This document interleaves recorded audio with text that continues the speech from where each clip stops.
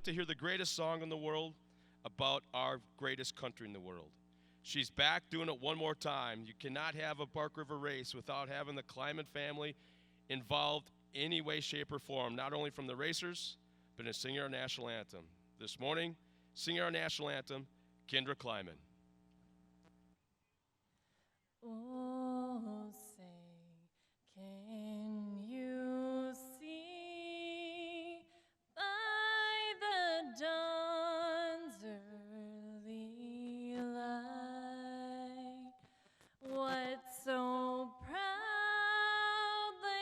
we hailed at the twilight's last gleaming, whose broad stripes and bright stars through the perilous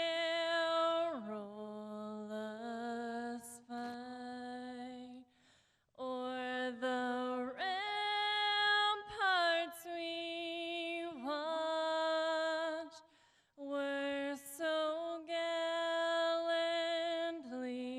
streaming. And the rocket's red glare, the bombs bursting in air, gave proof through the night that our flag was still there. Oh, say does that star-spangled banner yet wave o'er the land of the free and the home of the brave.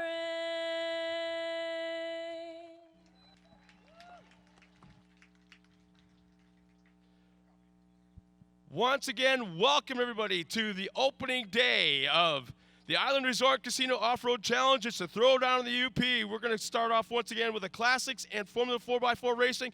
They should be coming around the ridge and the backside any moment for their opening lap. But we got so much going on. I mean, the fans here at Park River, I was telling some of the guys here last night, some of the TV crew, that this, without a doubt, the fans here at Park River are some of the most educated fans in all of motorsports, because you guys remember what happened in 1996 off there in the cemetery turn with Scott Taylor and Jeff Dorr and some of these other guys. What happened then? You remember Kurt LeDuc when he won the race here and climbed the fence in celebration after having a party with some of the fans back in the pits. And I think he had something like 12 cobs of corn for dinner or something like that.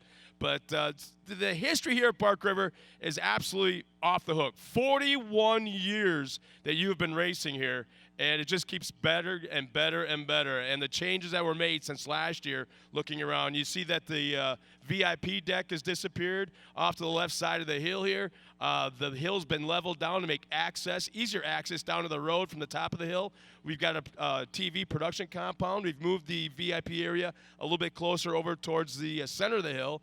We still have the handicap deck, and we have some fans up here, and thank you for coming out. Also, we want to thank the fans that are watching us at TORCseries.com, back home or wherever they may be, their offices, cheating from work a little bit, our service people all across the globe at some of the military bases. We want to thank them for tuning in at TORCseries.com and watching the live stream here this weekend. And also, one of the things that we want to encourage everybody, that social media is absolutely off the hook with the TORC Series this year. And what you need to do all day long when you're taking pictures with those smartphones and tagging some of your friends on Facebook and wish you were here, or texting them, this is what I want you to do. Whether it be the racing, whether it be fans on the hill, whether it be back in the pit area with some racers, or you're hanging out, take some pictures with your smartphone, hashtag TORC16, and throw it up on Facebook. Whatever you do, hashtag TORC16 or hashtag TORC Off-Road. And we've got some staff members back in the trailers monitoring all the social medias, and you just might see your picture up on the screen sometime this weekend. And what a great shot right there that you're watching up on the Jumbotron, or some of the fans at home. This facility, it's, boy, I don't want to say you take it for granted, but the beautiful greenery, the trees, the lakes, the rivers of the surrounding area, just absolutely fantastic. And gosh, we so appreciate being able to come here every single year, and for 41 years, in fact. And the UP stump jumpers are out there. And you'll notice something a little bit different there with the track crew. They're out there as volunteers, and that you'll notice that they've, this year for the first time, will all be in fire suits. So when you see the stump jumpers out there running across the track in their rescue vehicles or tow vehicles, they're going to be jumping out, hooking up to that car, getting it, or truck, and getting it off the track. They are now in full-fledged safety equipment for the first time, which is very nice to see, on top of the normal TORC safety crew and those trucks out there. So thank you to the stump jumpers out there. There you see the track crew once again. Jeff Nordstrom and all those guys have got this looking like it's absolutely perfect conditions, as we're still waiting for the Classics and the Formula 4x4 to come out here. And incidentally, it was just a couple of weeks ago, we were at ERX Motor Park in Elk River, Minnesota, in a brand new facility. And Chris Carlson and his entire staff, what a place. You would not believe it. If fans here, I'm telling you right now, you may make the drive to Crandon a couple times a year to check out that racetrack and hang out there. ERX, next year, 2017, you have to make the drive to, I want to say it's about 45 minutes or an hour north of Minneapolis. What a fantastic facility. And it's like a track you've never seen before. Fantastic action, conducive, and it was really neat. Different racing surfaces. You had really loose, like a sand pit, almost of a beach area. You had a split lane area, high bank turns. It was almost like Bristol, the NASCAR track, the high bank turns in some areas. Rolling hills, huge tabletop jumps that they're flying consistently well over 150 feet. Back in the woods, there's going to be full-blown camping there next year. There's a little bit this year, but there's much, much more going on for next year. And I heard a rumor, and I may be wrong, but I did hear a rumor while I was there that there's plans to clear a little bit more area, and we just might see Land Rush start back in off-road racing at a different track than Crandon. So that's kind of a cool thing to be hearing. I don't want to spread rumors, but I did hear that a few weeks ago at ERX Motor Park in Elk River, Minnesota.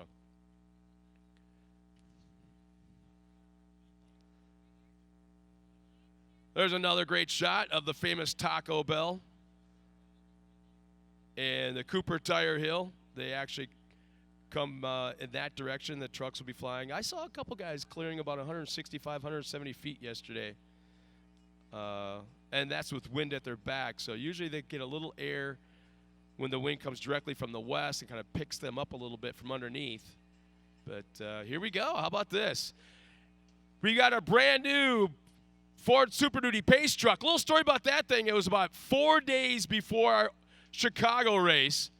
That truck was right off the showroom floor. Plain Jane Ford F-150 white. And within 4 days, Vision Wheels gave us a set of wheels. Cooper Tires threw some tires on it. Casey Highlights set up all the lights, safety lights on it, and the wrap. And that's what we had after just quick 4 days. And that's Richie Kuloff behind the wheel of our Vision Wheels Cooper Tire Casey Highlights pace truck, as it looks like we've got our Formula 4x4 class first on the track, as we've got on the pole Ryan Redmond in the 402, Justin Monty in the 424, Brad LaMarche in the 471, Ben Passa in the 474, Dave Mee, our current points leader, in the 475, and Michael Plotz in the 454. And with that staggered start, we've got 6 classics, our sedans and two-wheel drive trucks, starting a little further back on the front row there. We've got the 614 of Tyler Playman, Paul Posbrink in the 611. Row 2, Galen Gee in the 655. Dale Chestnut, who is winning everything in sight in that blue and yellow Bronco. Dale Chestnut in the 613. And the back row, how about this? The kid is finally back. The Farmer John Conitzer look, the 640 of Aaron Conitzer in that El Camino, and Cody Wood in the 603. So we're going to find out a couple things. Will anybody be able to chase down Dale Chestnut and make a race of it in classics? And will Dave Mia keep that consistent run going of multiple podiums, race after race, as our current points leader in the Formula 4x4 class? As they approach the TORC starting line, the pace truck will pull off to the side of the track to the right, and we should be going green this time by. Green is out. We're underway for the first green flag start of the weekend. Here come Formula 4x4s.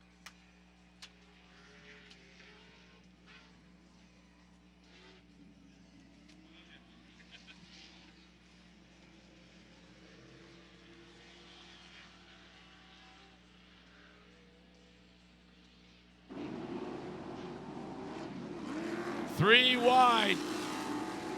Coming into the corner off the tabletop. And with the early hole shots, Ryan Redmond. Brad Lamarche running that second spot. And you know what? Mia hasn't really moved up at all. He's kind of being fairly patient. That's been his sign all season long. Very patient, waiting for that second half. And pulling the hole shots, the 6:14 of Tyler Playman. A little bit of a new look for him this week in that black and green car. As they duck into that back section. Nice battle going on right now early on this first lap. Brad Lamarche right in the back bumper of Redmond.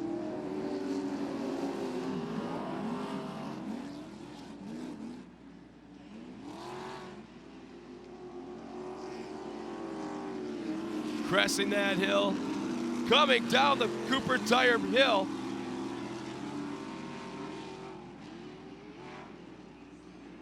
Playman looking awfully strong, or Redmond, I'm sorry, looking very strong right now. And Mia's moved up into that third spot. Mia in that red Bronco running in third. And it didn't take very long at all back in Classics.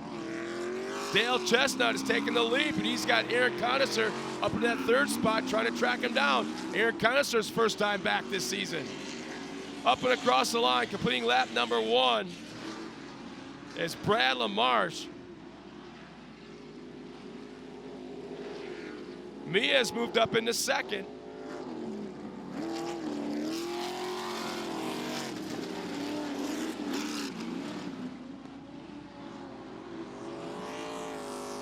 As they make their way around the Stewart Manufacturing Corner that we used to call the Cemetery Turn, but now it's Stewart Manufacturing Corner.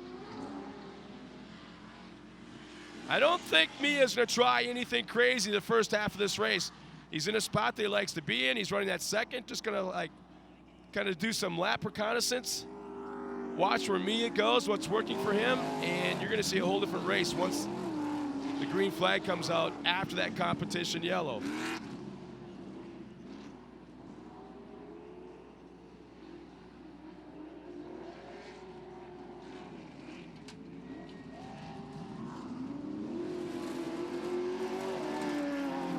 Wow, you can hear that horsepower in Lamarche as he tears into turn 1. Mia's not far behind, about 7 or 8 truck lengths.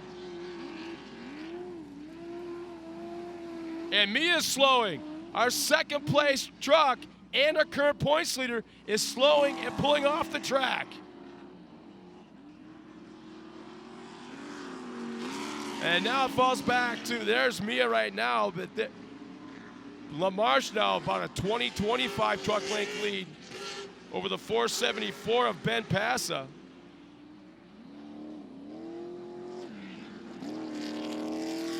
As they have pulled away from the rest of the class, both Formula 4x4 and Classics. And how about Aaron Connoisser? Aaron Connoisser in that El Camino, tracking down Dale Chestnut. And yeah, there's a good shot right now of how large the lead is for Mia, or I'm sorry, Lamarche.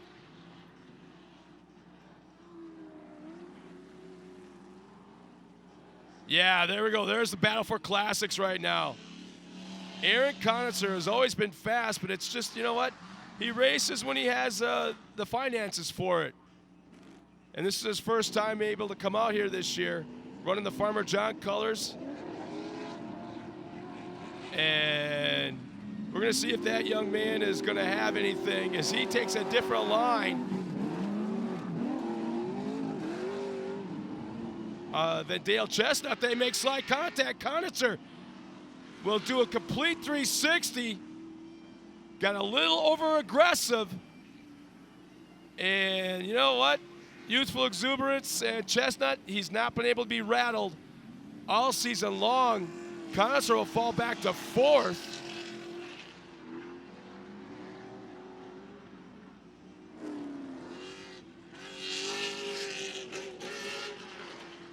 And it looks like we got another car losing his wheels, and there's another Classics looking awfully steamy inside. The radiators actually looks like it's in the back seat. As one of our Classics is smoking and about to go a lap down on the Formula 4x4 cars.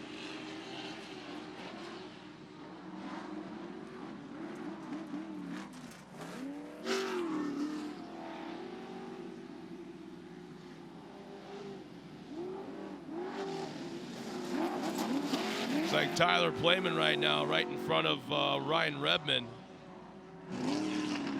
Oh yeah, there's a little damage there. It's Classics. The 6.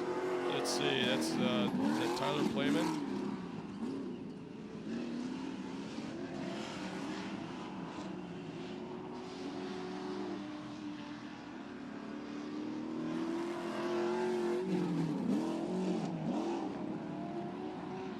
Well, you pretty much have almost perfect track conditions. You got Formula 4x4s and Classics jumping nearly 100 feet.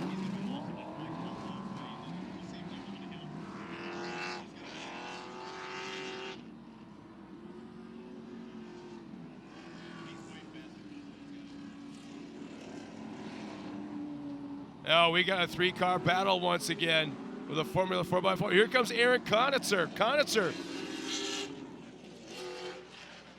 You know, thank God for that competition yellow. He'll have a second shot.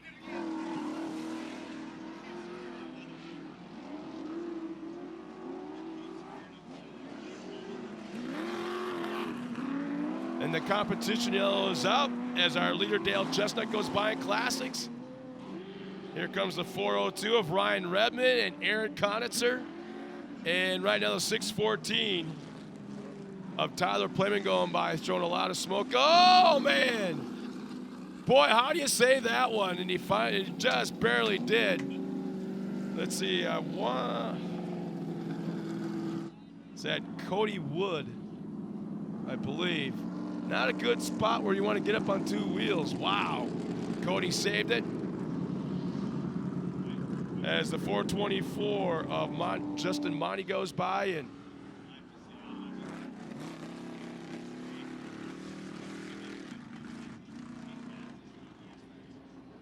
so once again, there's our Vision Wheels Cooper Tire Casey Highlights pace truck on the track.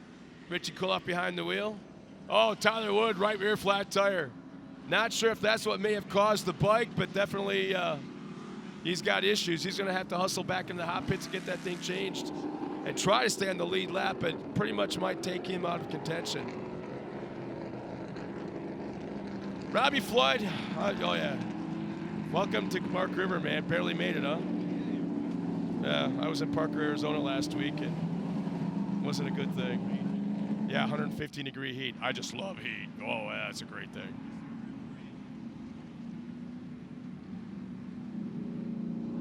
Robbie Floyd's going to be partnering up with Johnny Crease for the first time, doing the live stream for the pro classes and the live stream and TV. And your story is the fact that you're leaving. Where are you going right from here? Go to the Olympics.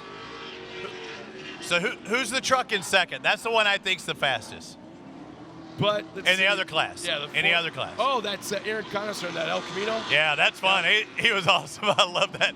Dude, he spun around so early in that grass. He jumped that thing like it was a Supercross triple. He's not afraid for a young man. He's out there tossing around. And if he just remains calm, I think he's got a shot to mess around a little bit with Dale Chestnut. As once again, LaMarche pulls out to a lead in the 4x4x4. And that El Camino actually looks like it's handling really nice. Oh, yeah. And I think he's the fastest one out there, but I think it's either all or nothing for him. I think you may see what happened to him earlier, and he may just over-rotate a little bit. He set up the turn before so good, and to literally look like a drifting truck in the next one then to over-rotate. I think he's all or nothing. Yeah, right now you can see Ben Passa trying to stay in contact with Brad LaMarche. That's Passa right there. But you can see him coming down Cooper Tire Hill. A little bit of a separation as LaMarche was able to pull away in this first half lap after the competition yellow. And he didn't pull into the hot pits. I'm so surprised. Now he's got the chipper shredder. Yeah. Yeah, Cody Wood. Is he just looking to do more repairs when he gets home? Yeah. That can't be good for the body panels too, right?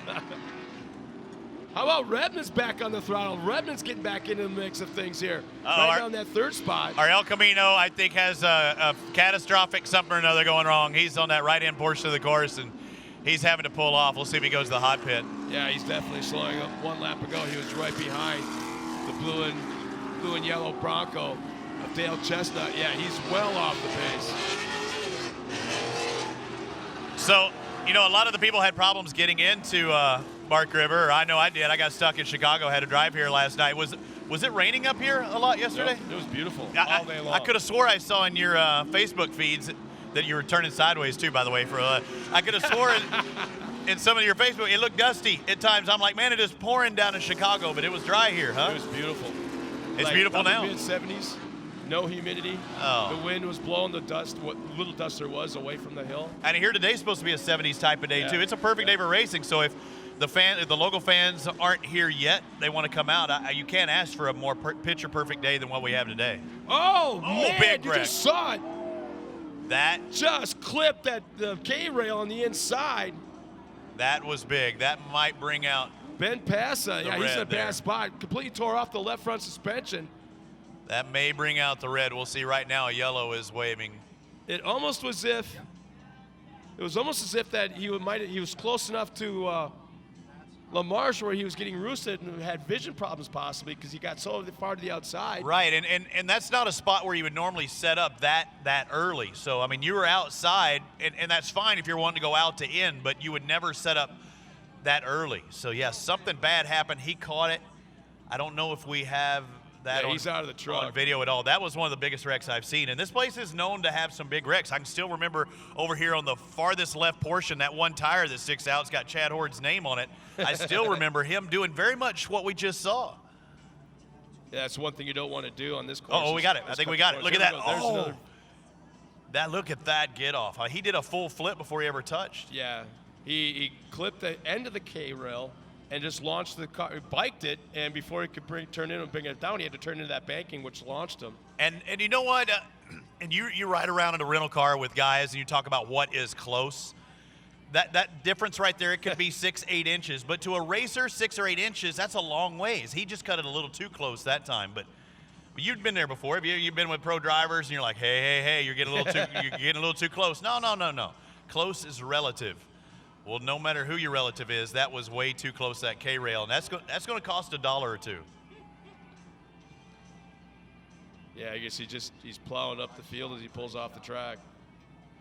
Be curious or interesting to see what he has to say when he gets out of the truck too. Could I not see that? Or, you know what, dirt may be pushed all the way up to the edge of that K-rail too, and that might have, been a little ramp for him as well.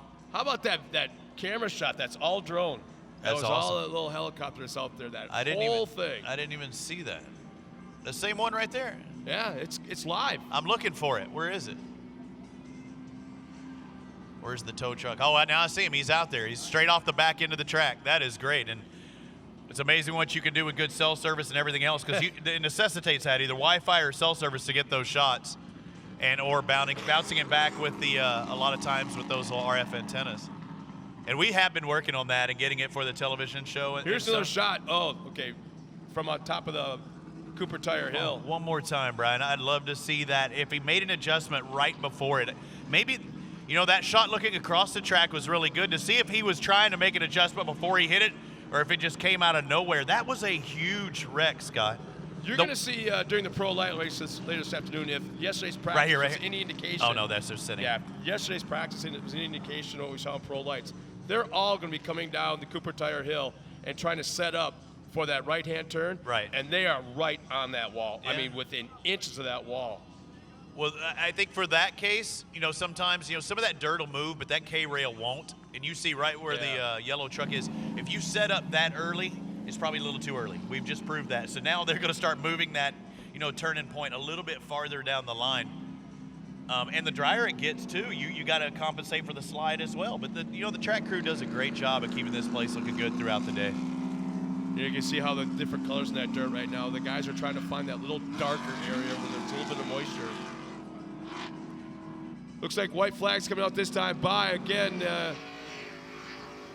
Here comes Brad LaMarche with the lead in the Formula 4x4. And once again, Redmond right there behind him. He was right there at the start, fell back a little bit. The mid portion of the race is now within about 5-6 truck lengths once again. And the restart for the Classics is underway as well, with Dale Chestnut taking the point again. Yeah, I think the El Camino had something for Chestnut earlier, but yeah, he's got something definitely wrong with that truck. And now Chestnut looks to be the class of the field. What happened to Jay Schaefer? I see him on that list. Was he? No, he's was going to do the opening. Oh, he did it. I saw him on that list. I was like, is he racing? Oh yeah, he'll be racing later on in the Super Stock. That's what I expected. I saw you running him down. And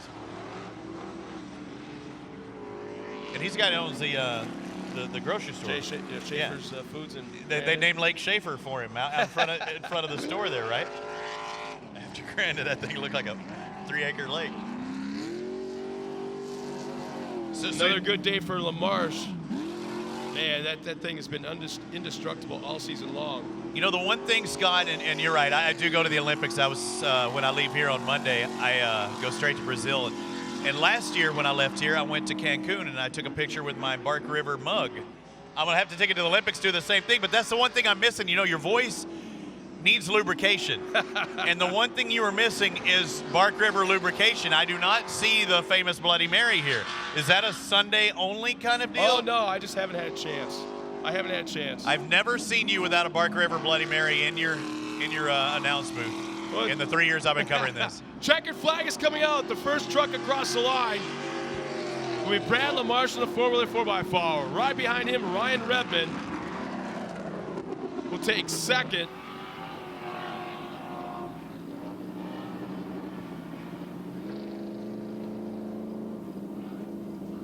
Coming across the line with another win. Yeah, God, I can't even tell you how many in a row this is for him. Dale Chestnut will take the win. Second with the 6:14 of Tyler Playman. And boy, after that, I'm not exactly sure. I know Aaron Conister's off the pace. He was running up front. It looks like he may have some sort of issues with the suspension in the front as he's sitting kind of nose down. The 424 will cross the line unofficially in third in Formula 4x4. And I do believe Conister will cross the line in third on the podium in his first time back in 2016. Go El Camino. Hey, so it's going to be cool to do the Sportsman drive up here or only the pros? The pros get to actually drive up here for their climb out up here on top of the hill. Well, we got the podium down below, so so the Sportsman will go down there, but the pros actually get to do their climb out up here, so they get to be up here, up close with the fans in their own trucks, so that'll be cool today.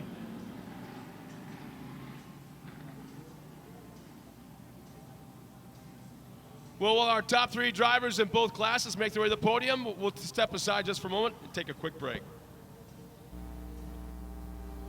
When it comes to protecting your engine, AMSOIL offers the next level performance truck owners demand. AMSOIL provides 75% more engine protection against horsepower loss and wear than required by a leading industry standard, extending the life of pistons and cams. give the vehicle you love the above and beyond fortification it deserves. AMSOIL, devoted to protection.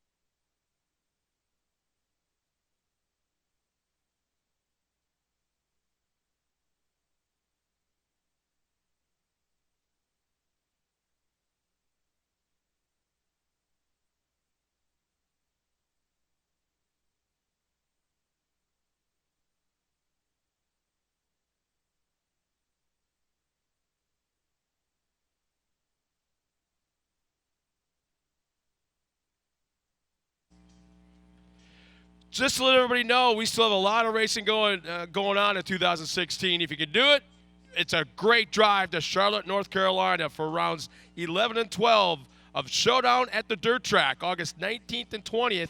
You got to be there. It's at Charlotte Motor Speedway, one of the coolest motorsport facilities in the world. You got the 4-wide drag strip, the Z-Max Dragway. You got the dirt track, and then obviously the Super Speedway. But if you can be there, and then you got all the cool tours you can take at the NASCAR shops. So you got to be there. If you can, take a couple of days off of work and head out there for the racing. Is for us at the dirt track is 19th and 20th. And how about that? Fox Sports 2. Today's racing is airing on August 18th at 7 p.m. Eastern prime time, Thursday night. And then 1 week later, tomorrow's racing will be aired at 7 p.m. Eastern, August 25th. It's all airing on Fox Sports 2. Check it out.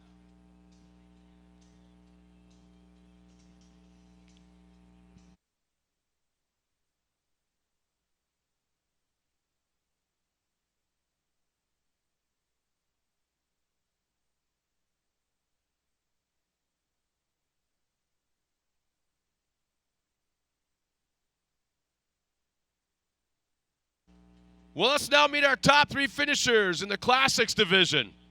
His first time on the track in quite a long time. What a great place to do it, right here at Barker River International Off-Road Raceway. You recognize that paint scheme of the famous Farmer John? Well, here's his nephew, finishing third in the 640, the El Camino of Aaron Conitzer.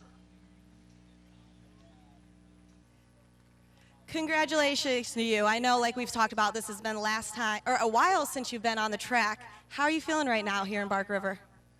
I'm feeling pretty good to be on the box. Had a little trouble halfway through, busted air cleaner off. Otherwise, I'd have been hoping to mix it up there with Dale, but we'll take it. I know Dale's been run out there. I've been talking to him each and every week. Somebody's got to take him down. Hopefully it'll be you, coming out, possibly take Mr. Chestnut down. Well, quite honestly, I've heard that more than once this weekend. So that's the plan, but we'll get her back together for tomorrow and give him a run. Awesome. Is there anybody you want to thank today? First and foremost, my whole family, my dad, my brother-in-law here helping me today, and my Uncle Sam, Rhonda, the whole family, for kind of getting me into this mess. Well, congratulations. So glad to have you back. Good luck tomorrow. Thank you. Thank you. Finishing second, and a nice run for him. He was running back and forth, and it looked like he may have had a shot there for a while. The 6:14 of Tyler Playman. Congratulations to you. So good to see you here, as we have each and every week. How different is this from ERX to coming over here, and you had about 2 weeks off?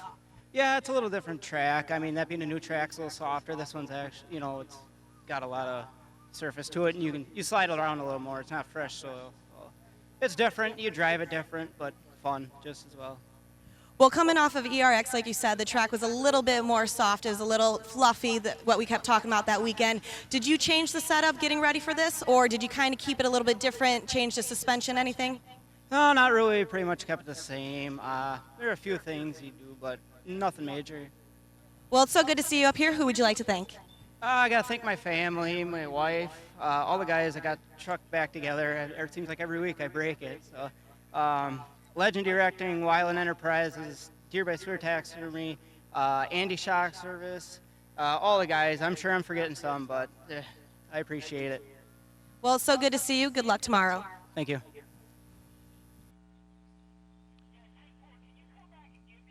And I don't know what to say about this guy. You cannot wipe the grin off this man's face. I don't know how many in a row you can finish in the top spot before someone's just going to kick out that podium from underneath him. Taking another win, the 6:13, Big Dale Chestnut. Where's your woo? Woo! I've been waiting for that. Congratulations to you again, Dale. I feel like I should just hand you this microphone. We've talked about it. You are so consistent right now. How are you feeling right now? You've taken pretty much the top spot in every race. Well, I'm feeling really great about it, and it's been good. We had some good competition today, and my team put together a really good truck, so it was kind of fun driving today. It was a good track. I knew these guys were coming hard. We kept digging. The Aturo tires just kept digging for us and keeping us out front. Well, it's so good to see you here. You want to give us a secret about all your wins? No, it's just great, and, they're going to catch me, but I got to just keep ahead as long as I can. Well, it's so good to see you. Congratulations. Take that top spot up. One more round of applause. And right back up to you, Scott. Thanks a lot, Tiffany. And congratulations to all those guys up there in that podium. Very well deserved. Aaron, stock up on that. I don't know if you need a little bit of nitrous, maybe a couple more tires, maybe some more grooving. Punch that guy to your left in the arm, and let's see you guys have a nice job, guys. Race fans, how about this? Here's a little flavor, a little taste of what you're going to see this afternoon when pros hit the track.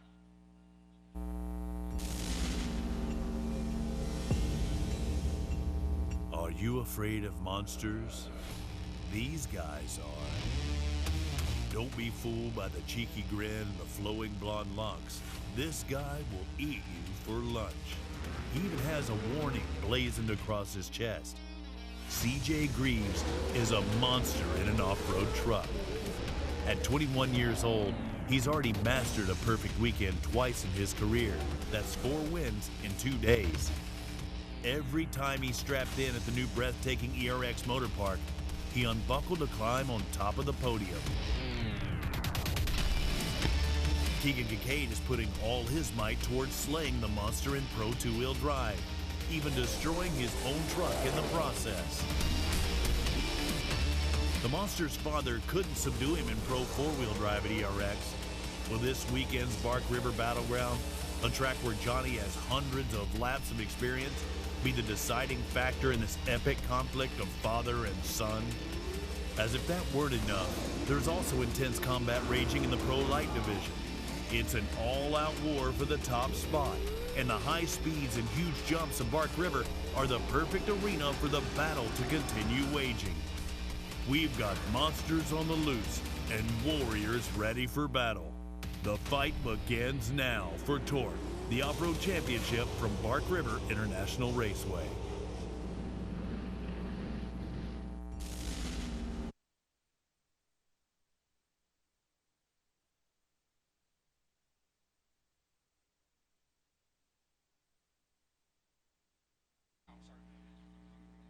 Well, Bark River race fans, let's now meet our top 3 finishers in Formula 4x4. Finishing third, the 424 of Justin Monty.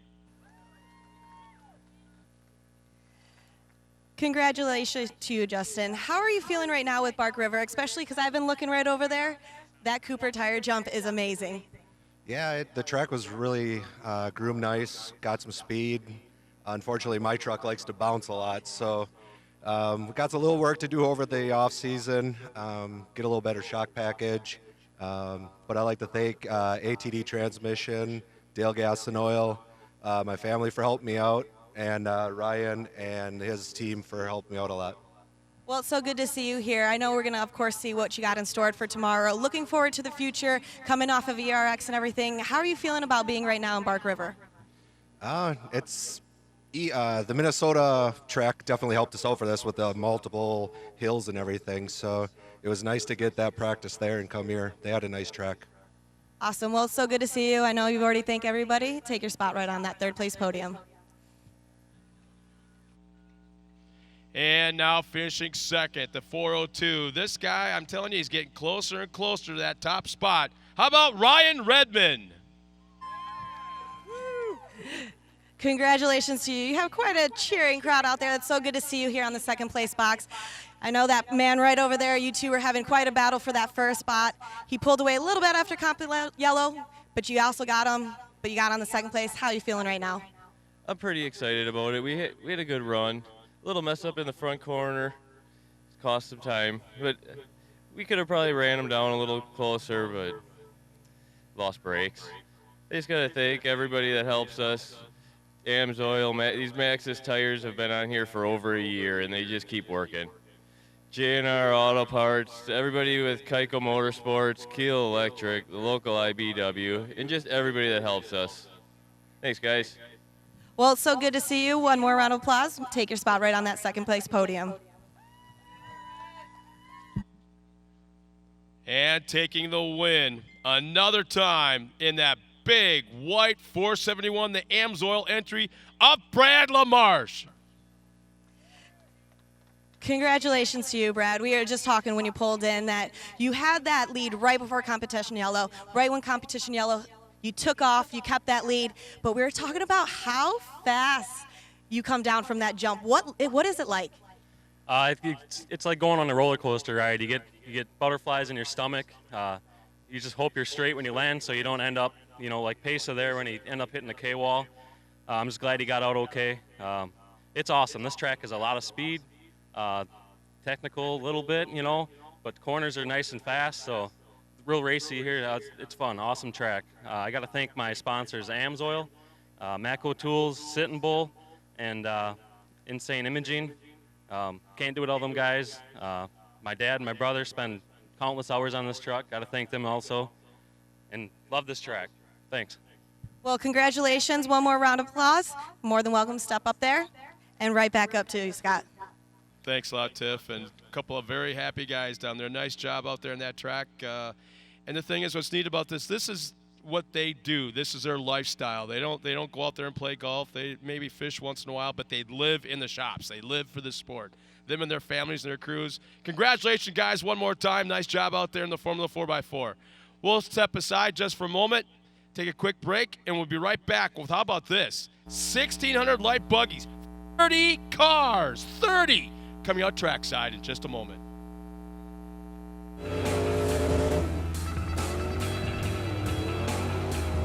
Let's bring the truck in and we'll swap those tires out so we can get you going down the road.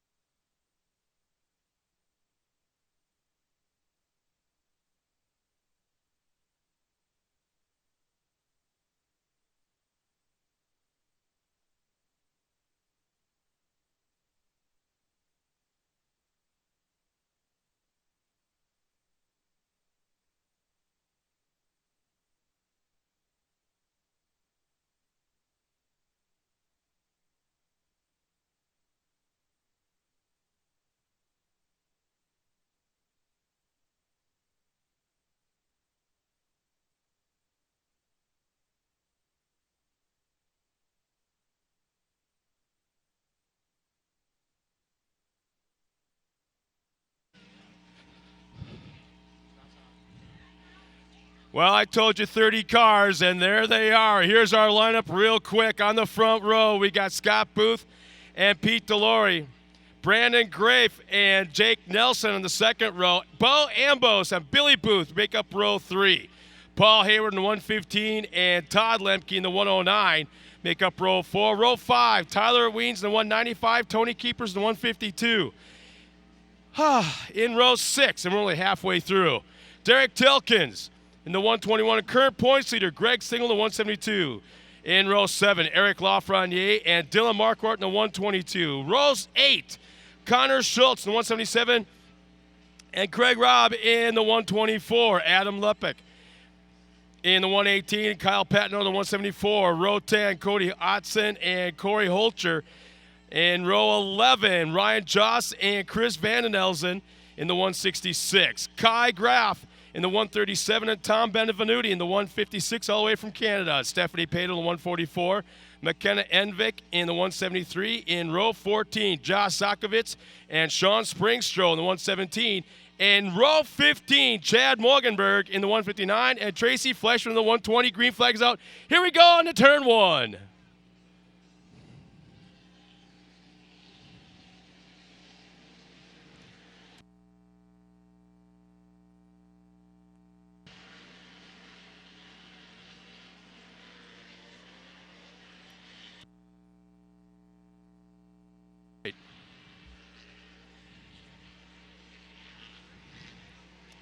All right.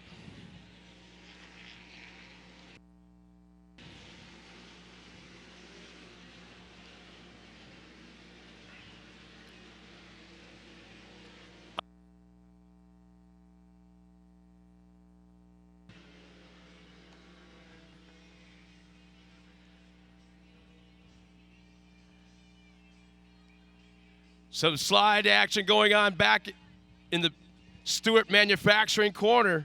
That is a battle for the lead.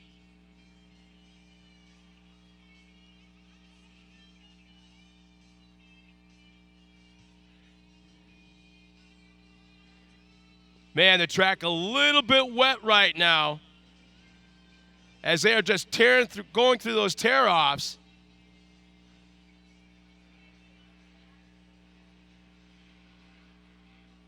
The different lines going through those corners, through the rhythm section, up in that long left-hand sweeper.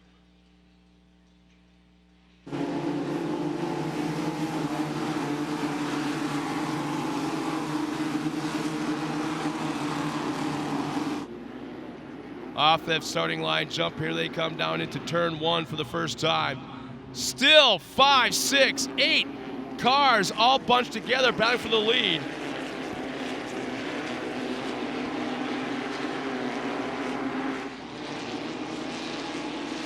Todd Lemke's moved up in that second spot, starting in 8th, way back in row 4. And look at how they're trying to use that banking. And how about that? The 172 of Greg Stingle up in the top 4. Started way back in the 12th spot, so Stingle's on the move.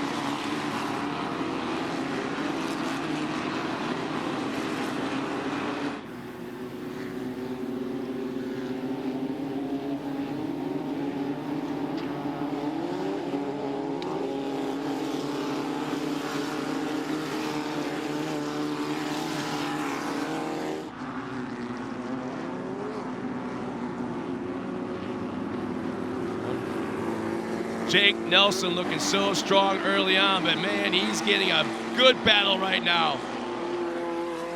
Stingle now up in that 3rd spot.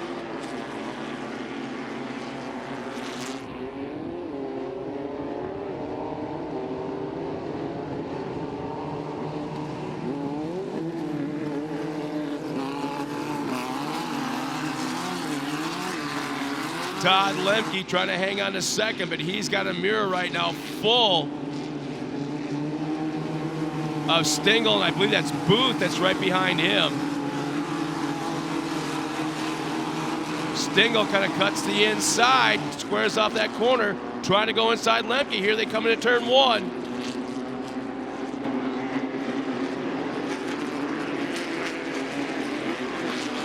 Oh, a little bit of a tap from Stingle on the back of Lemke, trying to loosen up a little bit. Stingle trying to force the issue. He'll cut down to the inside.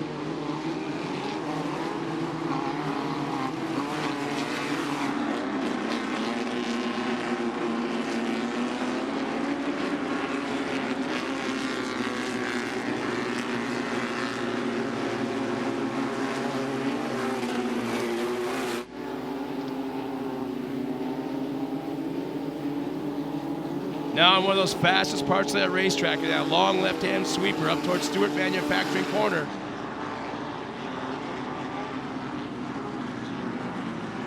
Five cars battling for that top spot. Booth right there as well.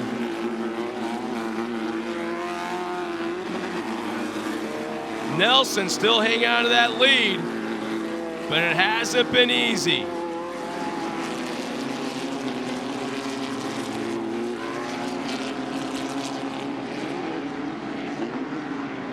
Nelson's a little bit of a push. Stingle goes into second.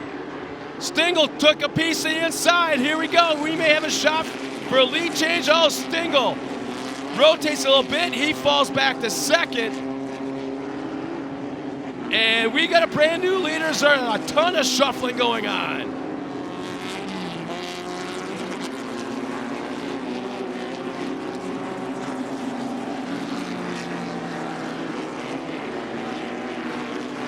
Lemke, Stingle side by side for second. Billy Booth running up front. And here comes the 121 of Derek Tilkins, starting in the 11th spot. And he's back there in fourth right now. So Tilkins also in the move.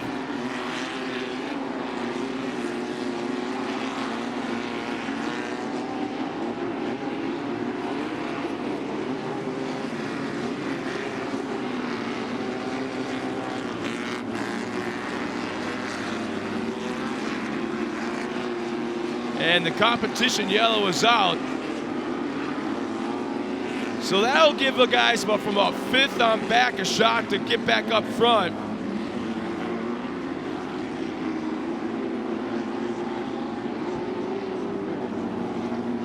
We'll regroup the entire field as Richie Kuloff is back on the track with our KC Highlights Vision Wheels Cooper Tire Pace Truck.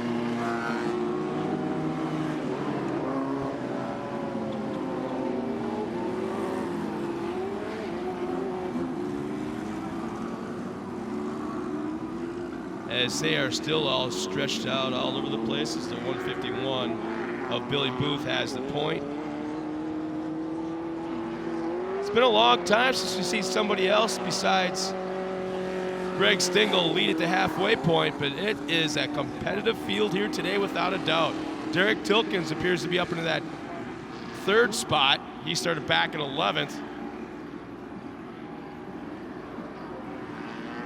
So both the drivers that were in row 6 are now running second and third, so definitely they're the two quickest ones in the field right now.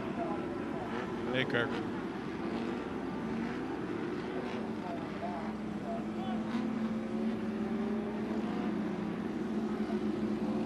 Making their way up now towards Cooper Tire Hill.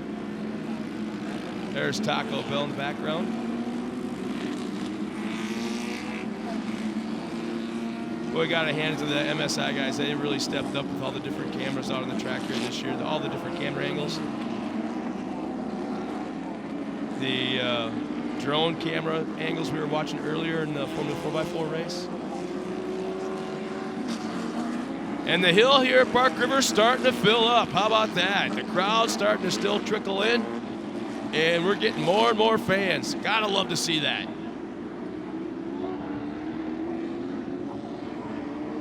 And if you're here at the track, don't forget, text your friends back at home. Let them know they can go to TORCseries.com. They'll be watching us live on the internet. They can be watching exactly what you're seeing on the Jumbotron right now as we're about to go back to green flag racing in the 1600 light buggy division.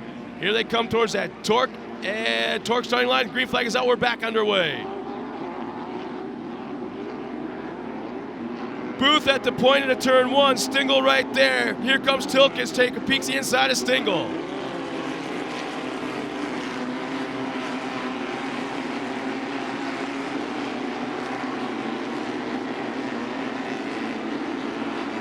How about that?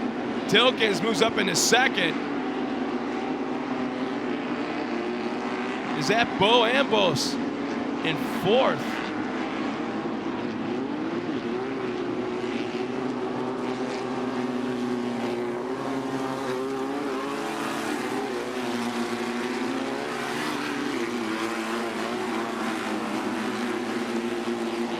Booth pulling away. Tilkins in second. Stingle third.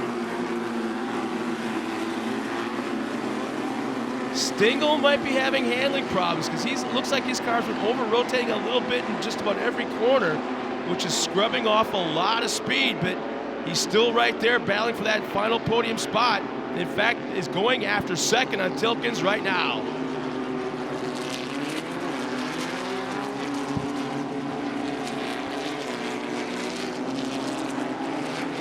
Nice corner for Booth as he goes by in that first position.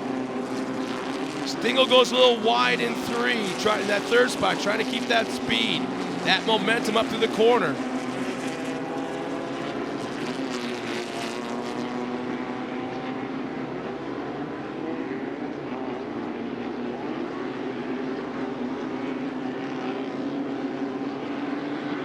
Looks like our top three have pulled away from the rest of the field to maybe about a 20, 25 car advantage over from fourth on back.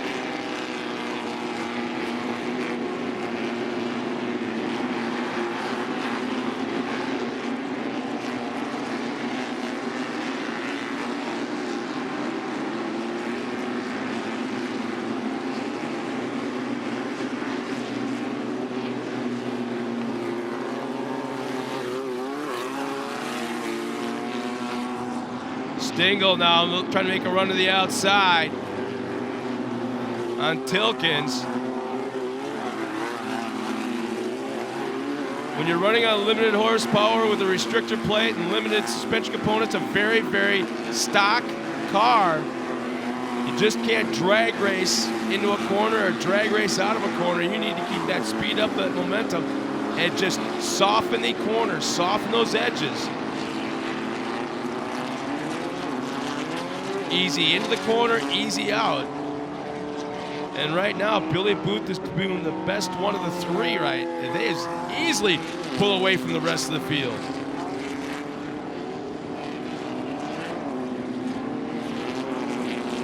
And let's see, I believe that's looks like 166.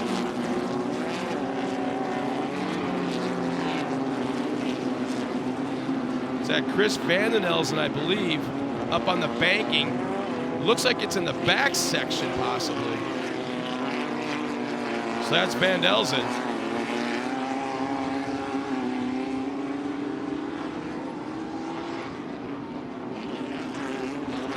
And the white flag will be coming out this time by for Billy Booth. Derek Tilkins running in second.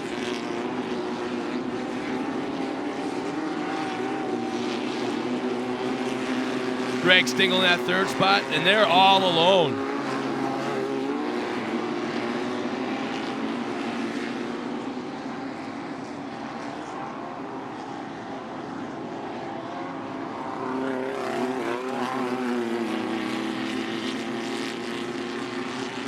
Just working that steering wheel, a little bit of an understeer going into that corner. All the way through, so Stingle, Booth trying to get that thing to stick in the front end. To that dogleg area, here they come towards the Cooper Tire Hill.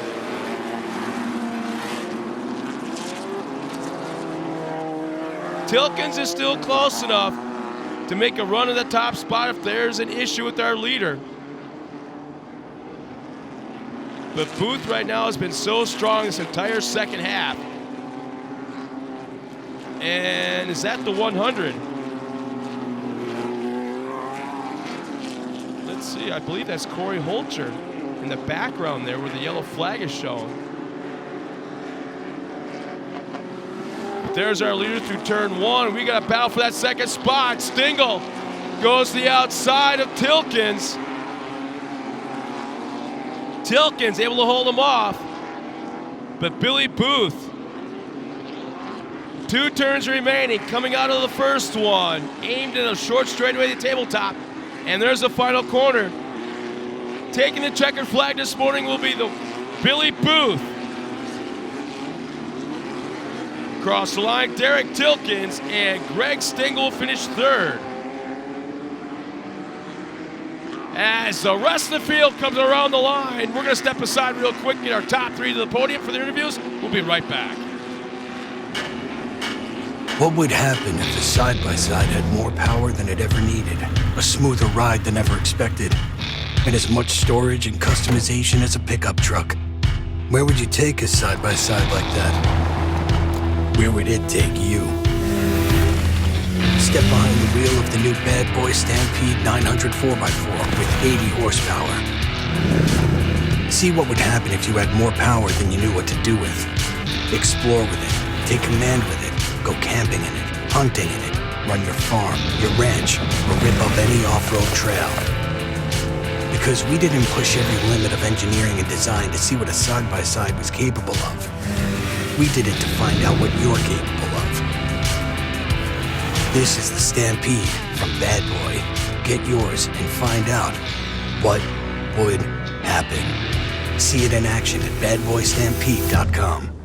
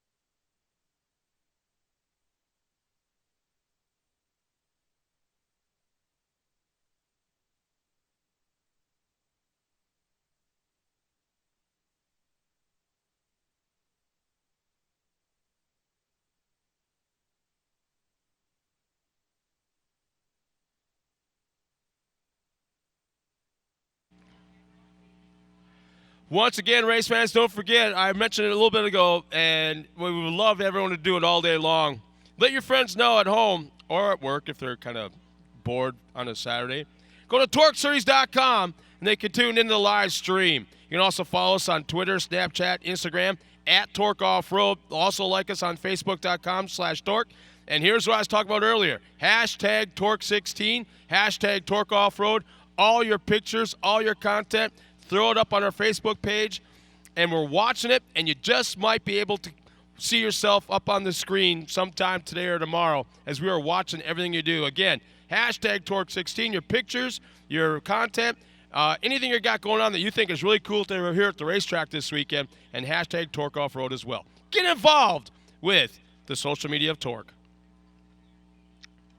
Close out of Greg Stengel's third place finish. I'm sorry, third place finishing car.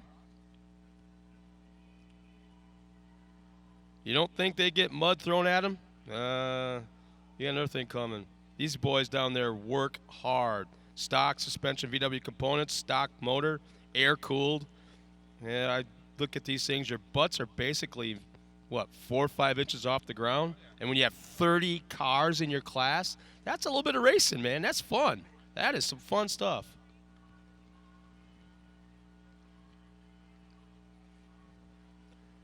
Great shot of the hill one more time. The fans are still coming in.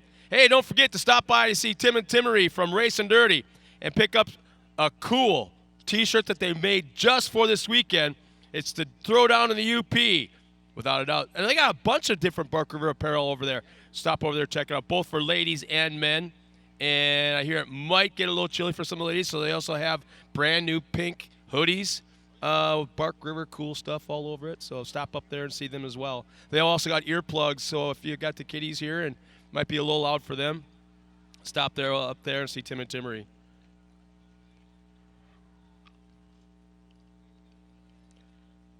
Let's now meet our top 3 finishers in the light buggy division. I want to go back, I don't know what year it was, but the last time that this man was not on the podium, man, who knows when. But our current points leader, the 172, finishing 3rd, Greg Stingle.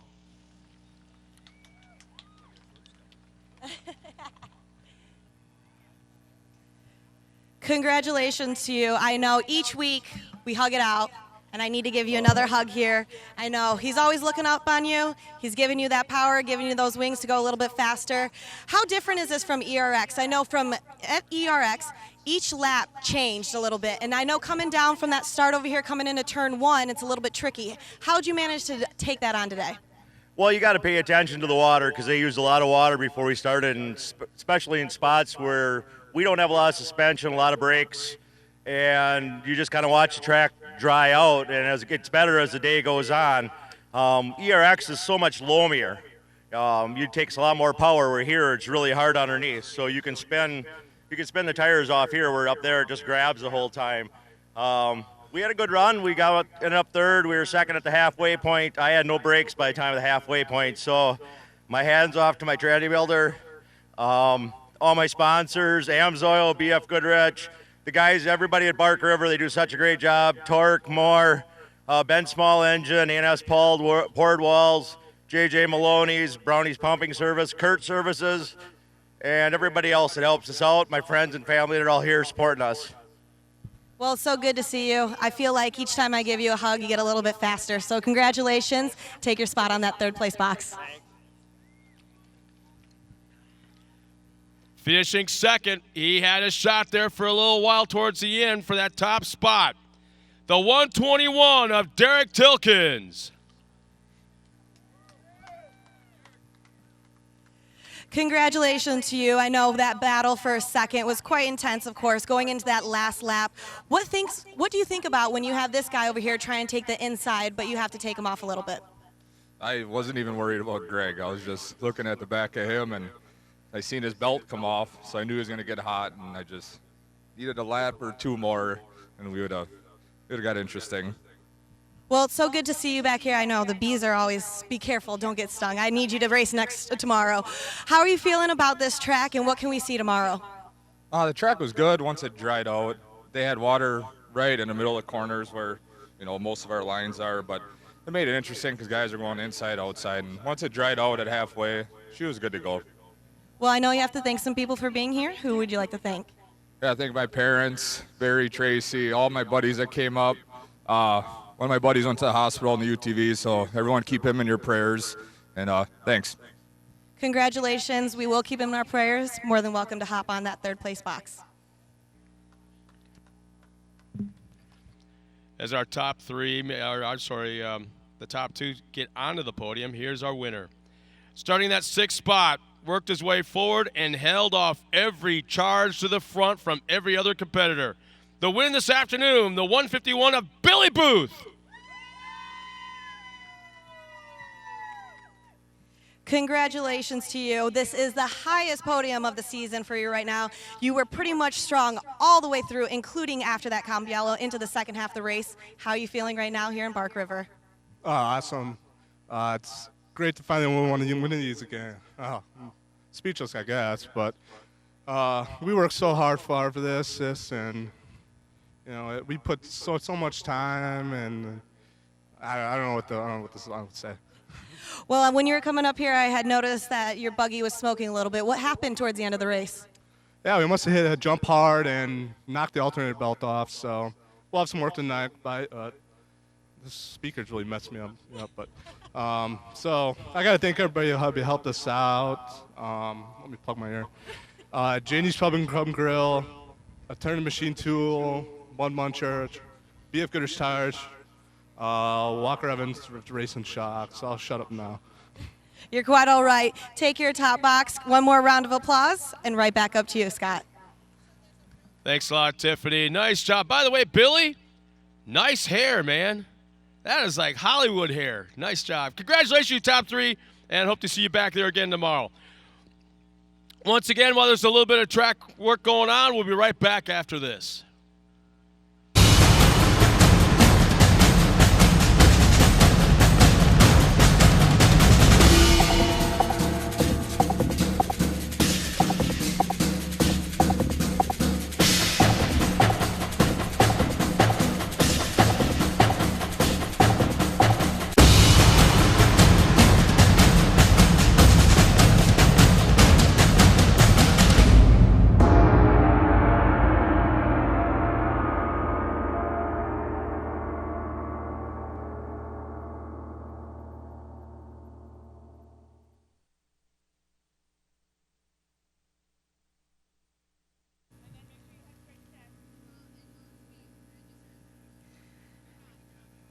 There is so much that goes into making a truck, making a buggy, making a cart, everything.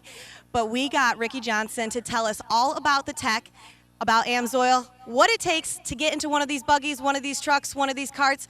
Watch, you'll learn a little bit and see a good guy tell you some information. When we're talking about the lifeblood of these race trucks, we got to talk about AMSOIL, the first and synthetic. I'm here with Jeremy Myers. Jeremy, you've been with AMSOIL for a long time, and AMSOIL has been in racing and many different things. Yeah, you know, it goes way back into the 70s. You know, we started out with Bobby Unser coming out, and then it just progressed over the years. Heavy and power sports, dirt bikes, snowmobiles, and then obviously cars and trucks over the last several years. But what are some of the demands that off-road brings? Because we have very high RPM, we have the dirt that clogs up the radiator, so high temperatures and stuff like that. How do you learn from that? We learn from the extremes. We do a lot of testing with the guys that we work with, from Scott Douglas to Brad Lovell, Chad Ord, everybody that we work with here in the pits. We can adjust our products to fit their needs. Well, they say they're first in synthetic, but today they want to be first on the track. Let's talk to his driver, Brad Lovell. Brad Lovell, what does AMSOIL mean to you as far as a sponsor? Obviously, they've been with you for a lot of years. What AMSOIL means most to me is it's authentic. It's just absolutely authentic. They're out here involved in racing. They're building quality products, and it's not a bunch of lipstick and posters and stuff like that. But you've used it in multiple applications. You've won King of the Hammers, you've won Pro Light Championships, you've raced the Baja 1000. What does having a top grade or the top grade oil in your motor mean to you in those situations? Well, it's exactly what you need in those types of situations. You can't go out and take the type of time and money and effort and put it into those races without knowing that you have the best protection. That's Brad Lovell, past Pro Light champion, currently third in points. Let's see if he can get to the top of the box.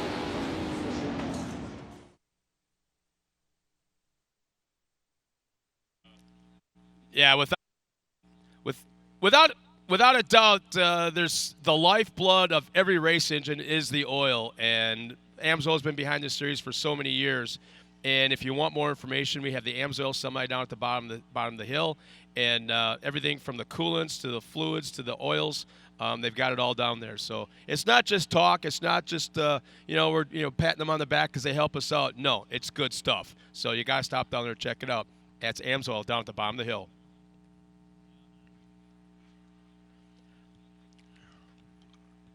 Well, it looks like we got some a little bit more track grooming working on as we get ready for our next race. We'll be right back after this with our next race. This summer, plan a getaway to one of the top golf destinations in the upper Midwest, Sweetgrass Golf Club, an award-winning 18-hole championship course. Book a stay-and-play package today at sweetgrassgolfclub.com. After golfing 18, relax and restore from the repetitive motions of your golf swing with a T-Relief therapeutic massage at the all-new Drift Spa. For a complete list of the Drift Spa's healing mind-body experiences, visit islandresortandcasino.com.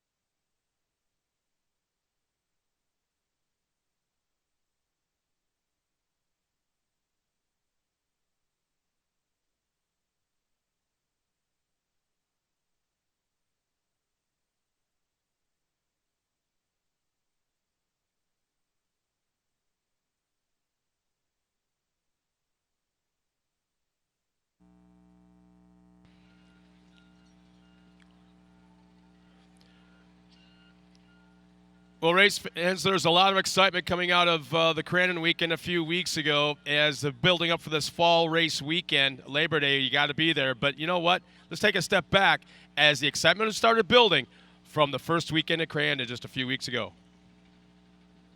The day is done at Crandon International Off-Road Raceway. The Big House Brawl Part 2 at Crandon, Wisconsin for TORC, the Off-Road Championship presented by AMSOIL. RJ, Ricky Johnson, I'm Robbie Floyd. And we had 3 classes of racing. Well, make that 4. We had a special cup race today as well. We kicked it off with a Pro 4-wheel drive starting the day on what we thought was going to be a very wet track after 5 inches of rain hit Crandon last night. Johnny Greaves with that patented hole shot from the outside. CJ Greaves with a bad start. Once again, he does not quite have that manual shifter quite figured out, but he makes short work of everybody and works his way right to the front. Here, looking to the inside of Scott Douglas. He rotates a little sooner than him, gets on the gas, very clear, not a slide job, nothing dirty. Great racing going on. Now comes to the inside of Mike Jenkins. Same thing. And Mike Jenkins talked about the manuals accelerate so much harder. Now he's going after his father, Johnny Greaves. Looks to the inside, but those 2 Toyotas are matched. He does not quite make the pass. Johnny's working hard on the outside and hanging on to it. And CJ working hard, staying out of that roost, out of that dust. It was very hard. This is the first race of the day for the pros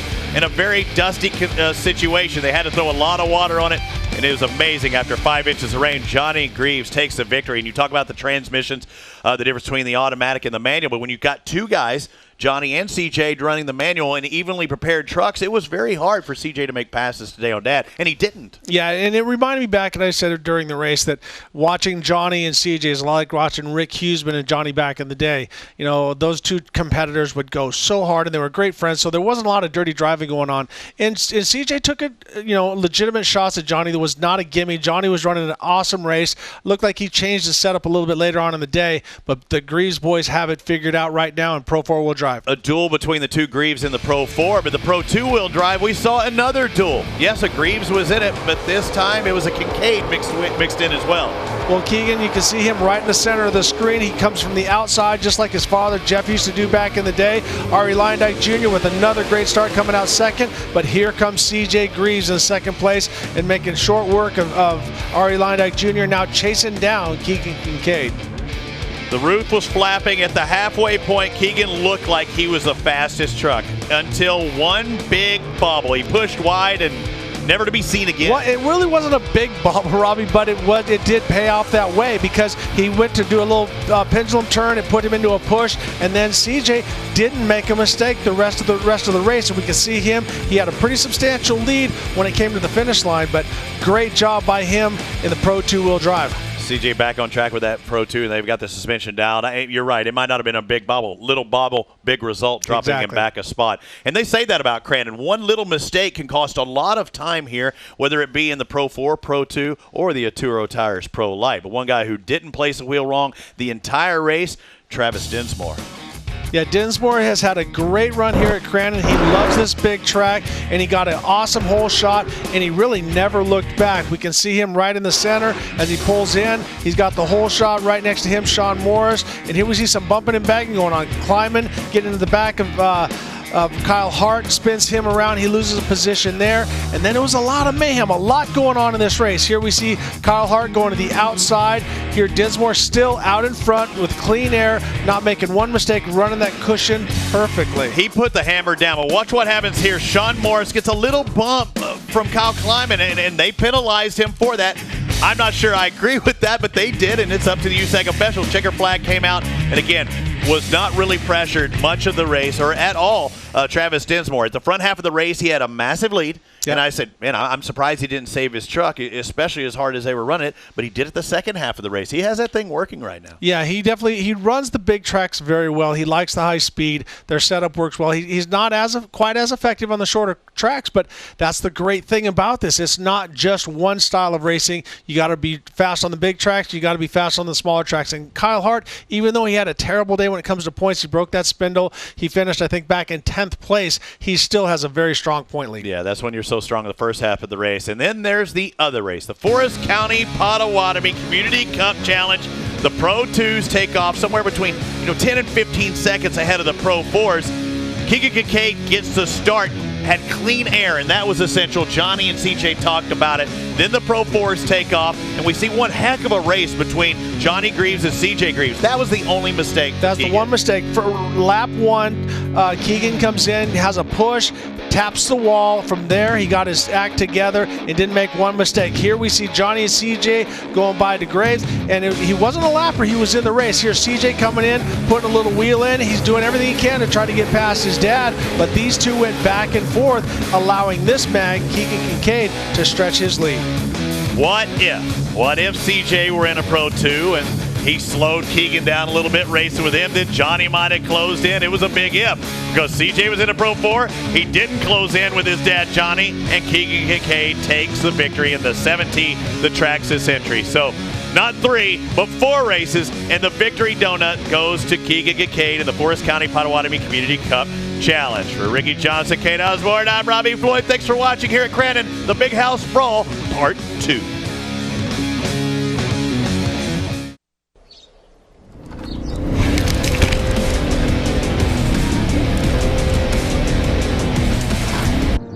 Built to raise the bar for comfort and performance. Tough enough for the roughest trail. Tame enough for the daily commute. The all-new Maxxis RZR MT. A more refined mud terrain.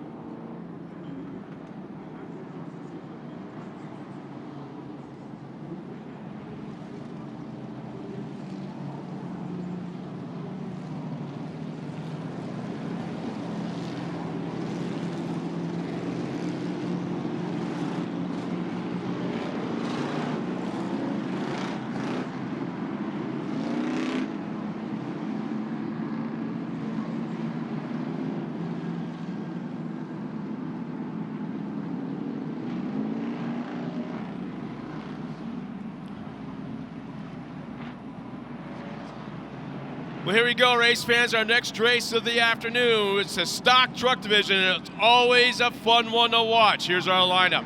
On the front row, it's Kevin Myers in the 537. Alongside of him, Dylan Sharkey in the 541. Diesel Shannick in the 593, and that black Chevrolet as well. Alongside of him, Stan Wood in the 512. Row 3 on the inside, our current points here, that bright green and black number 580 of Nick Visser. Outside of him, it is Mike Kirkham in the 556. Brad Millen in the 520, and Gary Gottschalk in the 566 make up row 4. And row 5, Brandon Roos in the 511, and Austin Stesney in the 536. Visser has been very strong last few rounds of racing that bright green and black truck right about mid-pack or so. So keep your eye on him starting that 5th spot. Stan Wood has shown flashes of being quick, as well as Diesel Shannick and Dylan Sharkey. So this should be a good one from the guys coming from the middle of the pack, working their way front.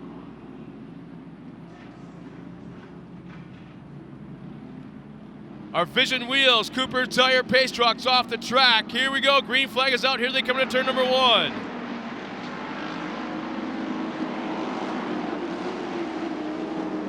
They're 3 wide through turn 1. It looks like it should be Sharkey coming out with a hole shot. And it is. Oh, man. Let's see. One banner goes down. Back out of the track. Myers is in second. Shannick in third. But Stan Wood had a pretty exciting turn number 2. And that purple 512, and he's up alongside Nick Fisher right now.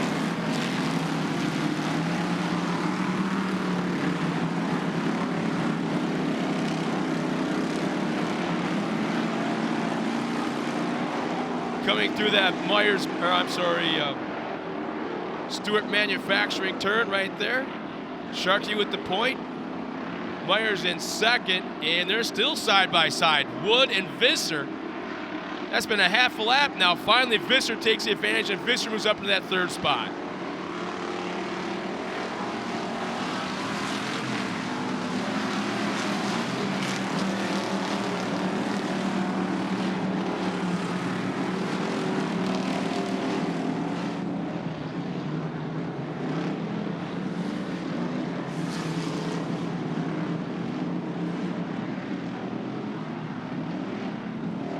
Dylan Sharkey looking really strong in that black and yellow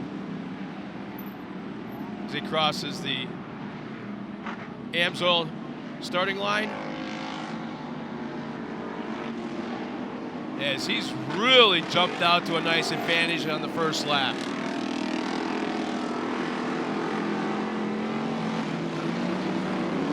Myers, Wood, Shannick, Brad Millen. As we complete lap number 1, Sharkey and a Chevrolet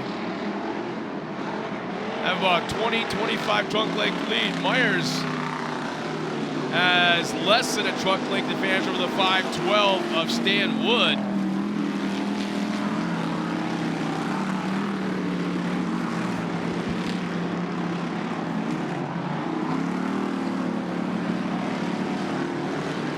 That long left-hand sweeper.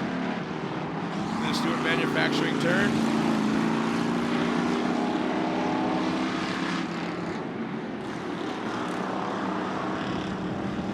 Myers appears to pull out about 6, maybe 7 trunk length advantage. He's running his second. Wood's back in third spot. Shannick right behind him, and Wood getting a good run out of the corner. Wood cut that gap. He might even be going after that second spot. Myers saw him coming to the right side. It looked like he opened the door up a little bit. Now it looks like Woods might stay to the outside all the way to that left-hand sweeper. That's a very hard spot to pass.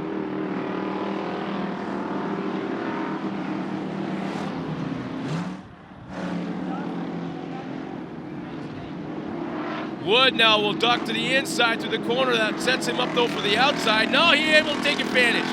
Wood moves up in the second spot.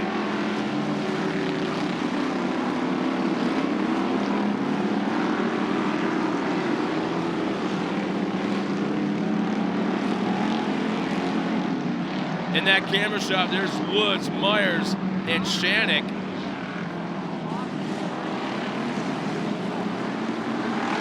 And Sharkey, just for a moment, you saw the back of his truck on the screen as he's well up front right now.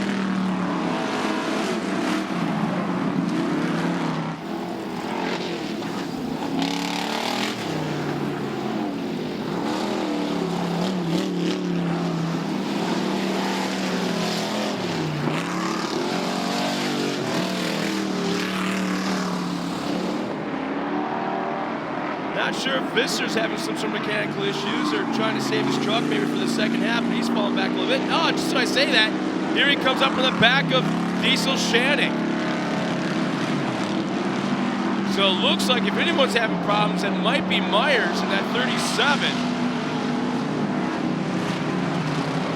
And Visser gets around Diesel Shannick, no problem, and he'll get around Myers now.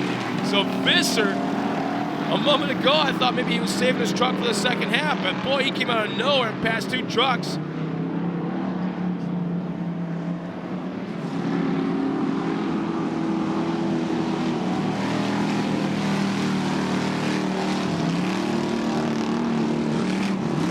he's got tracked down Dylan Sharkey. And Sharkey's not even in the picture right now.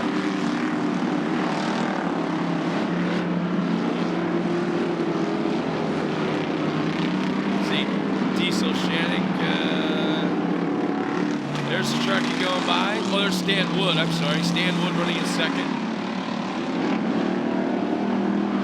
And the competition yellow. So great first half by Dylan Sharkey. And Visser kind of redeems himself a little bit to get through some traffic to get into that third spot before the competition yellow comes out.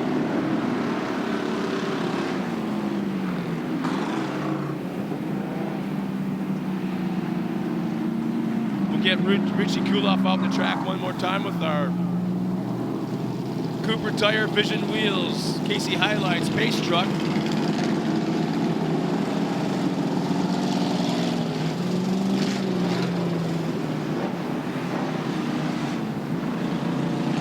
And just off to the right side of the screen, you can see Kevin Meyer, our pole sitter, just pulls off the track. Right at the competition yellow, doesn't even make it to the hot pits, pulls right off the track. And it looks like his day might be done.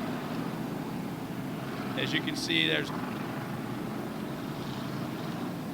Sharkey, Wood, Visser in our top three. Shannick in that fourth spot. Looks like Brad Millen in the top five.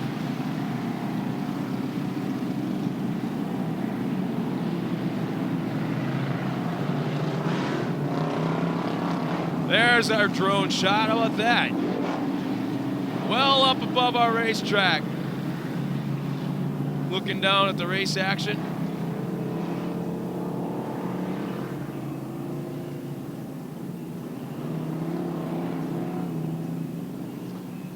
Should be going green this time by.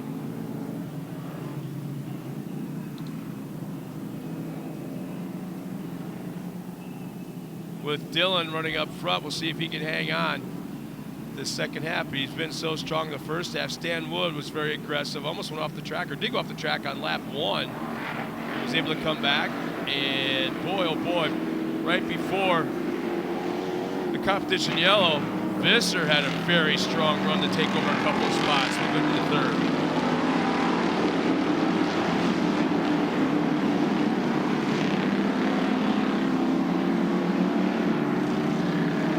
Stan Wood goes inside and Sharkey absolutely opened the door, and Wood took advantage, and here comes Visser now.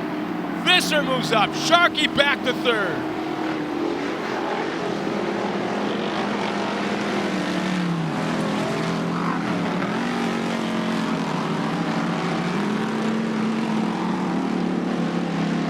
You got three trucks coming right at you. There's 3-1 in that left-hand sweeper. Into the Stewart Manufacturing corner. Up at the far top of the screen.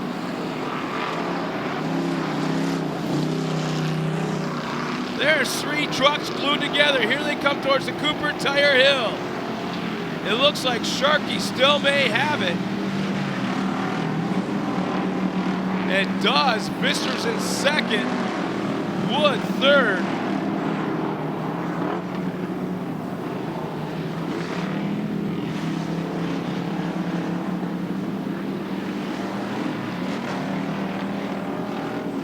It looks like Sharkey's just running a very smooth race, nice and clean, trying to protect his line but not being overly aggressive, and Visser is absolutely heavy on the throttle, almost on the edge if you want to call it, trying to find a way around Dylan Sharkey and not able to find it. Now watch Visser. He's got that outside line. He'll go up onto the banking, trying to get a run. And looks like he may have done it. Visser still hasn't completed the pass. Sharkey checks up a little bit. Visser will take the lead.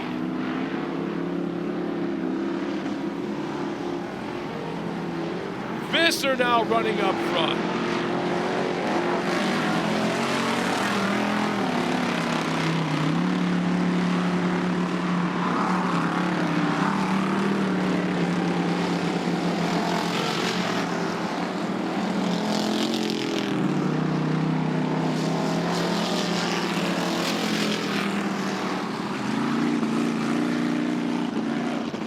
battle still is going on for that top spot.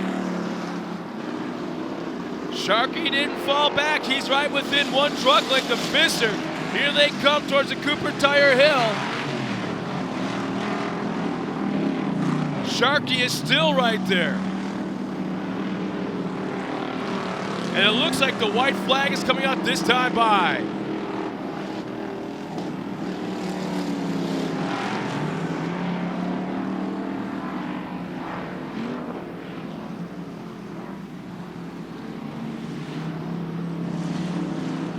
If Sharky has a chance at that lead, he's going to probably have to take a couple plays out of that playbook of Nick Visser and get a little bit aggressive.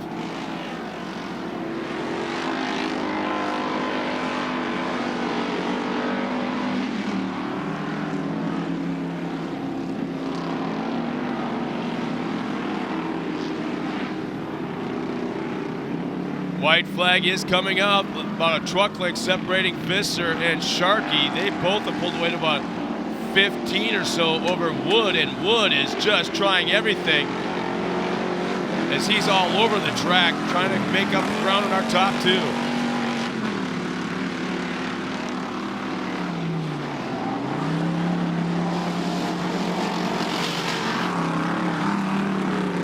As they duck into the back section one final time.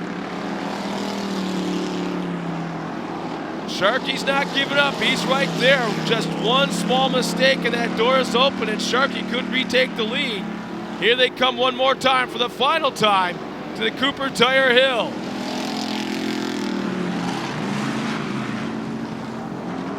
Visser and Sharky up and over. Sharky just made up a little bit of ground. He's right on that back bumper.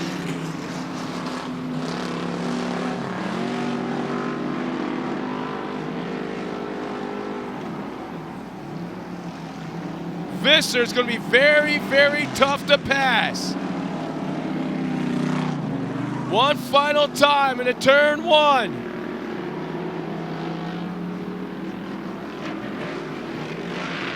It's not going to happen on this corner. Visser about 3 truck lengths over Sharky.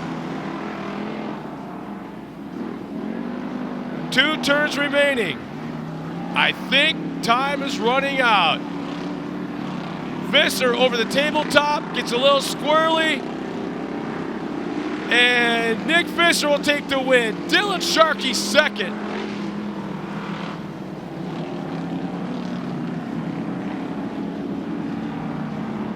And taking that third spot will be Stan Wood.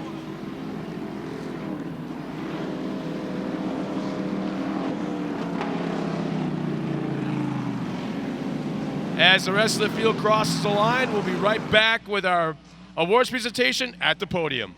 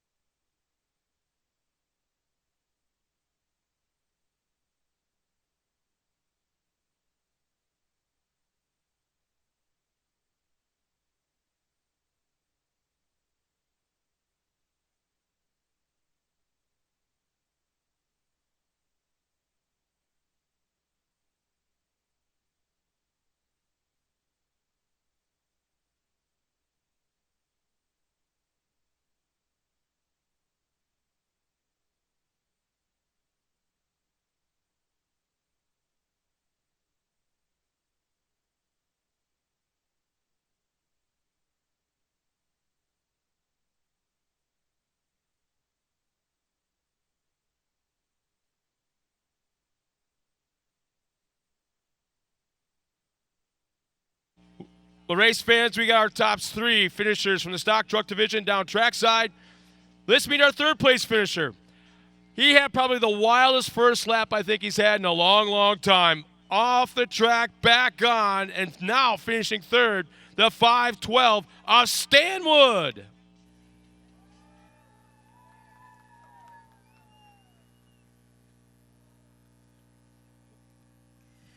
Congratulations to you. Like Scott was saying, that lap was quite intense. What do you think about, what goes through your mind? Do you make sure that you don't over-rotate, that you're not putting too much throttle on that? What goes through your mind during that first lap?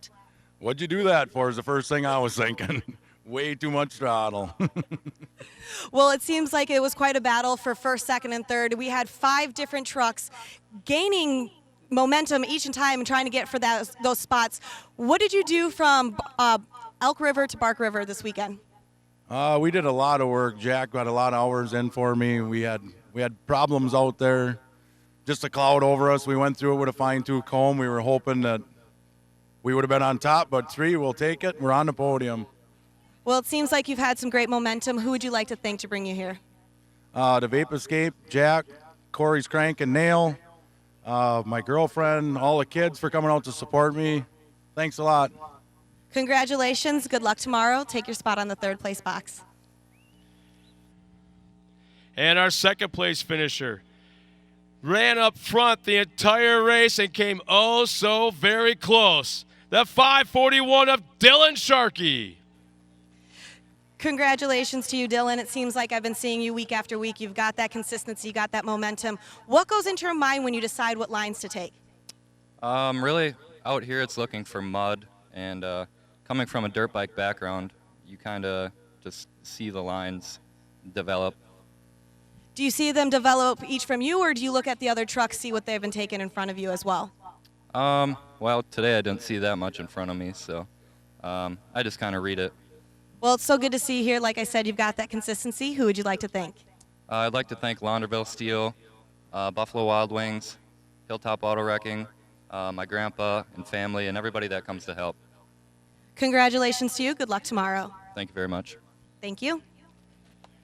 And our winner ran a pretty darn smart race. First half, I thought he was laying back, and as soon as I called that, he passed 2 trucks just like a snap of a finger. And in the second half of the race, it was all this man. The 580 taking the win, Nick Visser.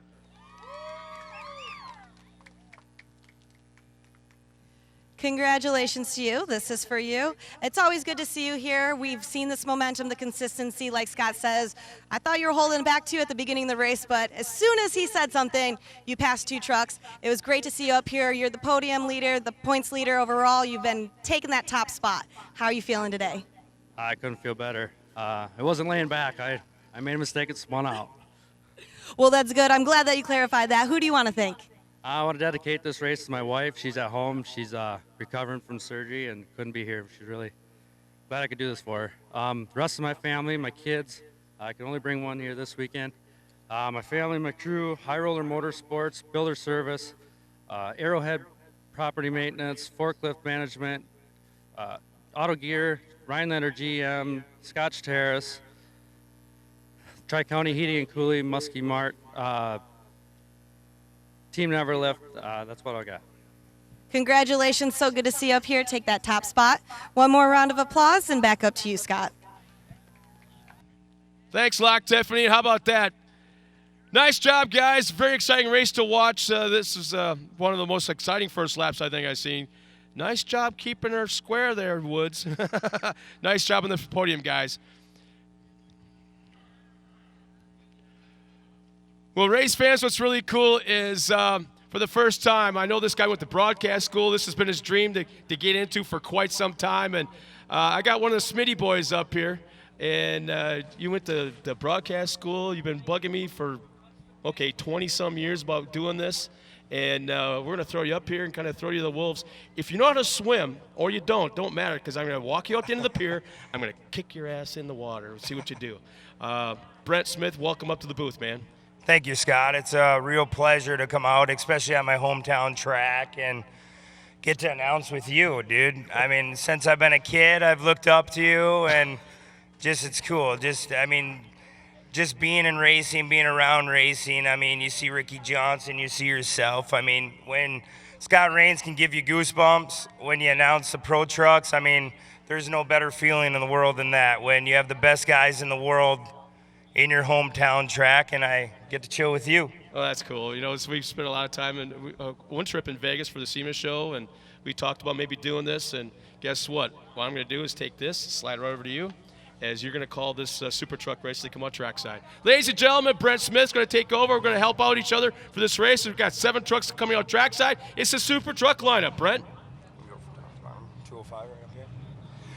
Starting up on the pole, number 205, Randy Runhog. Right alongside of him, the number 223, Kevin Hennegraff. Right behind him, number 297 of Cody Conrad. Starting up, this guy was quick in practice yesterday, was laying down some fast laps. Number 222 of Mark Peterson. And in the Monster Energy, 220 of Jerry Edgerton. And watch for this guy, number 237, Eric Ruppel. You'll see him work his way to the front shortly. Ladies and gentlemen, these trucks, they can handle just about anything. Watch these guys that are running 3rd, 4th, and 5th. Those guys won't stay there very long.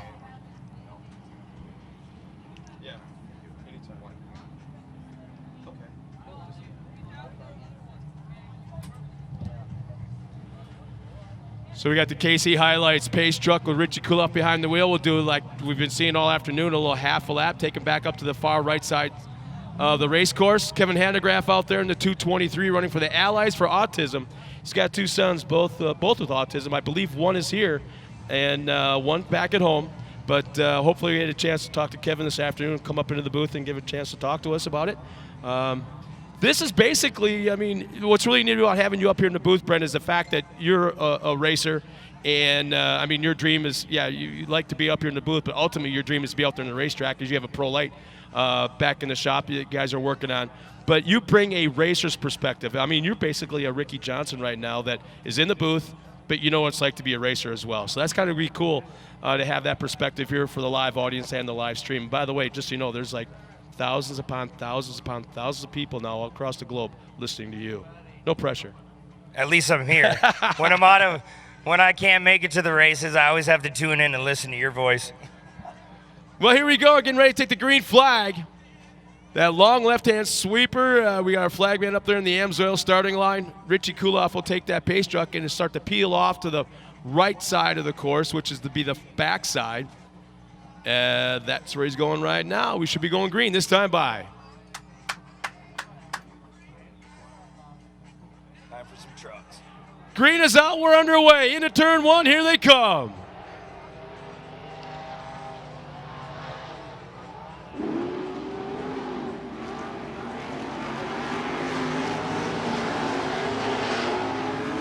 Randy Runhog with the hole shot into turn number 2.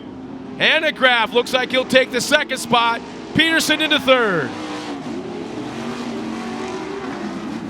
And look at the dust. From about 2nd on back, these guys are getting roosted. Peterson, Conrad across the line as they duck into the back section. Now, Brent, from a racer's perspective, you're seeing it on the screen now, the dust. But what's it like for a driver, especially early in a race like this? It's ridiculous. You try to be patient. You try to wait for people to do their own little mistakes and try to work your way up. I mean, you're going through tear-offs. I mean, when it's dusty, it's scary. Like coming back to the hill up here. I mean, when you have 3-4 trucks in lockstep, you can't see. You just kind of go off their number plate. Peterson moves up into 2nd. Hennegraff back to 3rd as they hit the top of Cooper Hill.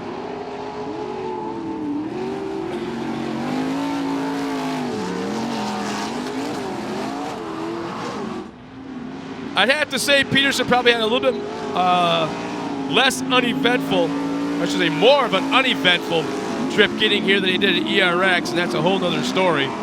He got to know the Minnesota State Patrol very, very well on the drive there. And Peterson looking strong. He'll duck way to the inside through turn 1. Run hog on the outside. Look for a crossover coming right here. No, prove me wrong. Oh, he checked up. He went a little wide. Run hog slid. Yesterday, you could have took that wide line and cheated and went around the jumps, but they have course markers there now, and has Peterson taking the lead. Hanegraaff back into third, so it's Peterson up front, Rundhog in second. And there he is. There's Hanegraaff in that third spot.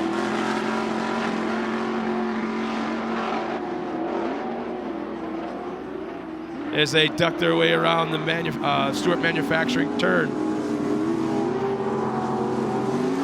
And through that dust, it looked like, let's see, was that Conrad? No, that's actually Rupel.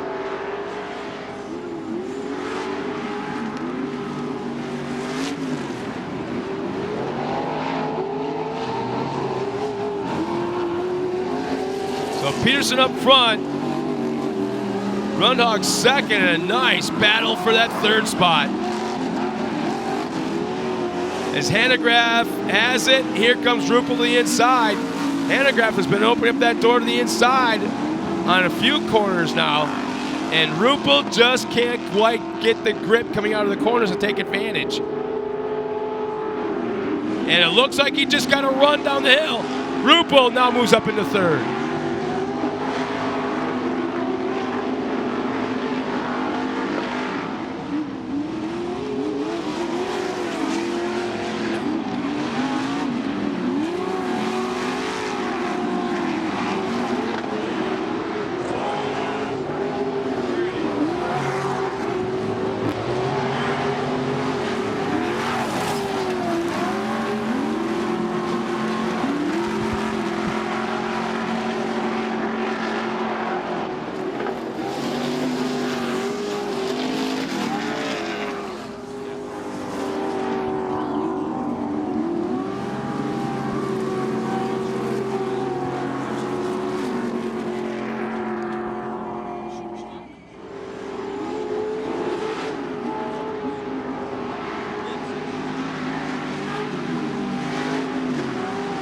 Peterson starting to settle in and just wait till that mandatory. I mean, the first half of the race, you want to charge as much as you can, but at the same time, save yourself. And it's hard to say that when you're running 15, 20-minute race, but as Peterson right now, he's just trying to run his own line and try to set sail, but Rupel doesn't want anything to do with that. You know that. Rupel reminds me so much of Walker Evans. It doesn't matter if he's in last place, first place by half a lap, injured truck or not. It just seems like he's always beyond the edge. Not on the edge, but beyond it, which makes for a lot of fun to watch. And he uses that truck up there. That thing is hurt after every single race, and he's doing it once again. He is on the edge, throwing that truck sideways, and it looks like Rundhog is falling back. He's got some sort of mechanical issues. As now Conrad and Hanegraaff are battling for position. Yeah, getting back to Rupel, I had the opportunity to work on that truck actually as a kid. Me and my brother, we got to wrench on that truck, and that truck's a good truck. I mean, Rupel, don't take nothing away from them, but watch for him to make a move.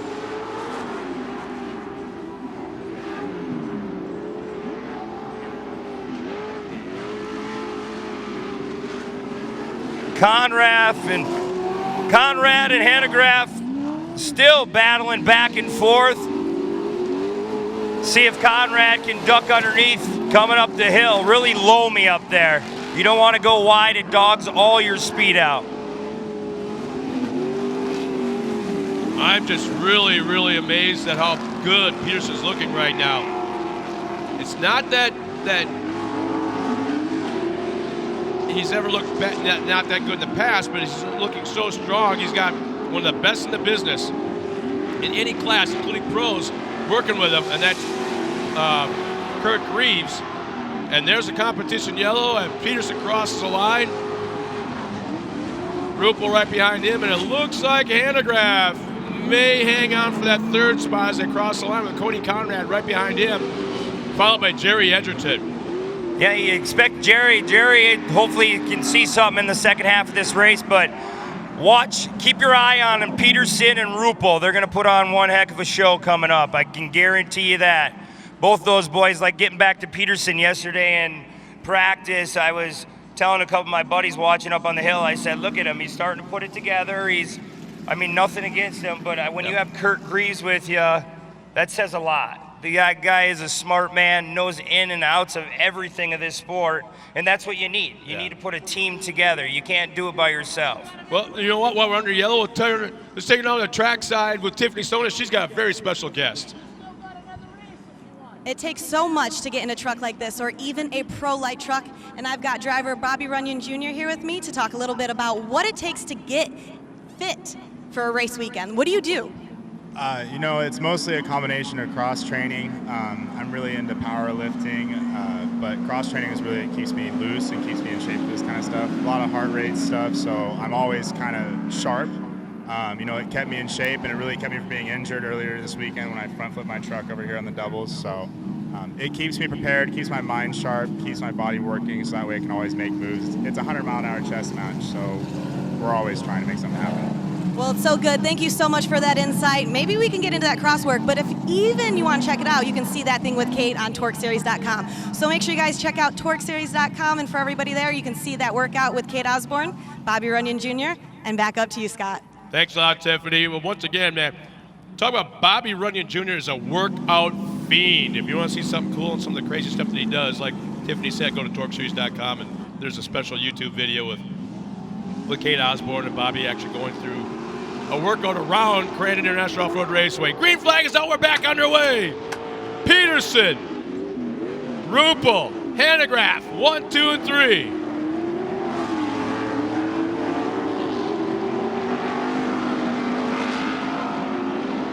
I can guarantee you this, Rupel will not stay there very long. He'll either fall back and make a charge, or he's going to pile drive his way to the front, because he's getting roosted right now, and that is not something you want to be getting. No, he wants some clean air, Scott. Yeah.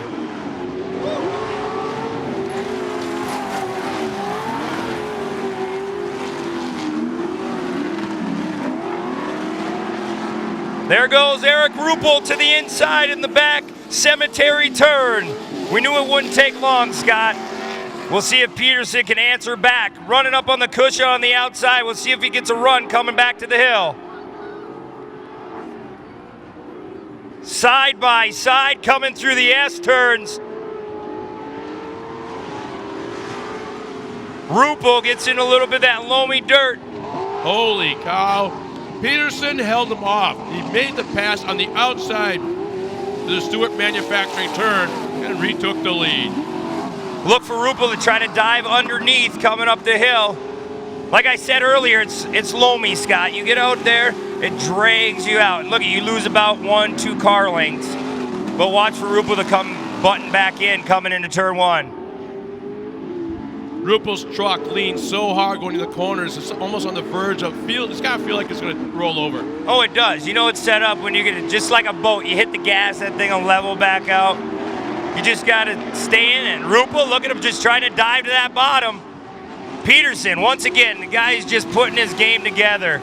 I mean, look at him just holding his own, not getting nervous, just running his own line. But Rupel, he's about ready to start making some darts at the front. Hanegraaff still running third. Zach Conrad right behind him. Conrad trying to get in that third spot. Edgerton just hanging out behind them, waiting for one of them to make a mistake. Here's Rupel trying to come through the S-turns. Peterson shuts the door, coming back to the hill jump. Rupel. Looked like a good run up, coming up to the jump. Oh, we may have something right here. Rupel got some good grip coming out of the corner. He now has that inside line. Like you say, on the fluff, Peterson got hung out to dry. Yeah, look at that. Rupel's like, clean air. Take a deep breath and go. Wow. See that, Scott, coming off that jump? Now we watched this happen before, and Peterson was able to come right back. Now we're going to watch to see if Mark Peterson, did he use up his truck in the first half? Are there tires left? Yeah, kind of a factor. Will Peterson be able to make a run at Ruppel? I don't think he's done yet. I mean, he just needs to sit in, run some of Ruppel's line, see if he can reel him back in. Hanegraaff still running third. Conrad all over him, going in the back. Edgerton just kind of like camping out, eh, Scott? Just waiting for one of them to make a mistake and capitalize on it. He's been a very, very patient driver. He's won races this year, but he's been very, very patient in doing so. He kind of waits until the last half of the race before he does anything. So we'll see if he's got a shot at the podium finish. And the way those two are battling right now, Conrad and Hanegraaff, there's a good shot at it because these guys are battling back and forth like crazy. We go back up front. Ruppel pulled away, maybe a truck length or two. Yep, he's had about 4 or 5 truck length lead. Watch that front end come up off the hill jump there, Scott. Truck's just hooked up, though. I mean, that truck works week in and week out. I mean, Peterson, he's just doing his homework right now. He's like, how is he so fast? How is he trying to walk away from me?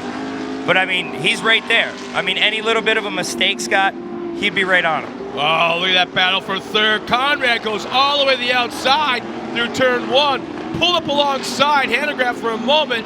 Has to check up. And look at Jerry Edgerton. There he is. He's in the mix of things for that final podium spot. Yeah, Edgerton, like I said, he's just sitting back. Look at him trying to scoot underneath fourth. Oh! Conrad goes inside of Hanegraaff.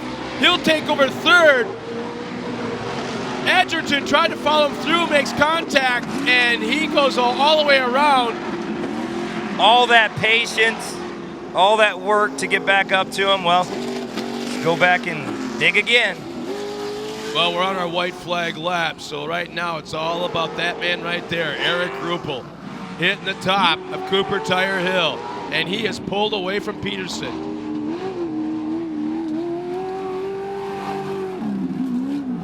Ruppel getting squirrely going through the whoops. Just watching Ruppel's truck right now, the left front tire, the right front tire, whatever corner he goes into, it almost seems like that tire's going to pick up into the air like Steve Kinser in a sprint car. The way that truck sits so high in the front. Means they're hooked up, Scott. Look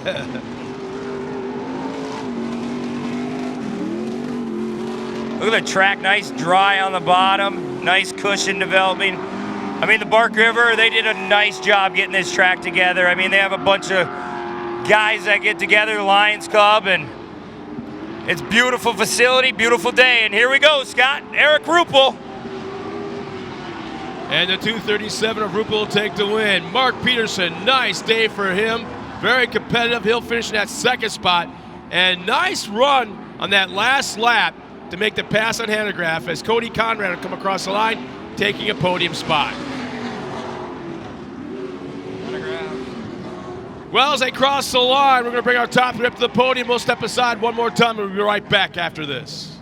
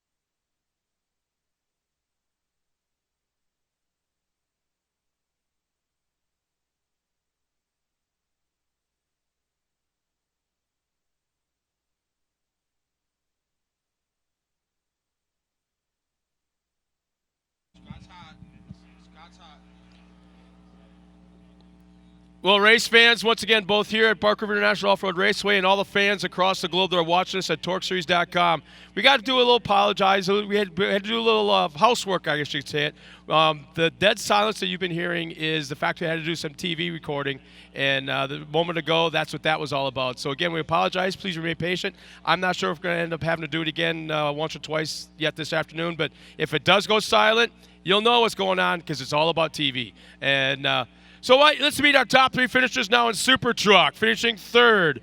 Nice pass on that last lap right before the white flag came out, the 297 of Cody Conrad.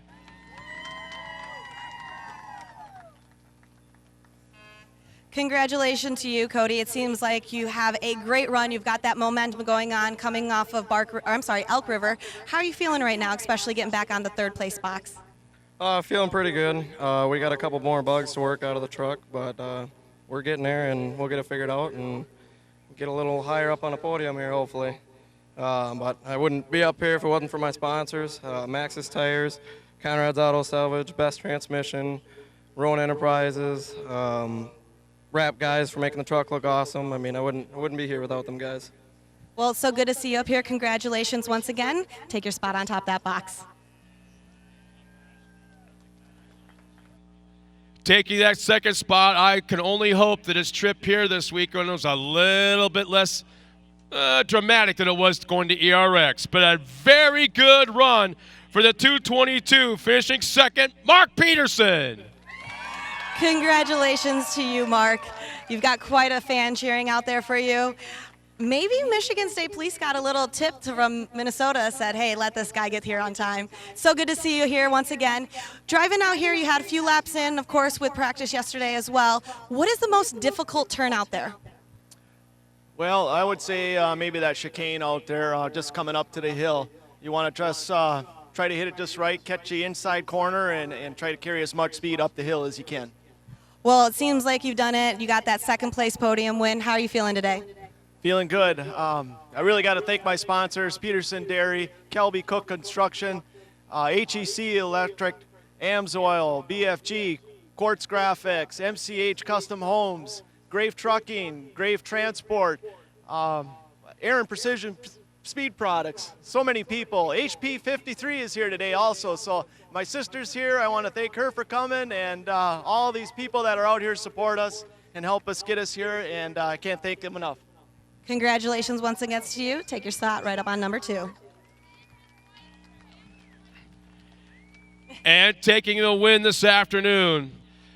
I don't know what, this guy is so much fun to watch. Whether it's a lap down or he's well out front, it doesn't matter because he's always on the edge. The 237 taking the win, Eric Ruppel. You timed out that perfectly. We can sit down if you'd like to. I mean, being so quick, this is for you. Congratulations. I know you got to feel good up here. You've got some model moves over there. How are you feeling right now? I'm feeling awesome. That was one of the funnest races I've had in quite a while. It was real fun racing Mark. I'd like to thank my wife, Kramer, Doug. Them guys put more time into this thing than probably I do. So, and Two-Stick Builders, J&H Transmissions, Maxxis Tires, AMSOIL, A&J Landscaping, and Bark River, and everybody for having us out and watching. Well, it's so good. Congratulations. Hop up on there. You already took a seat, but now hop up. One more round of applause, and back up to you, Scott. Tiffany, and one more time, great race by all you guys. It was very fun to watch. You know what? We're going to take a moment, step aside. We'll be right back with something very, very cool. Let's go. I got you. Good job, nice. Outside of 1 is not where you want to be. Affirmative, sir. You're doing good, relax. Everybody getting ready for more ride? That worked fine for me.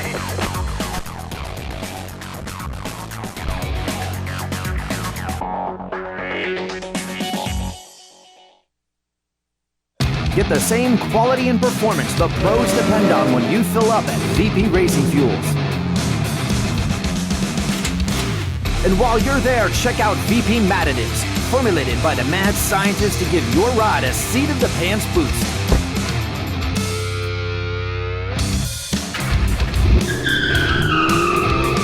Visit vpracingfuels.com for more information.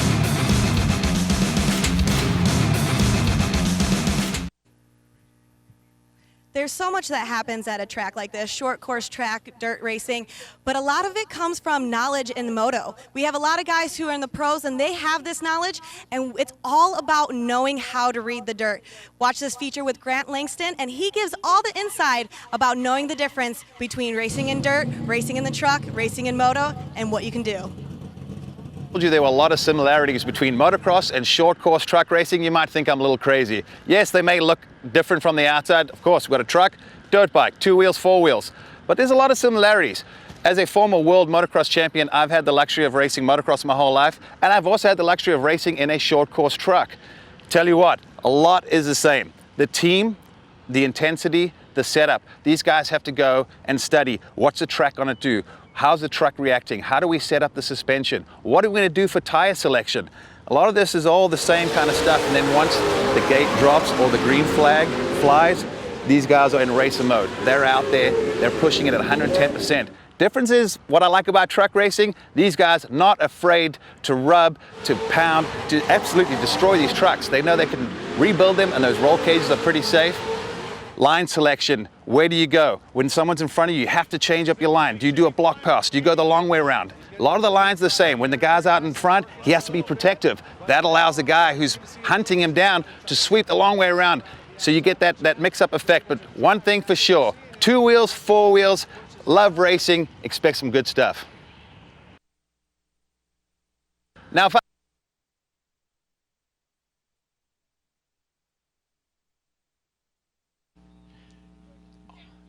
You know, Brent, it's often said that the drivers, some know how to read the track, some not so much. But what is it about moto guys that you think, from your days behind the wheel, what advantage they have by reading the track? I don't know. It's just as you walk and you take a look at every piece of the dirt. I mean, when you're looking at a track, you want to look at where their holes are. I mean, nowadays these guys are spoiled, if you ask me. Back in the day, I have a lot of friends that ran back in the day, and the rocks were 3 times the size they are right now.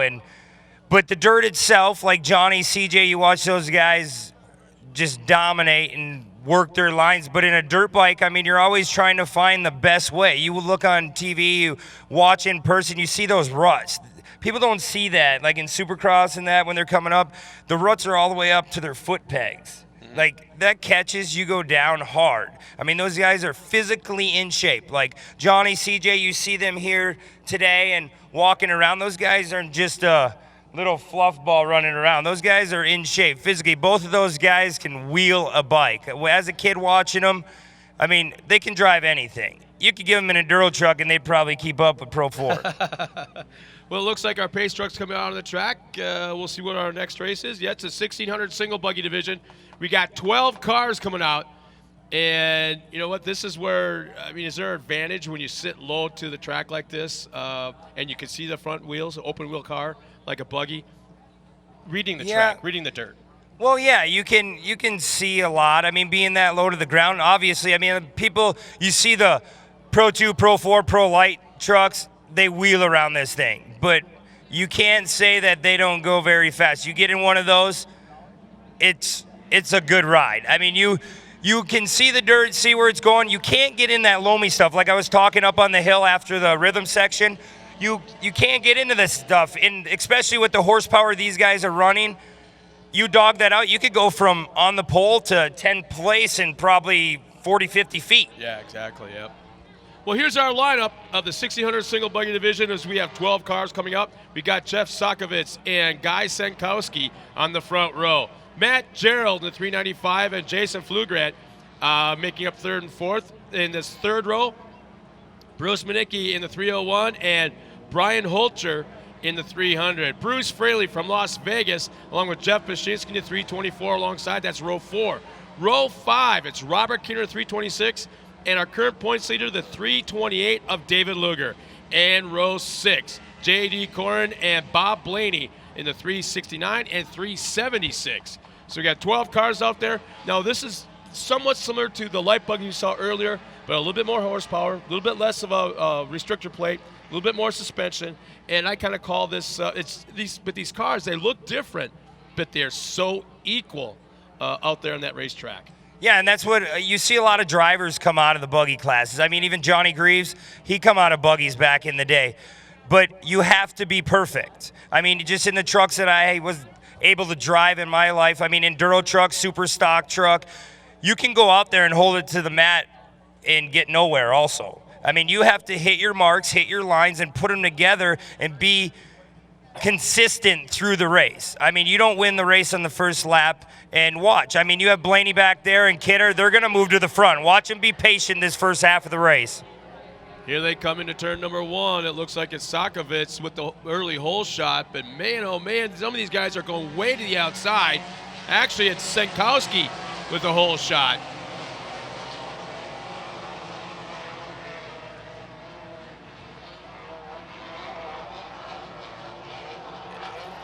Let's see, it's Senkowski, Sakovitz, and I want to say it's Gerald.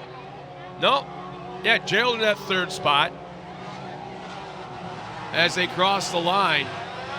Oh, a little contact made right at the start-finish line. Able to check up. Oh, man. Fraley checks up, stays out of the action, but loses a lot of gap, a lot of space on the track.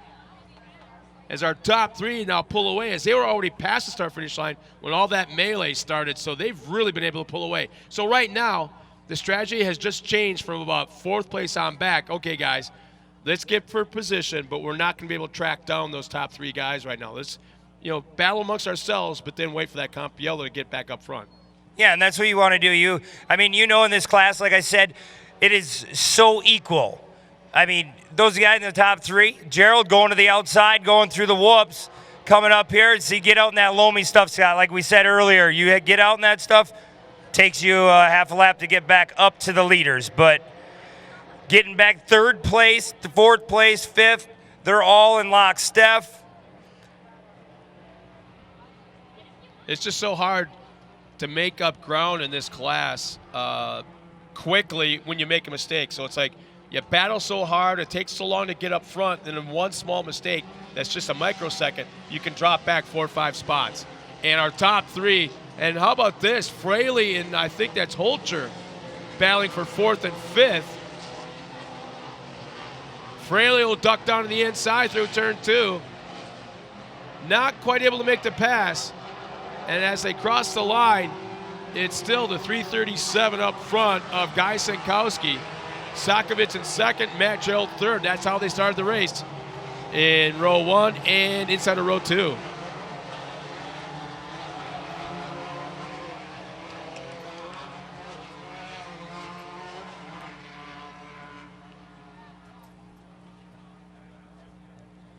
Here they come through the Stewart Manufacturing turn.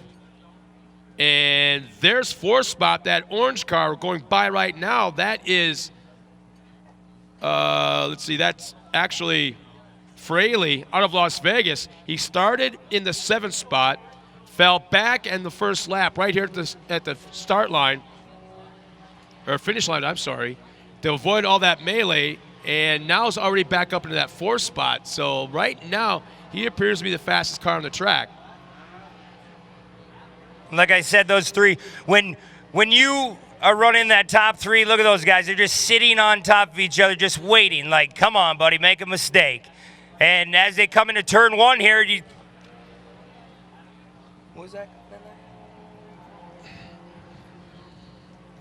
What number is it? So it's Guy Senkowski, Jeff Flugrant, Jason Flugrant up into that 2nd spot, Matt Gerald 3rd, Bruce Fraley and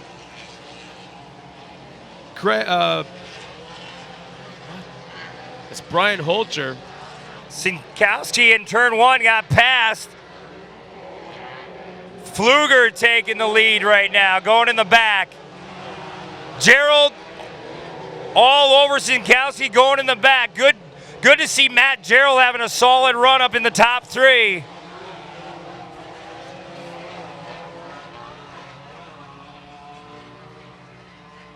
Yeah, it wasn't that long ago that Matt Gerald was in the Pro Light class, and it was at Redbud weekend, and he overshot a tabletop and landed inside of a hole.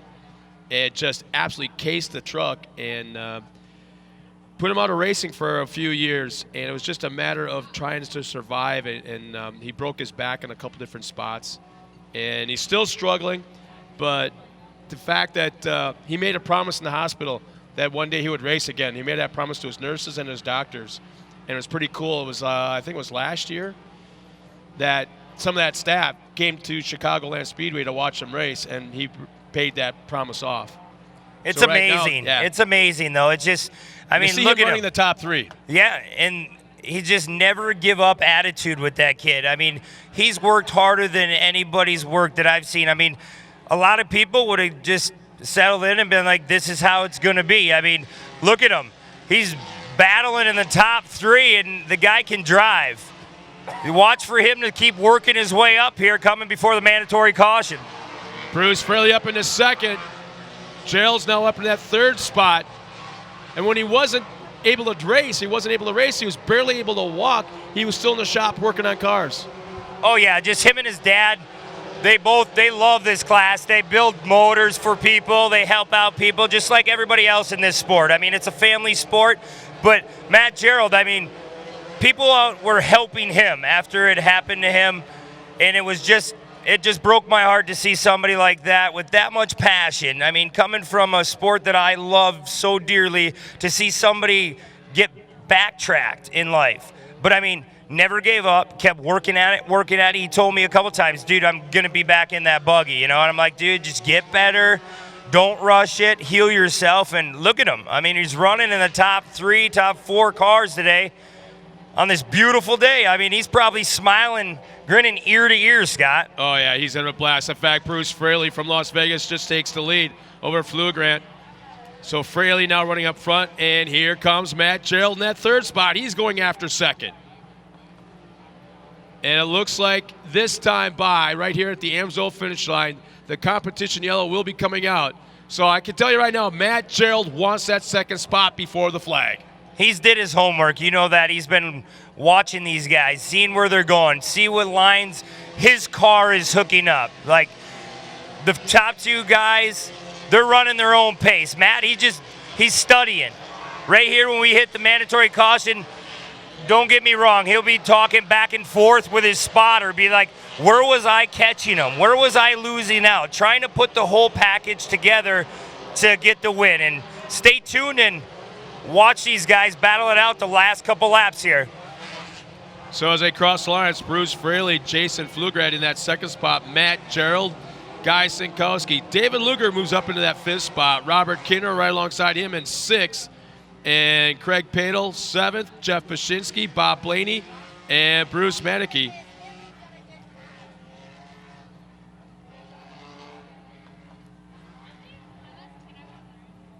Boy, that's a full campground right there. That's the Bark River I know. It's come a long, long way. There's a Casey Highlights Vision Wheels Cooper Tire pace truck. How about that? Did you hear the story about that pace truck? 4 days before the Chicago race, it was a white 4-wheel drive Super Duty off the showroom floor. In 4 days, it was wrapped by Casey Highlights. The lights were installed. The lift kit was put on it. Cooper Tires threw some tires at it. Vision Wheels threw some wheels at it. And 4 days later, we had that. And it's a pretty cool vehicle. Every time I talk to Richie about it, he's got that thing spit, shine, clean, and he's just got this goofy grin on his face. Good for and him. Between you Good and me, for him. between you and me, Richie Kuloff, our pace truck driver, who's driving a Ford Super Duty, is a Chevy salesperson. Wow. So we know where his heart's at. Yeah, it's not behind that wheel of that truck. Yeah. Well, we have a moment before we go green flag racing. I know my mom, Donna Rain, is watching us back in O'Connell, Wisconsin. She's not able to make it here. My mom's birthday is tomorrow, and I want to wish my mom a happy birthday. This is her favorite track of the entire circuit, and she wishes she was here. She's watching us right now. Mom, I love you. Happy birthday. We wish you were here. Even the Smitty boys. Here we go, Scott. Back to green. Bruce Fraley, nice little jump at the line. He gets a, 4, maybe 5 truck length advantage. We'll see if Matt can scoop by.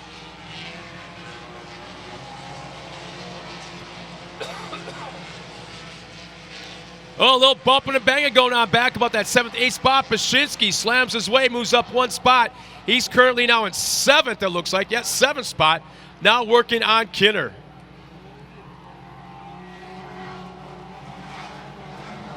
And I'm telling you right now, our points leader, David Luger, right in the back bumper of Gerald.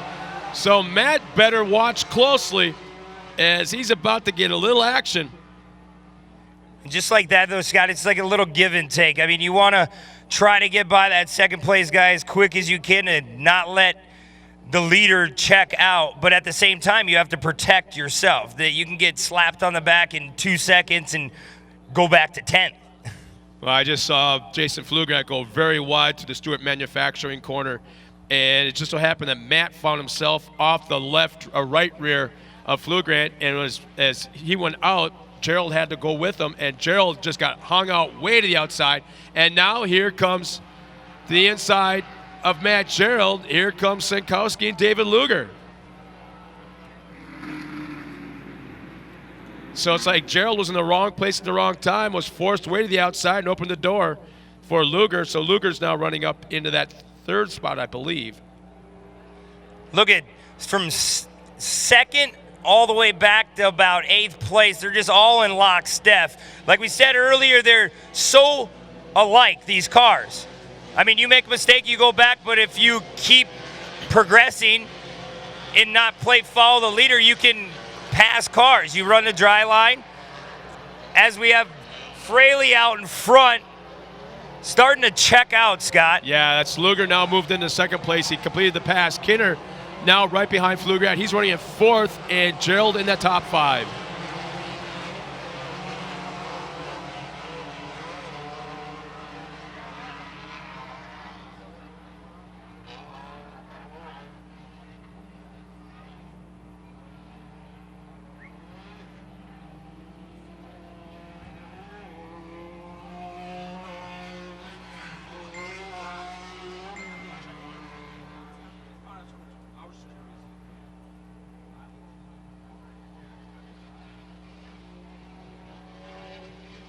Fraley still 12, maybe 13 car lengths in the lead, and he's starting to go on his own, Scott. I mean, once you get out front, you get that clean air, and you have a quick buggy, and you do it right there. You check out.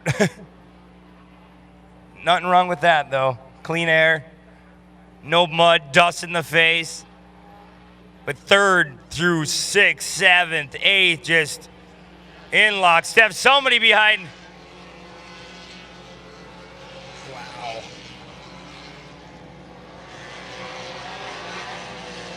Oh, Kidder into the big tractor tire in the infield. 3, 4 cars go by, and go back and do your homework.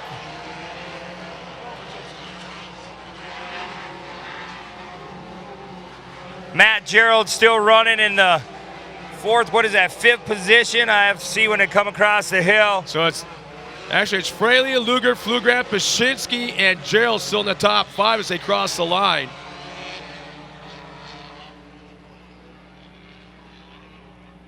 Still not a bad run for Matt Gerald, though, after everything he has gone through. I mean, the guy is, but all those cars in the top 5, I mean, at any given day, they could win. I mean, when you have a good track, beautiful track that the Lions Club and Bark River International put together this weekend, nice dirt, nice clay.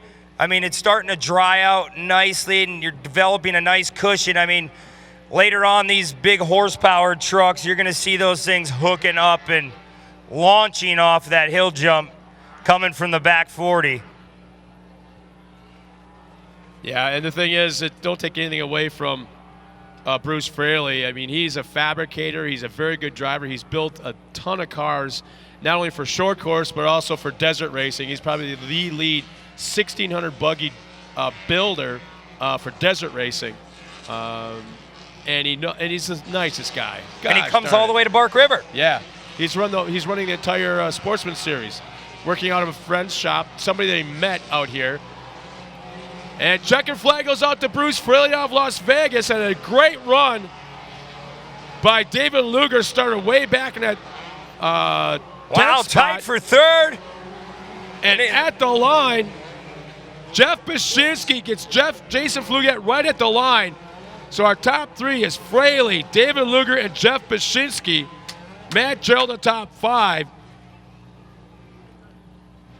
We're going to catch our breath real quick and come right back with our top three finishers at the podium right after this.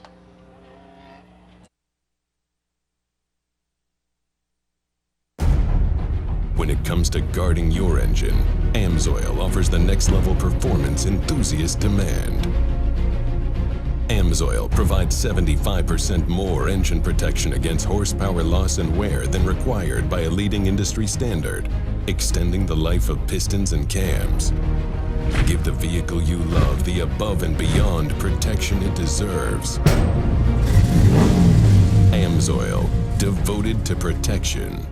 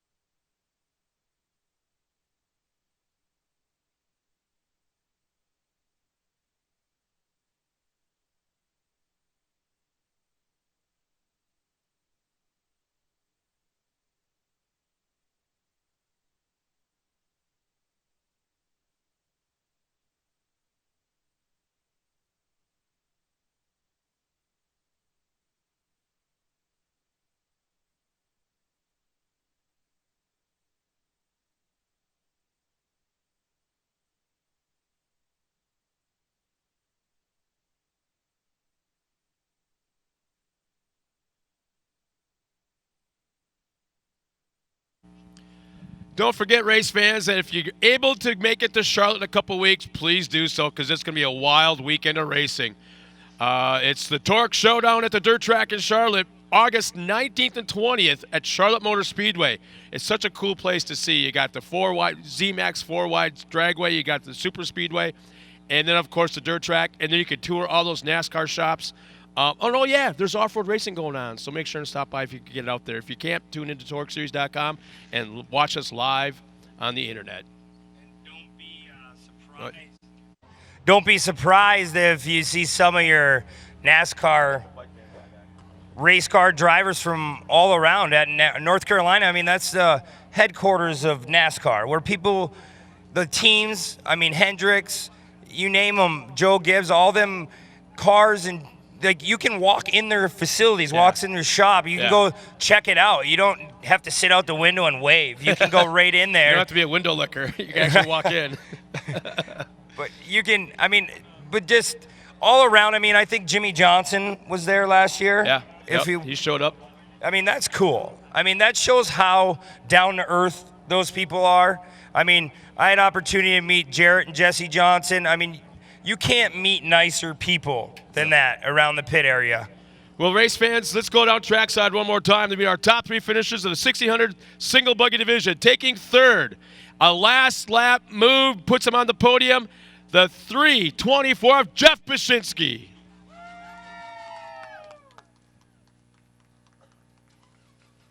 Congratulations to you. You did. You pretty much put it all the way to the very end, which means never stop until you hit that checkered flag. You took that third. You pretty much sneaked it away from him. How are you feeling? I thought that was fun. That was finally our turn to get up there and make a move. So, yeah, the car ran good, and it was just a blast to drive.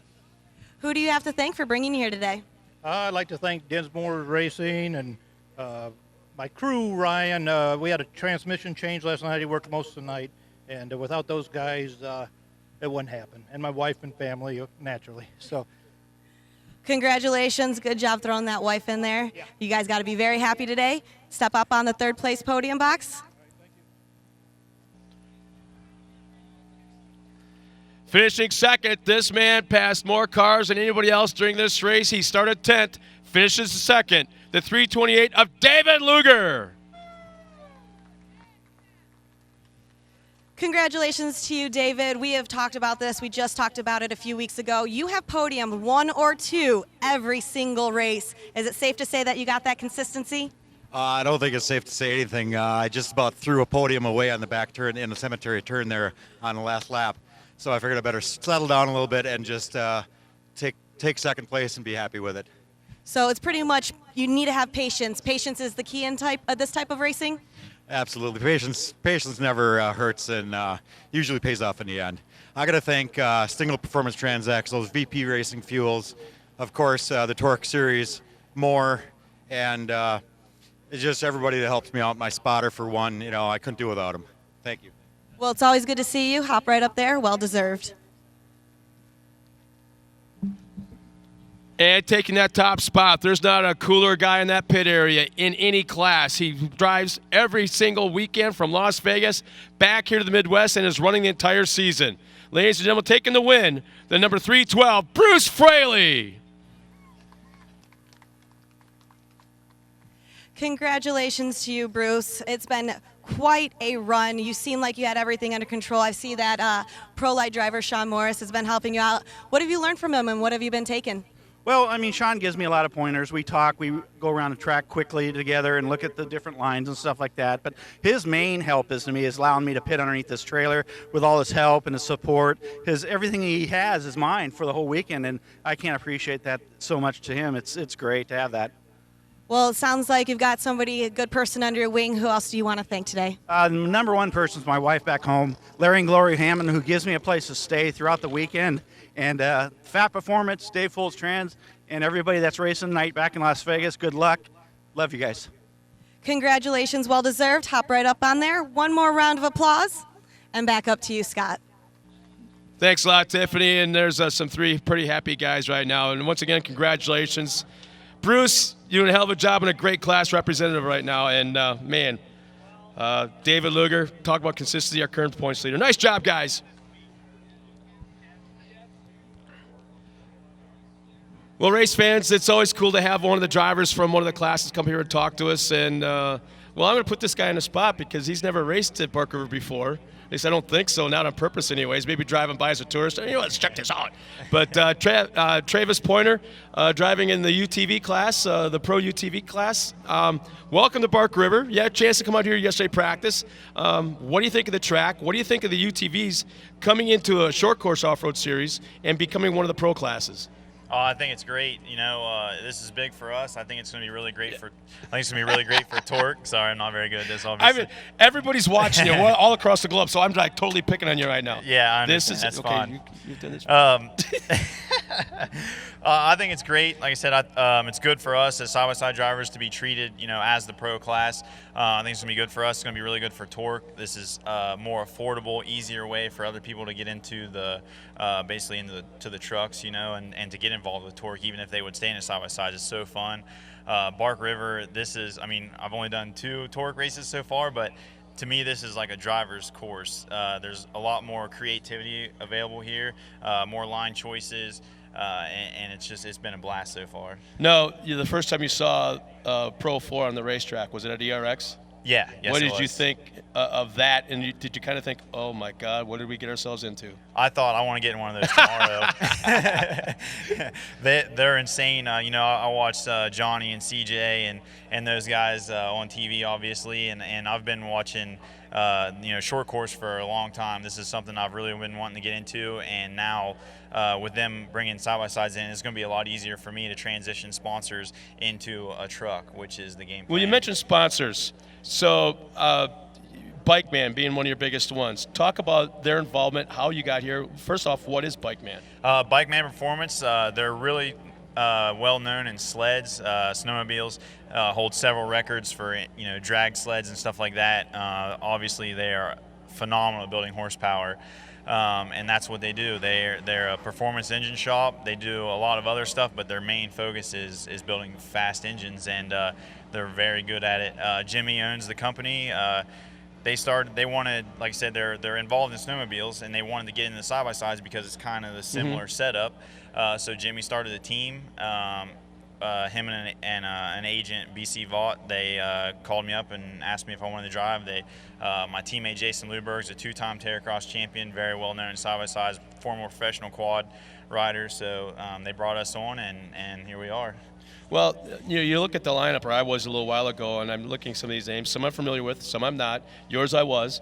I saw for the first time Tim Farr in the lineup, and he is without a doubt one of the best quad riders in the history of that sport. And now he's been wanting to get an off-road for quite a while. I haven't talked to him for like 3-4 years, but he's just like you, man. He's got his eyes on this stuff. And to see him actually in one of your UTVs, what's that tell you about what you're doing? Kind of adds, am I doing the right thing? Am I in the right sport to do this? And all of a sudden you see guys like Tim Farr want to do what you do. Right, yeah. Tim called up Jason, actually my teammate, and was talking to him about it. And he's a teammate of him, Kyle Cheney. We're all buddies. We all race together. And Tim and Kyle decided they were going to come up, Kyle as Tim's spotter, and do it. And they pretty much prepped a car the day before and showed up, and Tim's like, I'm not feeling so good, and got the lap times, and he's running second. I'm like, yeah, Tim's always super humble, but definitely one of the best drivers you're going to find. Like you said, a quad legend. I mean, more championships than probably anyone. Well, last off, where are you pitted at? So where can the fans come down and see you guys? All right, so we're on the longest stretch right after the finish line. If you find the last row right there, that's where our Bikeman Performance Semi is. And guys, come check out the cars. Any questions anyone has, anybody wants to get involved in side-by-sides, I own Crash Addict Industries. We do all the fabrication and stuff on the cars, so I've been over the rule book about 25 times. So if anybody's got any questions on getting their side-by-side set up, we want Bikeman and myself and everyone involved with us, we want this to grow because we think this is hands down the best place to get into in side-by-sides. Everything's been super professional. The cars don't get beat up near as much. The safety is there. I mean, everything is just great here, and we really want to help TORC grow this sport. So any questions, anybody just swing in. Well, you know what? Thank you for coming up here. Travis, best of luck, man. We'll see you out there this afternoon. Keep your eye on your Bike Man-sponsored Mystic Lubricant entry out there on the racetrack. I appreciate it. Yeah, I just want to say thanks to Bikeman, thanks to Mystic, and thanks to Kicker also. Hopefully we put it out front today. All right, you got Travis Pointer. You see him out there in the Pro UTV class. Thanks a lot, man. Thanks.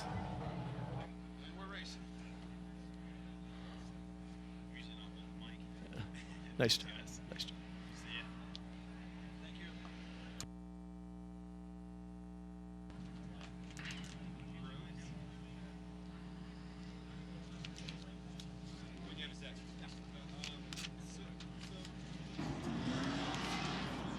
You calling this one?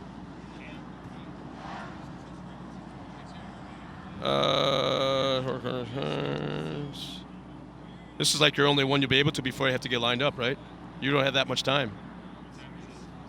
Well, we got this race, short course, super buggy, and then you got 2 races besides this one.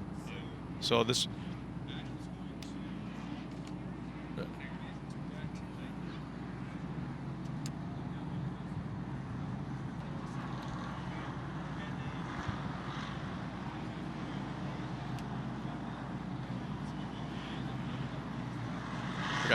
Well, race fans, here we go. Here's our lineup for 19 super stock trucks. This could be the best race of the afternoon. Without a doubt, one of the most fun ones to watch. Here's our lineup. Row 1, Kenny Platt in the 812. Jay Schaefer alongside him in the 806.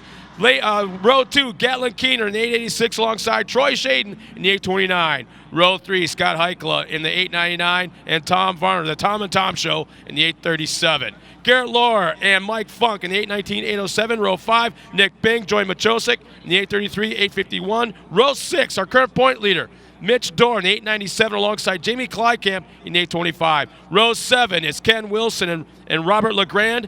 Row 8, Roger Shaden, Scott Allison in row 8. Row 9, Matt Dale and Tyler Playman in the 877, 814, and Sam Jock in the 808, and we're green.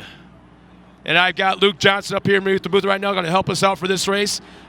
Luke, this moment right now, just with the green, what's it like?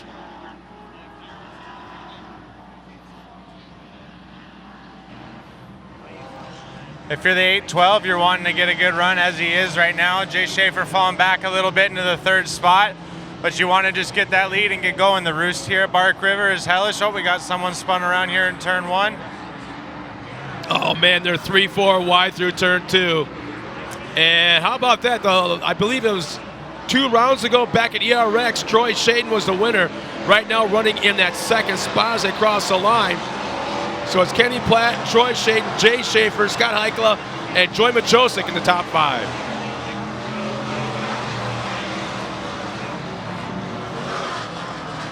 And I believe that was... it was actually Tom Groff in the 837 that got turned around and is now dead last in the field. So tough break for the Tom and Tom show.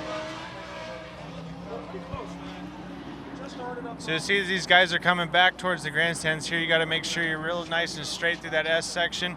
We got a nice big lead coming out here. It's really wet these first couple laps.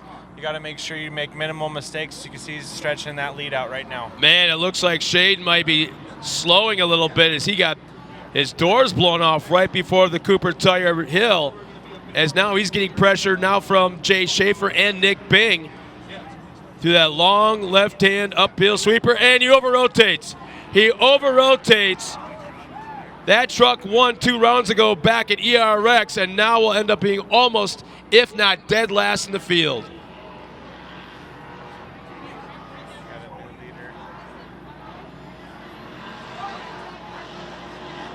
So the changing of the running order is completely different from what it was a half a lap ago. As I believe that Kenny Platt is still running up front. You can see Mitch Doors made his way up through the field, your points leader, making a solid charge here.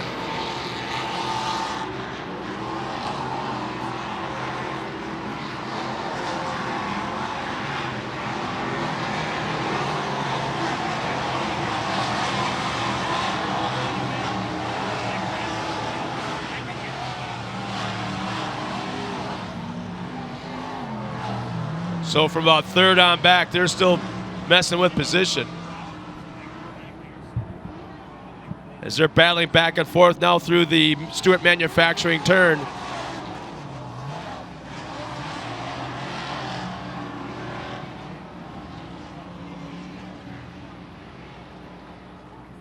Schaefer going by Stewart Manufacturing turn. There's our leader right there. That's Kenny Platt. Fairly sizable lead, but you can't never rest. I mean, it's when you got what you think is a comfortable lead. What's your spotter telling you in a situation like this? Well, in the situation here, the first half of the race, I mean, you want to run consistent laps, making sure that you know where the track's coming in. But you also don't want to wear your equipment out too much. With these trucks, they're durable class, very even. So right now he's exercising it. Looks like he's not making very many mistakes, just hitting that line and running the cushion. As you can see, it's very slick on the inside. We got Nick Bing trying to make a pass for second right now. Yeah, he's been like the hard luck driver in this class the last couple of races. He just can't cut a break. Always seems to find himself in the middle of something that's not of his making and is due for a top spot without a doubt. He's definitely pushing for it here, and I could think in a position where he's at, he's trying to get into that second position before that mandatory caution comes out. So Machosik looking very strong, running well up front. And now Nick Bing's trying a different line. He's going well to the outside through Stewart Manufacturing turn. That long left-hand sweeper. Platten still trying to battle him off. He looks like he's holding him off right now. But now watch for Bing to duck back to the inside. Right here, Bing will go to the inside, just like we called it. We'll try to pull up alongside, gets hung out in the fluff, couldn't make it stick. Now this is an interesting spot to potentially make a pass. You got to charge that braking zone. Nick Bing looking to the inside again. and looking to carry that speed off the corner.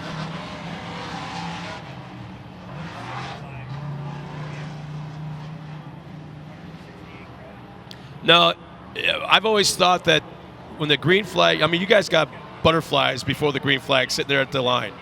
Green flag flies, the butterflies go away, but you haven't found that rhythm yet. You still got, I won't call it the jitters, but you still got the adrenaline rush. That's what it is, adrenaline rush. The first lap or so, you're driving on pure adrenaline, and you don't want to do it, but you can't help it because you're trying to win the race in the first corner.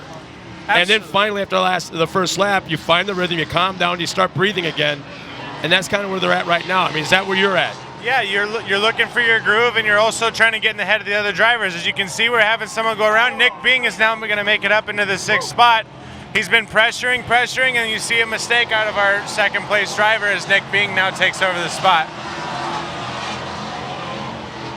You can see right now, Kenny Platten is in that famous ditch that so many pro drivers have gotten stuck in. I drove through it over here in turn 1 back in 2009. I know Rob McCachran has buried himself in that thing. I think your dad did once, but I was able to get out. I was able to get out on his own. But McCachran got hung up in that. Rick Huseman cleared the entire thing. Yeah. Walker Evans has got hung up in that thing. You see the stump jumpers out here, going to get him pulled out of that ditch here pretty soon. Oh, and that's an 877 of Matt Dale, lost his entire left rear. So you saw just a moment ago, he's getting pulled off the track. Meanwhile, all this is going on all around the racetrack, and here comes our leader all by himself, Joy Machasik into turn 1. He's got at least a 30, 50, I don't know, 60 truck lead right now. Like I said, not making any mistakes. He's found his groove for sure going into the second half of the race. Nick Bing definitely putting in a solid drive. And you also see our points leader, Mitch Dorr, making a challenge for that 3rd position right now. And right now, Joy Machosik, damn that competition yellow. Why'd they have to start doing that? And then you got guys like Nick Bay going, thank God. Let's see, that looks like Don Demony's old Look at Mitch Dodge Dorr out there making that running around the final track. drive all the way up to the line. Oh, and he did it at the line. Mitch has obviously worked hard to become that points leader, knowing that he's got to put himself in a good spot here at the competition caution. So we're going to have an interesting race when we get that green up at the TORC arch. Having Nick Bing, who's been putting in a solid drive, and our driver out front who hasn't really been pushed too much. He got out to a good lead, had a little incident behind him, and he just checked out. Yeah, our running orders, they cross the line right now as our pace truck's out on the field. We got Joy Machosik, Nick Bing, Mitch Dorr running that 3rd spot, Garrett Lohr, Mike Funk all in the top 5, Jay Schaefer out there in 6, Robert LeGrand, Jamie Clykamp, Kenneth Wilson, and Roger Shaden in the top 10.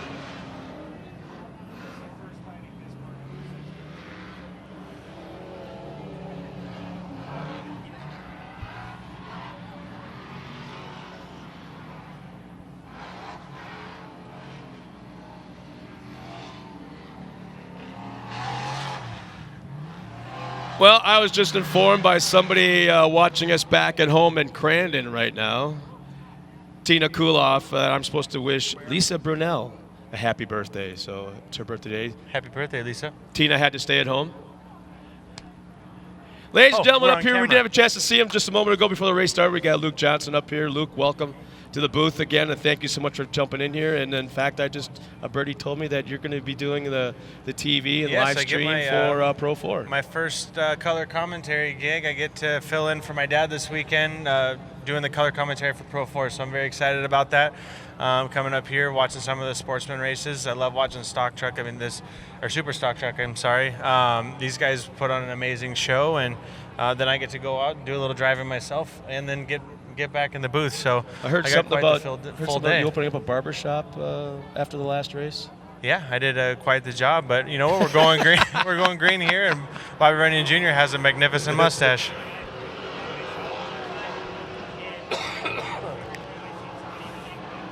So unfazed by the new pressure, our leaders still maintaining. Got about a 2-truck lead. We got a couple trucks tangled up here in turn 1. Looks like we're gonna stay green. Everyone's rolling.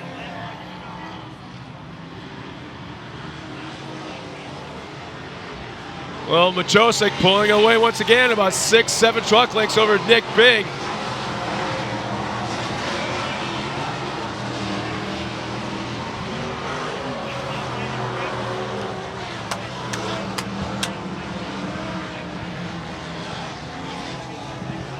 So as our leaders duck in the back section, you got Mitch Dorr now over the back of Nick Bing through the Stewart Manufacturing corner. These restarts are always so interesting. Sometimes they breed new battles, as we see here. Nick Bing and Mitch Dorr about to get into a battle here. You see Mitch Dorr keeping the truck nice and straight, getting a run on Nick Bing as we approach the hill here in the Taco Bell jump. Machosik just getting that lead out there. Mitch Dorr came in, gave Bing a little push coming in. Garrett Laura right there in that 4 spot. He's watching this all unfold right in front. Now here comes Dorr to the inside. Bing slid wide out in that fluff. Mitch Dorr will take second. Garrett Laura tried hard to follow through but couldn't quite do it. Here comes Bing right back. Now with these guys battling, it's only going to let Machosik get out a little bit further than he already is. He's getting right back to that lead he had before the caution, like nothing ever happened. So we'll see how this battle heats up, and as long as Machosik doesn't make any mistakes, he's off to a good start with this race. And Garrett Laura trying to find a way to get around both those trucks. The hole's been open, down the middle, down to the inside, just not quite close enough to make it work.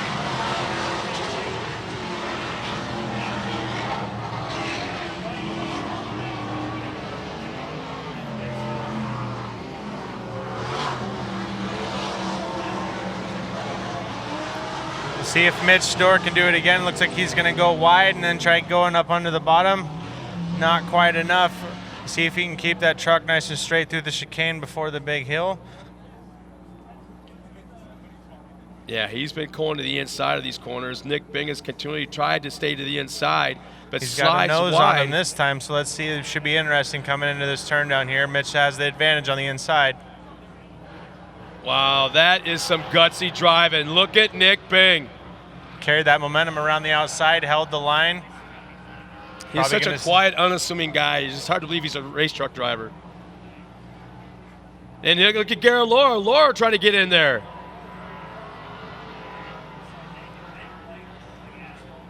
And Machosik is gone. He can make small mistakes here and there, but he can't make that one big one. As long as he doesn't make anything major. Yeah. If he keeps his pace up, he might work himself up to maybe throwing a donut and then keep going. But he's definitely stretching this one out with this battle ensuing behind him. It's letting him kind of get that breathing room to just keep putting in laps like he has been. Looks like Mitch Dorr with a little bit of mistake. Nick Bing's got some breathing room. Hopefully he can start focusing on just moving forward and not this battle he's been in.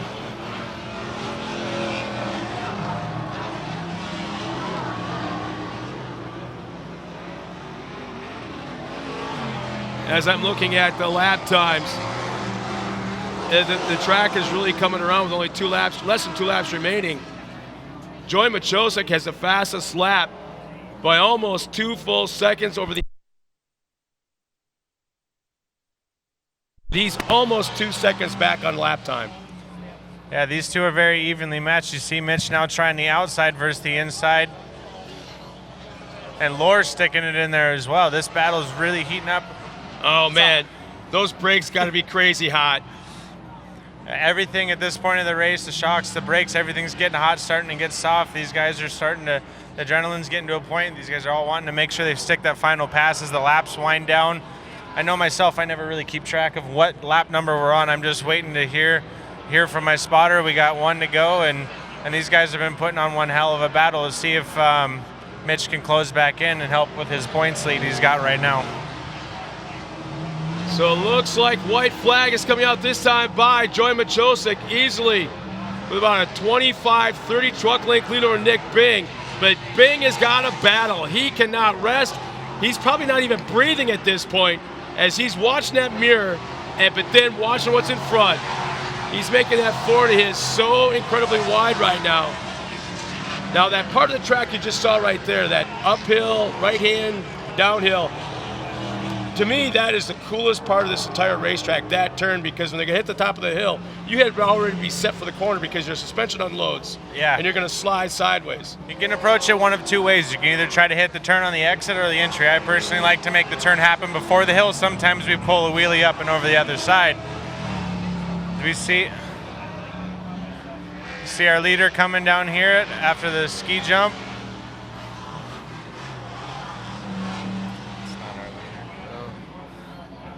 Mitch Storr back on the inside. Nick Bing still got the advantage. There's our leader right there, Joey Machosik, one final time up across the Amsoil Arch. Coming into turn number 1. No, there he is. The second truck in line. Joey Machosik across the Amsoil starting line. That's him right there coming to turn 1. Now, you've been in this position before where Machosik is. At this point, is your truck making crazy noises? Yeah, the brakes are getting soft. You've driven it for everything that it's worth at this point. You got your spotter telling you just bring it home, and it looks like that's what he's going to do here. He's not pushing it too hard. We got Mitch Storr pushing for that final spot. Nick Bing getting a high run.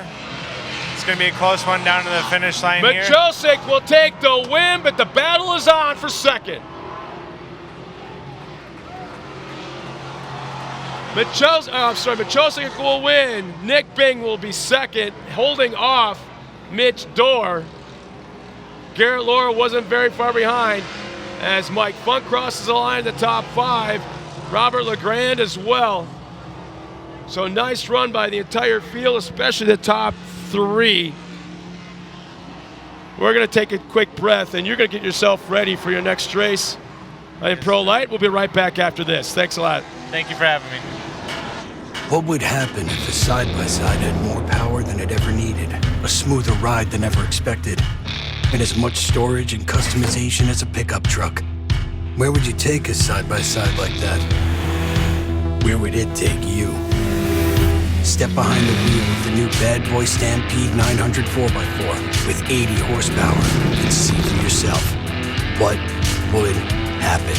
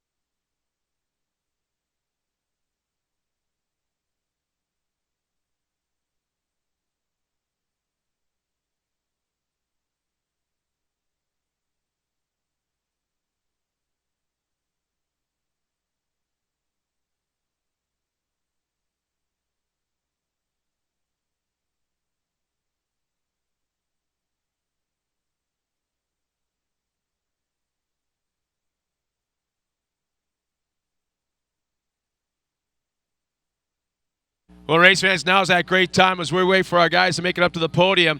Check out all the social medias. If your friends are at home or at work or can't make it here, either way, your family members, whatever, tell them to go to TORCseries.com. They can watch us live on the internet right now. Also, you can follow us on Twitter, Snapchat, Instagram, at TORC Off-Road. Follow us on Facebook. And here's the big one. What I'd love everyone to do is you got those smartphones. all the pictures you take, all the content, all the entries you make on Facebook or any of those things. Hashtag TORC16, hashtag TORC Off-Road. If you got your hot little girlfriend sitting next to you, take pictures of it. She's having a great time, take a picture. Hashtag TORC16. You guys having a great time, so do that all day long. Also, if you just want to follow us during the week on updated videos, news releases, anything that's current, something may have happened during the week, or just to keep the update with all the drivers, go to torqueseries.com and just keep up to date. It's all about being involved. It's not just about TORC and the racers and the staff. It's about the fans as well. So let's just make this one big, huge social media community. So it sounds like we are top 3 down at the podium, finishing 3rd. Man, you can't battle any harder than what this guy did. Starting that 11th spot. Could only make it to 3rd, but it was all so close. The 897, our current points leader, Mitch Dorr.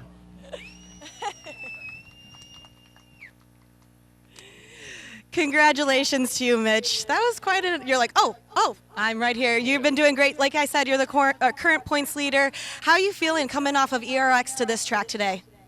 I was hoping for another win, but couldn't quite get there. Joey deserves it. He drove a hell of a race. I thought Nick was in first, and then we got to the competition yellow, and I'm like, one in the radio was like, how did he get up there? I missed him getting around, but congratulations to him, Nick. I got to thank my sponsors, BF Goodrich, ATD, High Rev Graphics. Hopefully we can be top of the box tomorrow. Congratulations. I know you're going to go back, change a few things, come back, and you're going to get that win tomorrow. If Joey gives it up to you, of course. Yeah, right, but that's the plan anyways. He'll have to work for it. So, but thank you. Congratulations. Hop right up there on number 3. Finishing in 2nd place. Man, that truck looks beat up like it's been through World War II. Battled up front, worked his way forward, starting that 9th spot, finishing 2nd. One of these days will get you out top, man. Taking that 2nd spot, the 833 of Nick Bang. Congratulations, Nick. You do have a nice crowd out there. They're all so happy for you today. How is this track? Is it still a little muddy out there going into turn 1, turn 2? Yeah, it was pretty slick again. This track's way different than we used to be running. It's a lot harder. A lot of the tracks got soft with new dirt, but this is hard, so it's dry slicks and get slippery. Well, I know you got to thank a few people. Who do you want to thank today? Oh, yeah, there's a lot of people. I like to thank Lucas Oil's my big time sponsor, GBS Truck, Cookie, JL James Pub, Country Pub, G&H Forestry, ARO Coating, Green Bay Welding, Green Bay Anodizing, ATD Trans, Charlie sponsoring a hell of a job, and then my crew and Jess for running this Facebook page or super stock and all that good stuff. So thank you. We'll try to get in for spot tomorrow. Congratulations. Hop right up on number 2. And taking the win this afternoon. Talk about checking out. Talk about having the perfect setup. And what a great drive. The 851 of Joey Machosik. Congratulations to you, Joey. Like Scott was saying, you pretty much had the perfect setup today. When you're out there and you're pulling away going into the last few laps and your spotter's in your ear, what is he telling you? He was telling me they're battling behind me, and that's always a good thing to hear. Half the battle is won in the shop. We look over this truck every day. Me and my dad are always in the shop working on it, and I just want to thank him mostly. Well, it seems like you've got that. You're going to keep the same setup going into tomorrow? We might change a little bit, but other than that, I think we're pretty good. Perfect. Who do you want to thank today? Muskego Crane Service, Gary Bellman Grading, the boys at Maxis always help us out, and Ray from AMSOIL. Perfect. Congratulations. Hop up on number 1. One more round of applause, and right back up to you, Scott. Thanks a lot, Tiffany. Once again, great job, guys. I've said it all the time, and a lot of fans are starting to say it as well. One of the most fun, entertaining races to watch. You guys just beat on each other. And maybe you should write down your sponsors there, Nick. You probably remember a few of them a little bit better next time. We'll talk about that later, dude.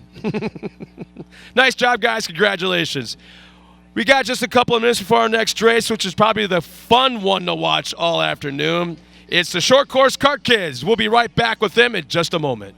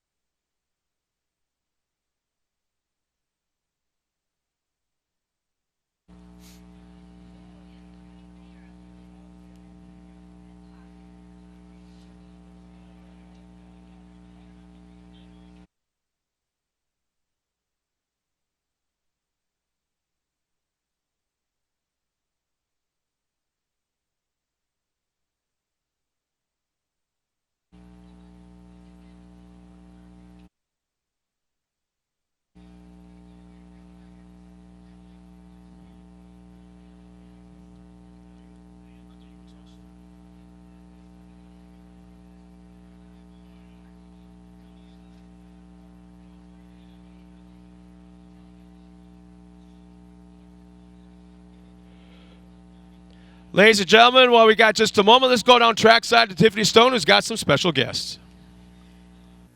In the dirt, it's all about tires sometimes. And I've got two of the greatest guys here. Of course, one of them being Mr. Michael Higgs from Kenda Tires, Motorsports Manager. We had a conversation, and with these tires that you're putting on Pro Light Sean Morris's truck, you can buy anywhere pretty much, right? That's correct. These tires are available at any retailer. You can just go in and purchase them. They're the exact same tires that we use on Sean's truck. So when you're preparing for a weekend between you and Sean, I know a lot of people talk about grooving the tires and everything like that, getting that set up for different types of tracks, different short course, you know, Crandon here, everywhere. How different is that, and do you set it up per each week? We set it up for each day, actually. The tires take a different setup depending on what the track conditions are, and the track conditions change lap by lap, honestly. So yeah, we have to make adjustments to the tires to make sure that they perform up to Sean's expectations. Well, it's so good, especially we were talking last week, a few weeks ago when we were in Minnesota. It was true. The track was changing lap by lap, Sean. However, you, sir, got that win at ERX. It was the first one for Kenda in 4 years. How are you feeling about that? I'll tell you what, I can't be happier on how they perform. The tires perform for me, and I wanted to prove to Kenda and the corporate executives what this tire actually can do and why they're putting their investment into me. We had at least 100 people there on Friday to watch the or Saturday to watch the race. I mean, we won on Sunday, but there wasn't quite as many. The boss was gone for that one, but we are so proud to get the win. I was way ecstatic, and actually you could see it when I got out of the truck. I did see it. You were all emotion. It was great. And I know you just celebrated your birthday, so happy belated birthday to you. How does it feel being a little bit older, not saying the old one, being a little bit older than some of the other guys that are racing, you know, in their early 20s? I'm the old guy of the class. I mean, that's okay. I'm fine with it. But it's always funny when you're on the podium and the two guys don't add up to the age of me. So I love it, you know. But it's great. I raced against Marty Hart, and now I'm racing against Kyle Hart. You know, I raced against him for 2-3 years, and it's just neat to see everybody growing up. But it's proved that old guys can learn new tricks. Well, it's so good to see you here. Congratulations. So you guys, if you want to, head out to Kenda, stop by their pits, talk to them. Kenda Mike over here can give you all the information that you guys need to get your truck set up. Maybe Sean can get another win out here. Congratulations once again. Right back up to you, Scott. Thanks a lot, Tiffany. And Sean, I still gotta talk to you about ERX, man. What a hell of a day that was, watching you take it to those young guys. Nice job, man. It was one of the most, I love talking to that guy in the podium. There's nobody more emotional. If anybody wants to tune in to see what that's all about, we'll be on Fox Sports 2 for the ERX race and Sean Morris's win in the Arturo Tire Pro Light Division.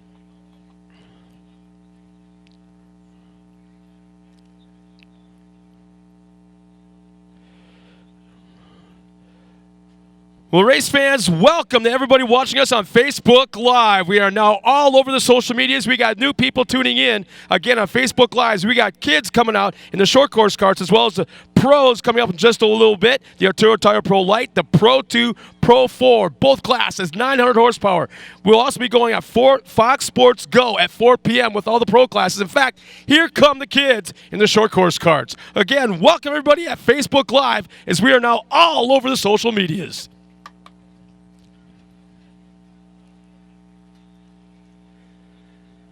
This is always one of the most fun classes to watch, as they range in age from, I believe it's 7 years old, up to, I want to say 14, I think is the oldest that's on the track right now. And this, without a doubt, is the largest field of short course carts that we've ever had at any racetrack. And look at them.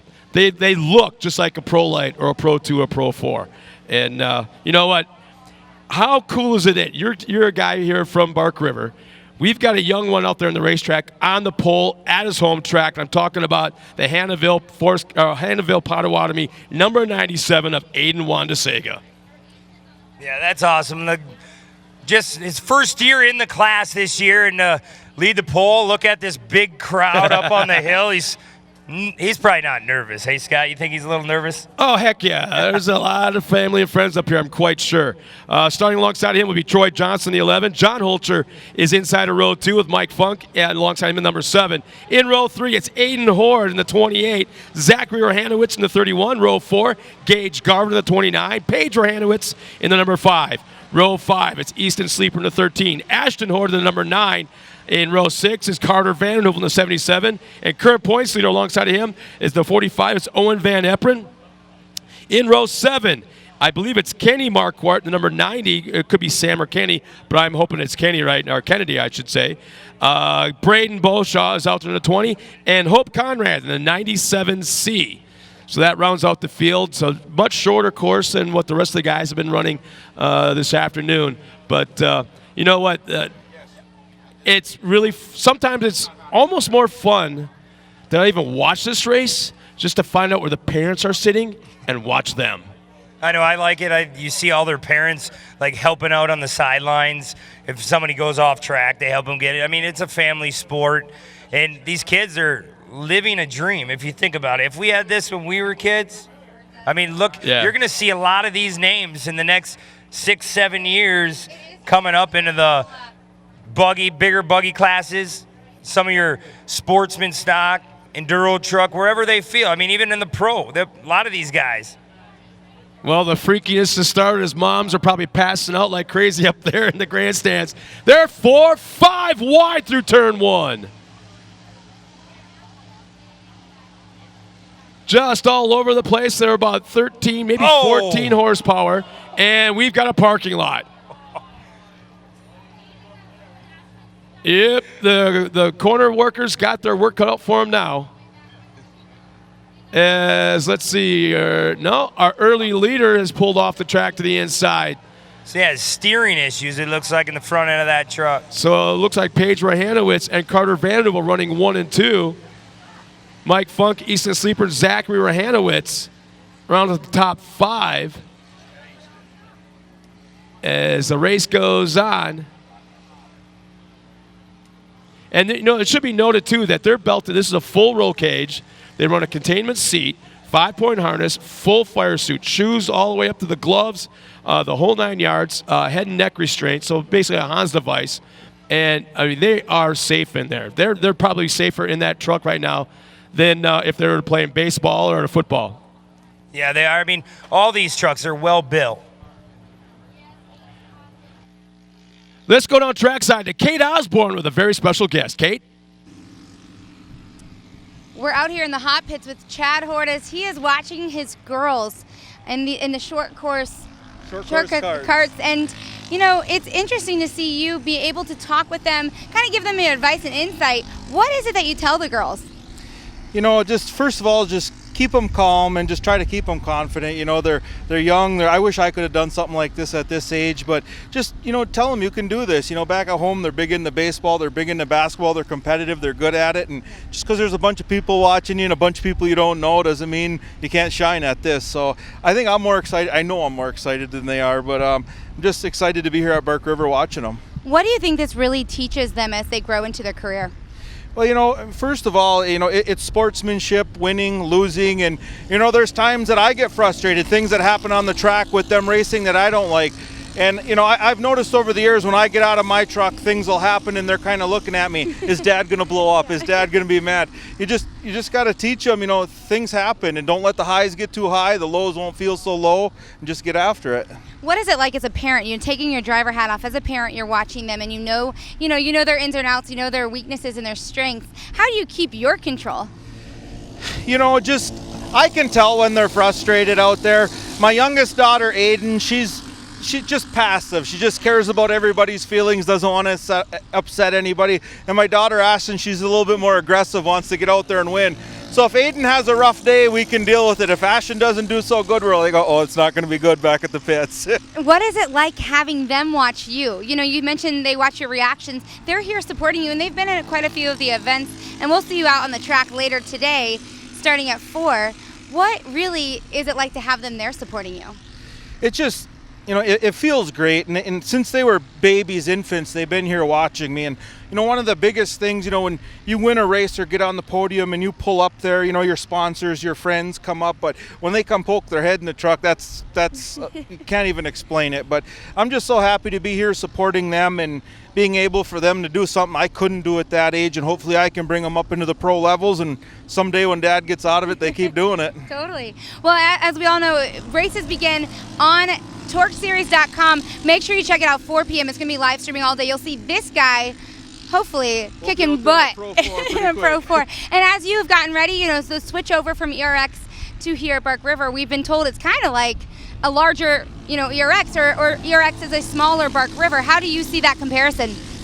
Yeah, you know, Bark River, it's got a set of legs where you can go open it up on some of these straightaways, but yet there's tight technical stuff and holes form, so there are some similarities to ERX. You know, we struggled a little bit at Crandon, went to ERX, had 2 podiums, got 2/3, and coming here to Bark River now, I think we can carry the momentum. And them Greaves boys are fast, but we keep digging, trying to get at them. You sure do. You do a great job getting after them.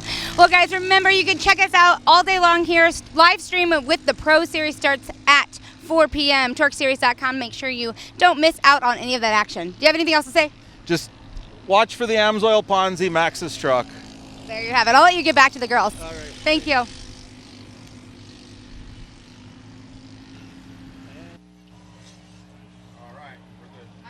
Well, we're back. Thanks a lot, Chad. He's always a fun guy to listen to. I mean, he's got such a great perspective. And, yeah, it took the first half of the race, but he gave a perspective that I didn't even realize or think about, not only as a father but as a race fan watching the kids out there. So, Chad, great interview. Kate, thank you so much. The competition is out. And our current running order now is Easton Sleeper, Carter Vanderbilt, Paige Rahanowitz. Paige led for a majority of the first half of the race.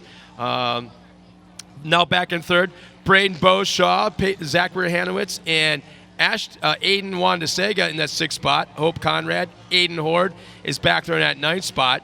Ashton Horde is running in 12th. So, you know, they've been they're front runners. They're in the top 5 cars. Both the Horde girls. But it's so neat. I mean, I can't imagine what it's like to Chad Horde. He's a 3-truck team owner.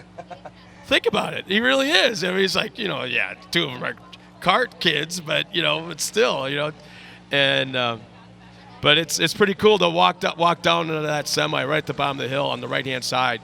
It's such a huge program. It's such a neat thing, and the whole family is there. So congratulations, Chad. Parked under the same awning. Yeah. I mean, they're not behind the trailer. He has his girls parked right up there with the Pro 4. And I remember all the ERX. attention. I walk up the ERX, and there's Chad's truck just absolutely tore apart on one side of the semi underneath the awning. And here's Ron, his dad, and Chad working on the girls' carts. and meanwhile, his Pro 4, you know, $300,000-$400,000 race truck is absolutely just shredded, tore apart, but yet they're working on the carts. Girls first, right? Absolutely, every time. So we're about to go back to green flag racing with Easton Sleeper up front, Carter Vanderbilt 2nd, Paige Rahanowitz in that 3rd spot. And you know what? Hometown girls, Aiden Horde right now in that 9th and Ashton in 12th. We're back to green flag racing. We're underway. Braden Beaushaw started 14th. He's in the top 4, going for that 3rd spot underneath Wahanowitz. Here comes, Beaushaw on the outside trying to get around Wahanowitz. And how about this? Wahanowitz ducks inside of Vandenheuvel. Van Eprin starting to get in the mix. Oh, man, Carter's not going to like that. He never lifted. He didn't break at all and spun himself out. He'll lose 4, maybe 5 spots as here comes Wandesega now to the outside. Once again, we want to welcome everyone that's tuned in for the first time at Facebook Live as we're going to be going pro racing at 4 o'clock at Fox Sports Go as well as right here at TORCseries.com. Man, I tell you, that was a little bit of a flex right there by Paige Rahanowitz. Ducked inside of Carter Vanderbilt, made the pass.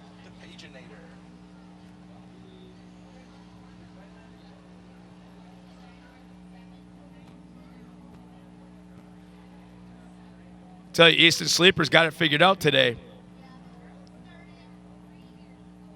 Nice job on that very, very colorful truck running up front. Out of Rhinelander, I believe it is. Someplace in that area up there. Look at the battles. Yeah, how about Boshaw trying to come up on the back of Werhanowitz now? And there's our current points leader in this class. Owen Van Eperen in 4th. Started way back in that 12th spot. Right now running 4th.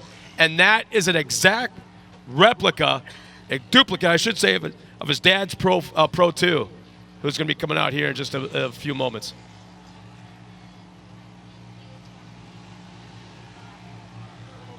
White flag is out. It's going to get dicey pretty darn quick.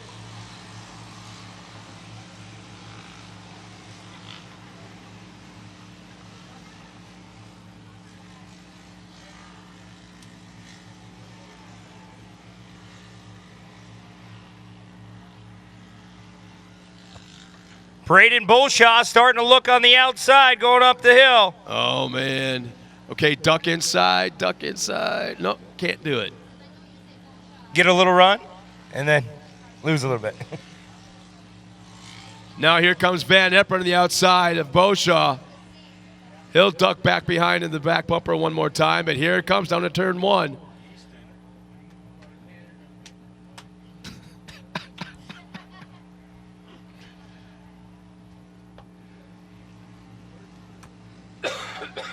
Easton Sleeper, Paige Werhanowitz.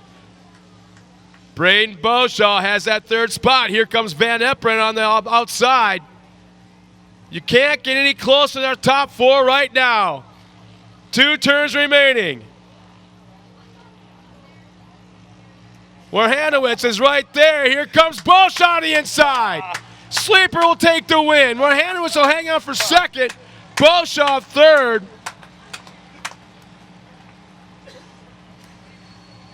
That's awesome. That's, you know what? They beat each other up on the racetrack. Well, you kind of saw that right there. But yet, I guarantee you this, 20 minutes from now, they'll be out of their trucks, in their shorts and T-shirts, playing Frisbee or catch or football or whatever. Like, this never happened. There's no chip on anybody's shoulders. They're not upset. They just had a fun time. Let's go play doorbell ditching or something, you know? Yeah, and you see a lot of these kids out in the pits, like you said, though, they're all hanging out with each other. If one wins, I mean, they're all competitive, don't get me wrong, but they're all high-fiving, and when they bring all the kids up together, that's awesome. I mean, it gives the kids motivation to go to the next level. I mean, they see all these big cars later on today, when they see the Pro Light, Pro 2, Pro 4 trucks. I mean, don't get me wrong, they're looking up to those guys, but they can go back to their house, take the body panels off, take everything off, clean them up, get them prepped for the next. No, they won't. Yeah. They won't. It'll be mom and dad. Or at least Well, dad eventually. going at it. Yeah. Eventually. I guarantee you this, there's about a half dozen or more going to jump on their Traxxas RC trucks and start messing around. Because their RC trucks match their kids' carts. Oh, yes. I mean, and how cool is that Yeah, at that age? There's our top 3. And I mean, some of these guys, some of these kids have like top flight name brand sponsors, because the sponsors realize, yeah, a race truck is a race truck is a race truck, but what the heck? Also, somebody walks up and they look at a $400,000 Pro 4. That's cool as heck. But what is this? Parked right next to it. It's a trophy. It's a short course cart. Everybody's drawn to that cart. So if I'm, the Armor, I want to be in a cart because that's what everybody's looking at. Well, yeah, I mean, you see Braden Bolshaw down there. It's a replica Jason Graves Pro 2. I mean, it's pretty bad when you can. It's so cool. People when walk you can past Jason's truck to get to the cart to look at that instead. Oh yeah, it's awesome though. I mean, but look at Braden. He looks up and like he can come up to the hill in his shorts and T-shirt later and cheer on Jason and be like, dude, I have the same truck as him. Yeah, a little price difference, but at the same time, he's enjoying it. Yeah, in fact, I hope to you get a quick word with Jason before the Pro 2 race, because that's a really cool story with a local guy running a Pro 2. So. Okay. I've been sucking up those things. Yeah, water would be great. Water would be great. Just water? Yeah, I'll give it a shot. Yeah. I'm okay. It doesn't sound good. Sorry. I know, I just want to help you. Okay. So, yeah. I'll get you more water.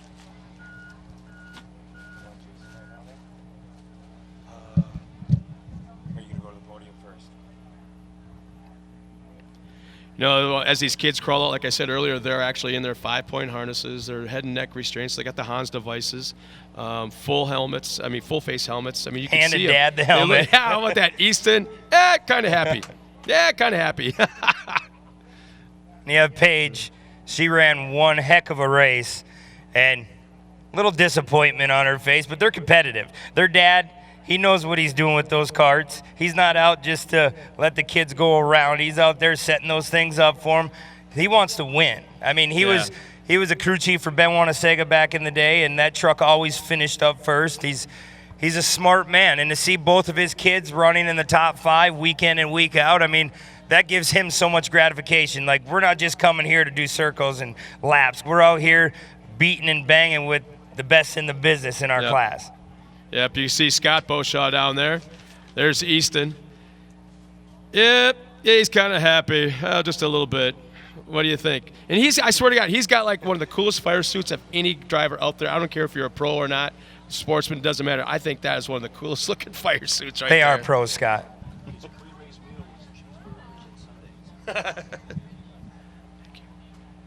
Yeah, I just found out that he's got a pre-race ritual meal, cheeseburgers and ice cream sundaes, every race.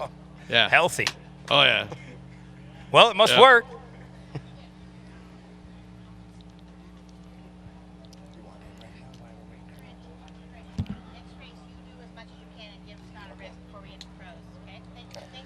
Yeah, no problem. And there's the quiet, meek Paige. She's so soft-spoken. You just kicked a bunch of boys' butts. I know there's a lot of women up on the hill going, yeah, girl power. Look at the smile on the face, though. Those boys better watch out, hey? Getting her stuff dialed in. They'll be chasing her the rest of the season. Well, if we get our top 3 finishers up to the podium, we'll get a quick word with them in a second. So there's Todd Sleeper right with Easton.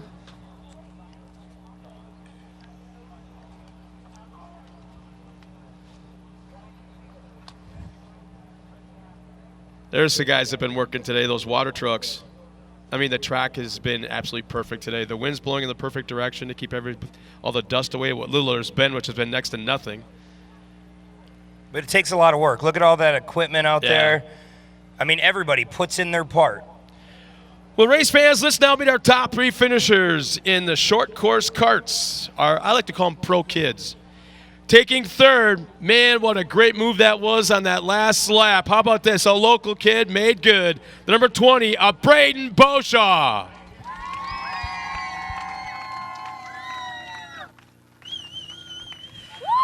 Congratulations to you. You pretty much started out in 14th and worked your way all the way to the 3rd place podium. How are you feeling today? I'm feeling really good. It feels good to get on the podium at a hometown track. I've been waiting to get on the podium this season, and this is going to be my first podium finish. That's awesome. Big congratulations. High five to you. Who do you want to thank for bringing you here today? I want to thank my mom, my dad, my friends, and my family, Armor Steel and Metal, Amsoil,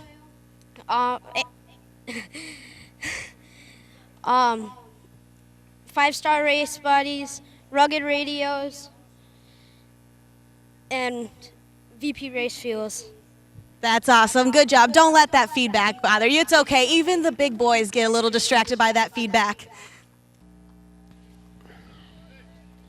Finishing second, this young lady's got one of the most prettiest smiles down there in the pit area. Not only did she get past earlier in the race, but she passed him back. So she battled back to get that spot back.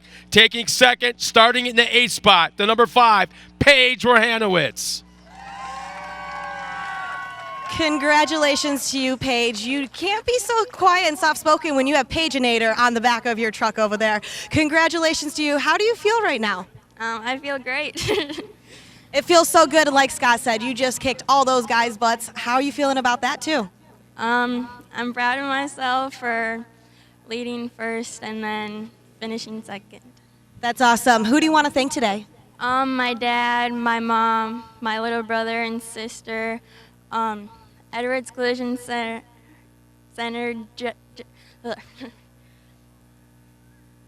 Hilltop RV, JR Dragster Parts, Amzoyo, and everybody else. Well, congratulations. Good job to you, Paige. More than welcome to hop out there on the second place box. Well, this next one might be a little, somewhat of a lengthy because this kid is, well, he's real happy right now, I'm quite sure. Taking the win, starting that 9th spot, the number 13 of Easton Sleeper. Congratulations. Hop right up there, Easton. I will hand this to you. Please don't fall, though. Oh, man. How are you feeling today? You know, it's a little bit different track than ERX comparative to here. Did you do anything to prepare differently for this? No, we just started sticking to my lines. Luke Johnson helped me. My dad helped me with my lines, and I'm just happy to be on the number 1 spot again. That's awesome. So how does that feel having a pro light driver help you find your lines like Luke Johnson? Really good. He seems to know what he's doing. He taught you pretty well as well. So did your dad. Congratulations. One more round of applause for these guys up here. Right back up to you, Scott. No. Ryan, come.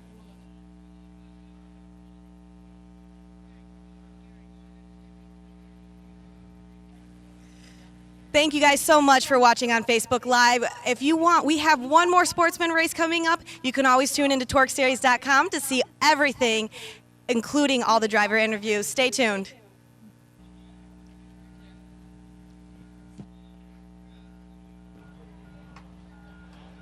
Thanks a lot, Tiffany. And, you know, once again, we got all our drivers up here from the pro ranks that, you know what, Jason DeGrave from right down the street here. It's been a long time since we see you on the track, and you're back. And not only are you back, but you're in the pro ranks. But not only are you back in the pro ranks, you have a crazy story to talk about this last week. Well, it was rough. I tried getting a hold of you several times, Scott, because we needed money. You know, we blew up a very pricey motor. It was our fault. If you blow up a Goodwin motor, you did something really, really wrong, and we did. But yeah, I was looking to get a hold of you for a loan, you know, to see if we could get back out here. But I got a drink token. I can loan you. That might work. I mean, food stamps, anything. Thank God Michigan has on our cans, there's a 10-cent deposit. You know, so we were able to collect enough cans, you know, to buy a very high-dollar Goodwin motor. And no, thanks to Jeff Kincaid, Keegan Kincaid, the Jenkins brothers, Chad Horde, everybody has really pitched in to help get me out here. We weren't prepared to be out here this year. We planned on just buying the truck. We've got a pretty good program, I think, put together for next year. We wanted to spend our wintertime testing so I could learn how to drive this truck. The first time we ever drove it was at Crandon, and we'd never driven the thing in the dirt, so that was our testing. And we're fortunate to come home with 2 fourths, and I'm not sure where I ended up in the cup race. I messed up right at the end, and Jenkins got around me. But, you know, we were happy. We had a good weekend. We kept the thing on all 4 tires, and we're just thrilled to be back in the game again. We're not in the game how we want to be in the game, but we're out getting some seat time, and we're getting amazing support from all of our fans and our friends and people messaging me on Facebook and text, and it's good to be back. It's been 17 years since I've been in a I was waiting for you to say that. Truck. Come on, man. You can. Yep, 17 years, and I'm pretty old, but I think I can learn it yet. You know, I think we can we can figure out how to do it. Well, the last time you were on the track was in a pro light. Yep. What was it like with the first time you got into pro 2? Because there wasn't a big learning curve for you to transition into it. But what was it like the first time you nailed the throttle in a pro 2 compared to that pro light? Well, I didn't push it too hard. You know, Jeff Kincaid, Keegan Kincaid, all those guys have been really coaching me on what to do. And, you know, fortunately, I'm old enough now where I listen, where I didn't years ago. But they said, just go out there, you know, don't worry how far you are behind. Just go easy and learn the truck until you know, speed up as you feel comfortable. And, you know, we were fortunate that Jeff builds really good equipment, and the truck was really comfortable to drive. And we're sorting out a couple problems with the steering. We may find out in the end it's just me, but we're working on that. And we had a rough practice yesterday. The truck didn't feel right. We made a bunch of changes, and we're going to go out there today and see how it goes. And we're just going to get some laps in, and hopefully we end up on the box somehow. Well, like you said, you know what? While we got a moment, I want you to hang on real tight because we got a special guest down trackside with Tiffany Stone. Tiffany? There's so many things that happen, and unfortunately, sometimes we do see some crashes. Let's take a look back to 2014 with Pro 2 driver, Mr. Ari Lyondike Jr. He was able to recover, of course, from everything, thankfully, but we always put our prayers out there and hopefully have a great race weekend. As he's recovered, everything's great. You're going to see him later in Pro 2 tonight. So after the restart, I basically dove in on the inside. I got to the inside of Mike Jenkins, and I knew I was in trouble when I got such a good run off the jump, and he seemed to stumble a little bit. So when we went off the jump, I jumped way further than he did, and as soon as we touched, I knew we were in trouble.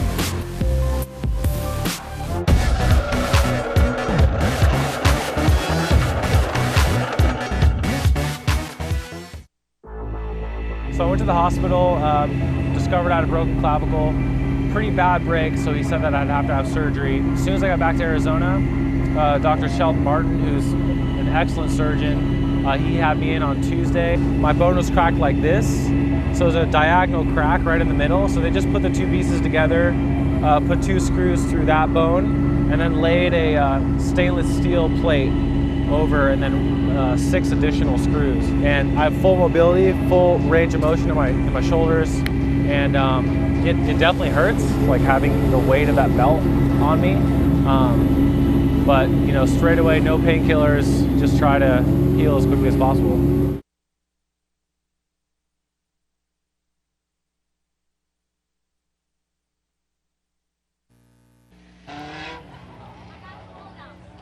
Well, Jason, that was Ari Lyondike Jr.'s first, his rookie season in Pro 2. Hopefully we don't see the same thing out of you the next couple races. But you know what?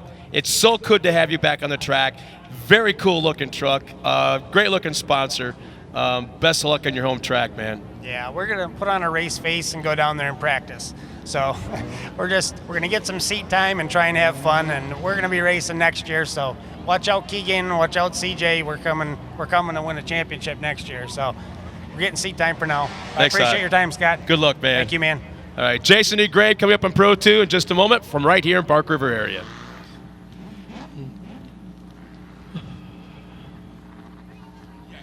Not for points or anything, just for seat time.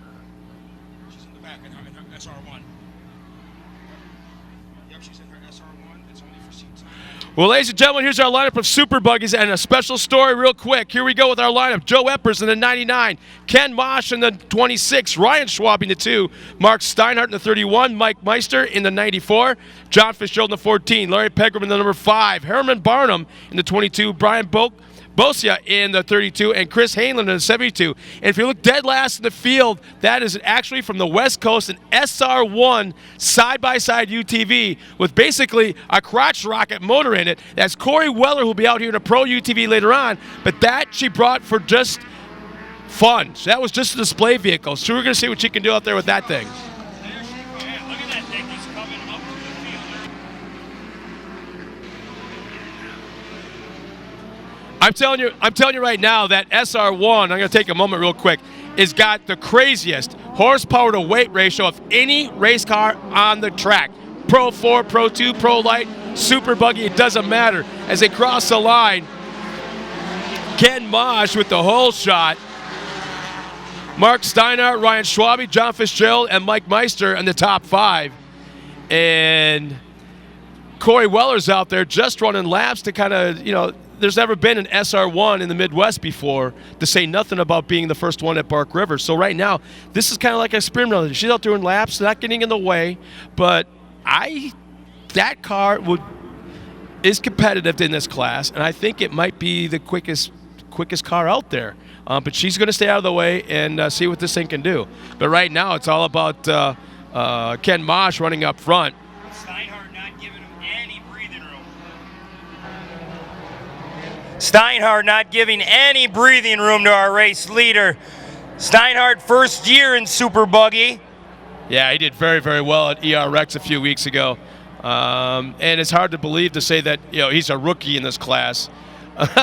He's got so many championships and even so many more wins in the single buggy division that was almost, come on, man, move up already. It's only been 3 decades, it seems like. Yeah, it's good to see. It's good to see Mark Schwabe and it's good to see Mark Steinhardt, in the second place position. I mean, it's when you say move up, I mean, everybody knows it's not easy just to keep working your way up. I mean, you do it with baby steps. And Steinhardt to be able to be running in second at Bark River, first year, kudos to him.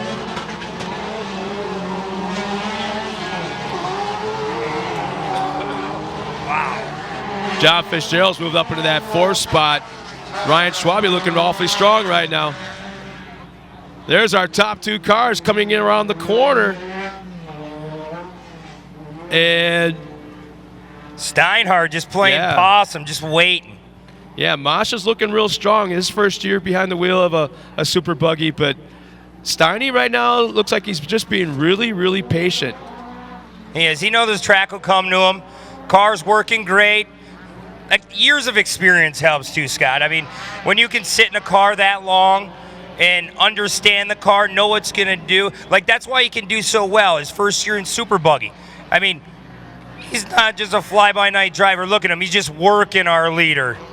Yeah, and those two have pulled away from the field. Mosh right now has probably got what I have to say is the rocket ship of this class. I mean, that's an actual, real carbon fiber body. It's not aluminum. It's actual carbon fiber. Without a doubt, I'd have to say one of the highest technology laden cars you're going to find anywhere in the country. That thing is just a scientific wonder when you look at the wiring and all the sensors and the technology behind that car.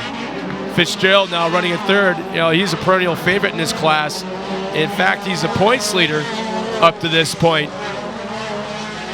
Johnny Fitzgerald, he took a couple years off from TORC, and now he's back here. It's great to see him back here in Bark River. He ran Lucas Oil for a couple years, and it's great to have car count. This Super Buggy class, it's growing. Yeah, him and his dad had run the single buggy division for so many years out of Omaha, Nebraska. And I just wonder, is Steiny really being that patient right now, or is Mosh that fast where it appears Steiny's might be faster, but not quite fast enough to make the pass? Yeah, that's one thing. One thing is to catch a guy, and another thing is to make a move. But when you can be patient and wait your turn, you can capitalize. Right here, Steiny getting a nice run off the top. Watch him try the outside, inside, probably our old finish line turn over by the road coming up. Steiny is just sitting there. I mean, he is being patient, but he wants to win. But you have a second half to race coming up here shortly, and he'll put it all together and watch. He'll lay it all on the table. So now it looks like Michael Meister running that 4th spot. He's coming up on the back of Fitzgerald. He's getting kind of racy. But you know what? Don't count out Larry Pegram running in that number 5 Popcorn Sutton's entry. He has shown flashes of being fast, and it looks like that car may be set up for a drier track, so he's kind of struggling right now possibly. But he's always quick, without a doubt. But something always seems to creep up on him and bite him at that moment that's so not right. I mean, it's just one of those deals where he's so close to a top spot in the box. Mosh is still holding off Steiny as they get to the top of Cooper Tire Hill. Steinhardt just being patient. I mean, you can say it 100 different times, but until you're in a car, watching the track develop, go away, come back. I mean, like when you talk about early setups, I mean, you could set your car up, like you said, for a wet, sandy, rocky surface, but then at the end of the race, it's blue grooved. You have to have a tire that'll stick and turn. I mean, Steinhardt, he's just as fast, if not maybe faster, but just waiting for that opportunity. But Fitzgerald, he will be there The mandatory caution is coming out this time around, and we're going to see a whole new race, Scott. Yeah, they're going to bunch up. In fact, Pegram now is getting awful quick. He's getting racy. Here they come across the line for the competition yell. It's going to be Ken Mosh, Mark Steinhardt, John Fitzgerald, Michael Meister, and Larry Pegram in our top 5 as they cross the line.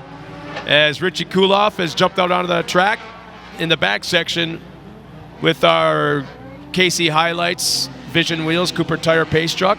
As the rest of the field comes across the line, there's Ryan Schwabe. Just listen to that, Corey Weller's car. That's just, it's amazing. It's cool to see. Yeah, it's a really ticked off bumblebee sound to it. And when you get like 15 of those things on the track, oh boy.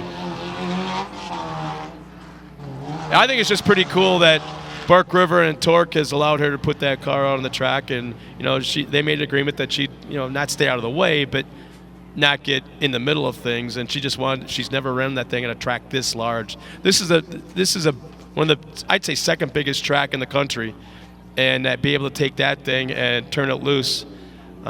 She's holding back, I can guarantee you. I know she's holding back. And yeah, when you if see she her let drive, that thing rip, I think she could work her way probably in the top 5. I can guarantee you that. Yeah. But, I mean, for safety reasons also, I mean, you got to think, those cars are open wheel, big cars. If she tangles with one of them, I guarantee she's going to go for a little ride. yeah, the power to weight ratio is just ridiculous.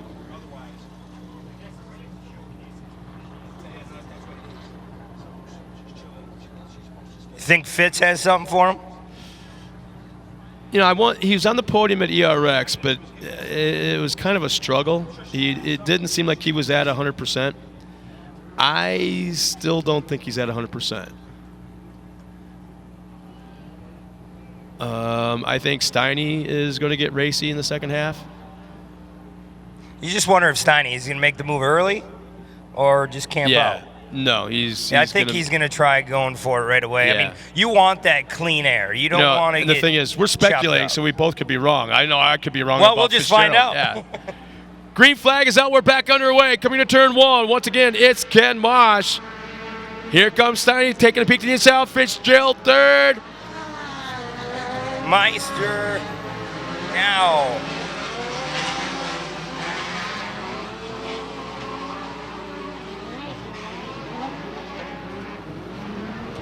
Our leader opening up about 5-6 car lengths. Let's see Steiny try to run him down, but Fitzgerald all over Mark Steinhardt going in the back.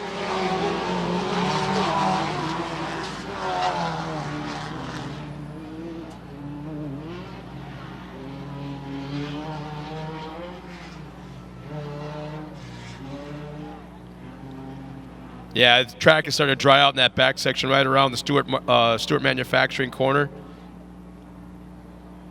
And in a bright sun like this, that plays a factor. If you're in that dust, you can see how hard it is to see on the big screen. And if it's hard to see there, it's even harder to see on the track inside a car. So Fitzgerald's taking some peeks here and there. He made up a ton of ground in that last corner. He went from about 5 car lengths back in third to 1 car length back, and now he's taking a peek the inside of Steiny. Now, in battles like this from second, third, and fourth, how valuable is a spotter telling you what's going on? Can you hear the trucks around you or the cars around you and know where they're at, or is it all up to the spotter? Oh, Meister goes around. 4th place. Just like that, one mistake, you're back in 8th, 9th. But Fitzgerald, our leaders, Steinhardt, I mean, they opened up their own little breathing room if you look at it. I mean, 3-4 car lengths.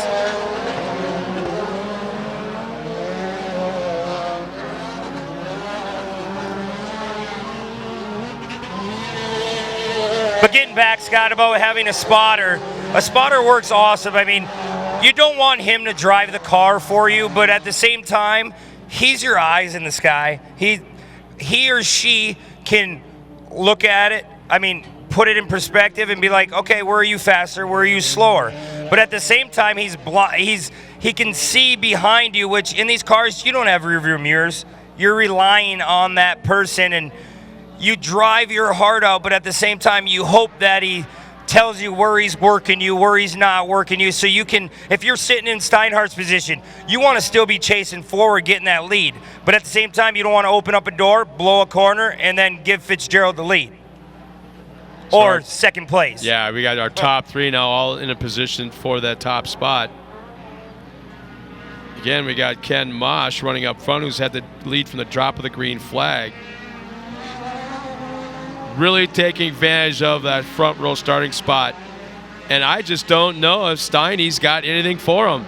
Fitzgerald appears to be a little quicker than Steiny, but not quick enough to get around. That same scenario. Same scenario, Scott. You can get up on a guy, but at the same time, you have to pass him. So if you can run your line, run the quick line around here, it's hard to pass, but you wait on it. But the track's beautiful. I mean, there is dust here and there, but you're going to get this on a beautiful day here in Bark River. Mosh is looking so good, too. He hasn't made any mistakes. I haven't seen one situation in a corner where he's had a problem. No over rotations, no missed shifts. I mean, that's all it would take right now is a slight over rotation or a quick miss of a shift, and these guys will not only be on him, they'd be around him. That's how quick it happens. And I just haven't seen any mistakes out of Mosh yet. No, calm, cool, and collect. I mean, when you're out front, it might seem easy because you have fresh air, but at the same time, you don't hit your marks, you're a sitting duck.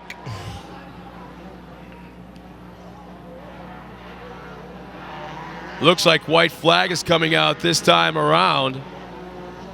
As if Mosh is making a mistake, it's the fact that going into some of these corners, these high-speed corners, he's opening up that inside line just a little bit. And if Steiny was there, he definitely would take advantage of it. But that is like the only problem I might see kind of happening. Yeah, he's ran a phenomenal race. And look at Fitzgerald. You're going to see Fitzgerald make a dive bomb move coming up over the hill, probably coming back in front of the spectators. But like we said, our leader, he's drove one heck of a race today, and he's earned it. I mean, for one thing is the lead, another thing is the finish on top.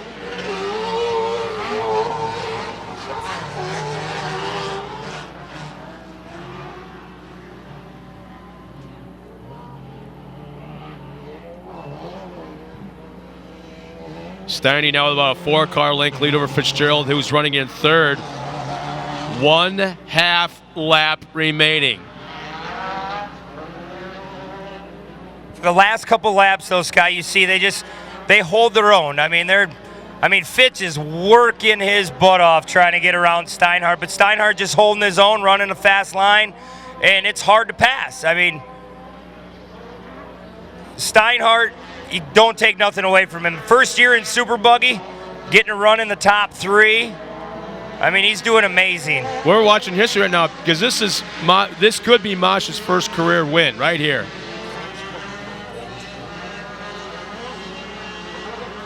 Going around lap traffic, guess what? He's going to do it, taking his first career win across the line. It's going to be the 26 of Ken Mosh, second the 31 of Mark Steinhardt, and third, the 14 of John Fitzgerald. And his string of podiums continues. We're going to be back in just a moment with our top 3 finishers.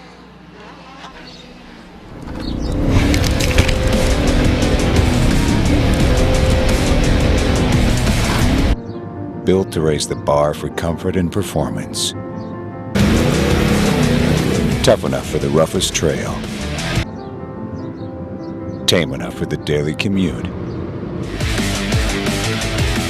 The all-new Maxxis Razor MT. A more refined mud terrain.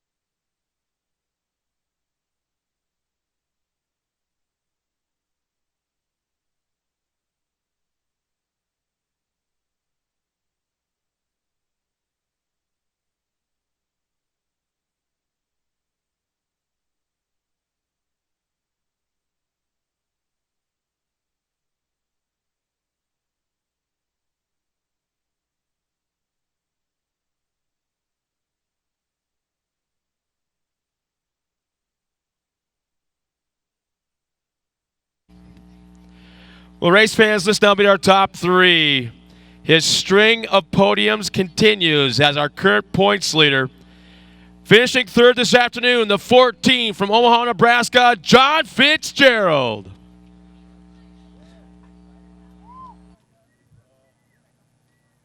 Congratulations to you, John. I had heard that back straightaway over there is drying up a little bit. Can you give a little insight on how the super buggies are holding up? It was dry. I couldn't see anything. I was just getting roosted the whole time. I couldn't see the corner. It's the fastest corner of the track, and I was just kind of aiming for the roost because I knew if the roost was there, that's where they were at. So I was just keeping it pinned and trying to do what I can do, and it just kept digging. Didn't quite have enough today. We had a few weeks ago from Minnesota. Did you do anything to the setup? Yeah, we change. You know, every time we come off the track, we're changing stuff, and we're doing some homework for Crandon. We want to come back. We don't like this third stuff, and we want to be on top. And I couldn't do it without rigid Lumacraft race cars, Adam Wick motor, BFG tires, Weddle transmissions, power steering solutions, all the other guys that I forgot, JJ and Chris and Dan Jr. in the spotter stand, Nate, everybody helping me out. Couldn't be here without them. Congratulations. Take your spot right around the third place box. Well, ladies and gentlemen, you recognize this name if you're any kind of an off-road race fan. For years, he's been in the single buggy division, multiple race wins, even more championships. He's moved up into the super buggy division, finishing second, another podium, Mark Steinhardt.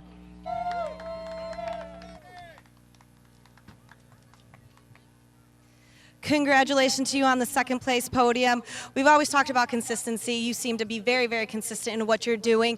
What is the mindset going into something like this? Do you take into any consideration what happened at ERX, or you just simply think about this day to itself? No, each track is different, and each setup is different for the track. So what happened last weekend doesn't matter. What happens this weekend is what matters. So, you know, we made a few changes on the car after some practice this morning and yesterday, and it worked well. Ken drove a hell of a race. I couldn't get around him. He's doing a great job for a rookie driver. Unbelievable. Congratulations to him. Well, it's always so good to see you here. Who'd you like to thank? I got to thank Mike and Michael Meister for putting this program together. Ponzi, Never Lift Apparel, Todd's Automotive, Fastenal, VB Race Fuels, BF Goodrich Tires, everybody that helps us to get here. I think Bark River did an awesome job on the track. Unbelievable what they do up here year after year, and it just keeps getting better to come up here. Well, it's always good to see you. Congratulations. Good luck tomorrow. Thank you. Hopefully we'll be back up here tomorrow because I have one more spot up. Congratulations. And race fans, it's always fun to introduce to you a winner in his first career win. Today that goes to number 26 in his first career win in Super Buggy, Ken Mosh. Congratulations to you, Ken. I have to correct Scott. This is your second win. You just took ERX.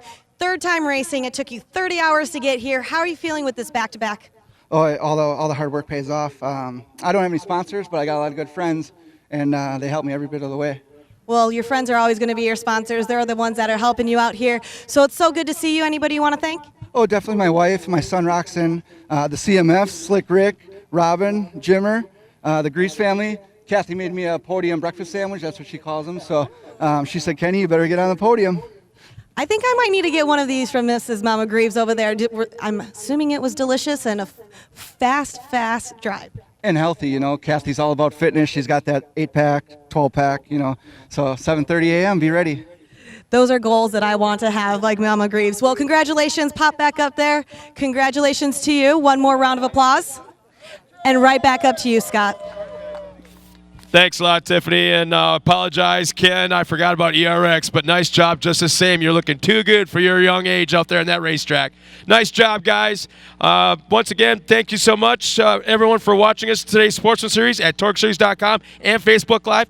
Thank you again to everybody for watching us today, Sportsman Racing at Facebook Live and also on TORCseries.com. We'll be back at Fox Sports Go and TORCseries.com at 4 o'clock for pro racing. We'll be back then. See you then.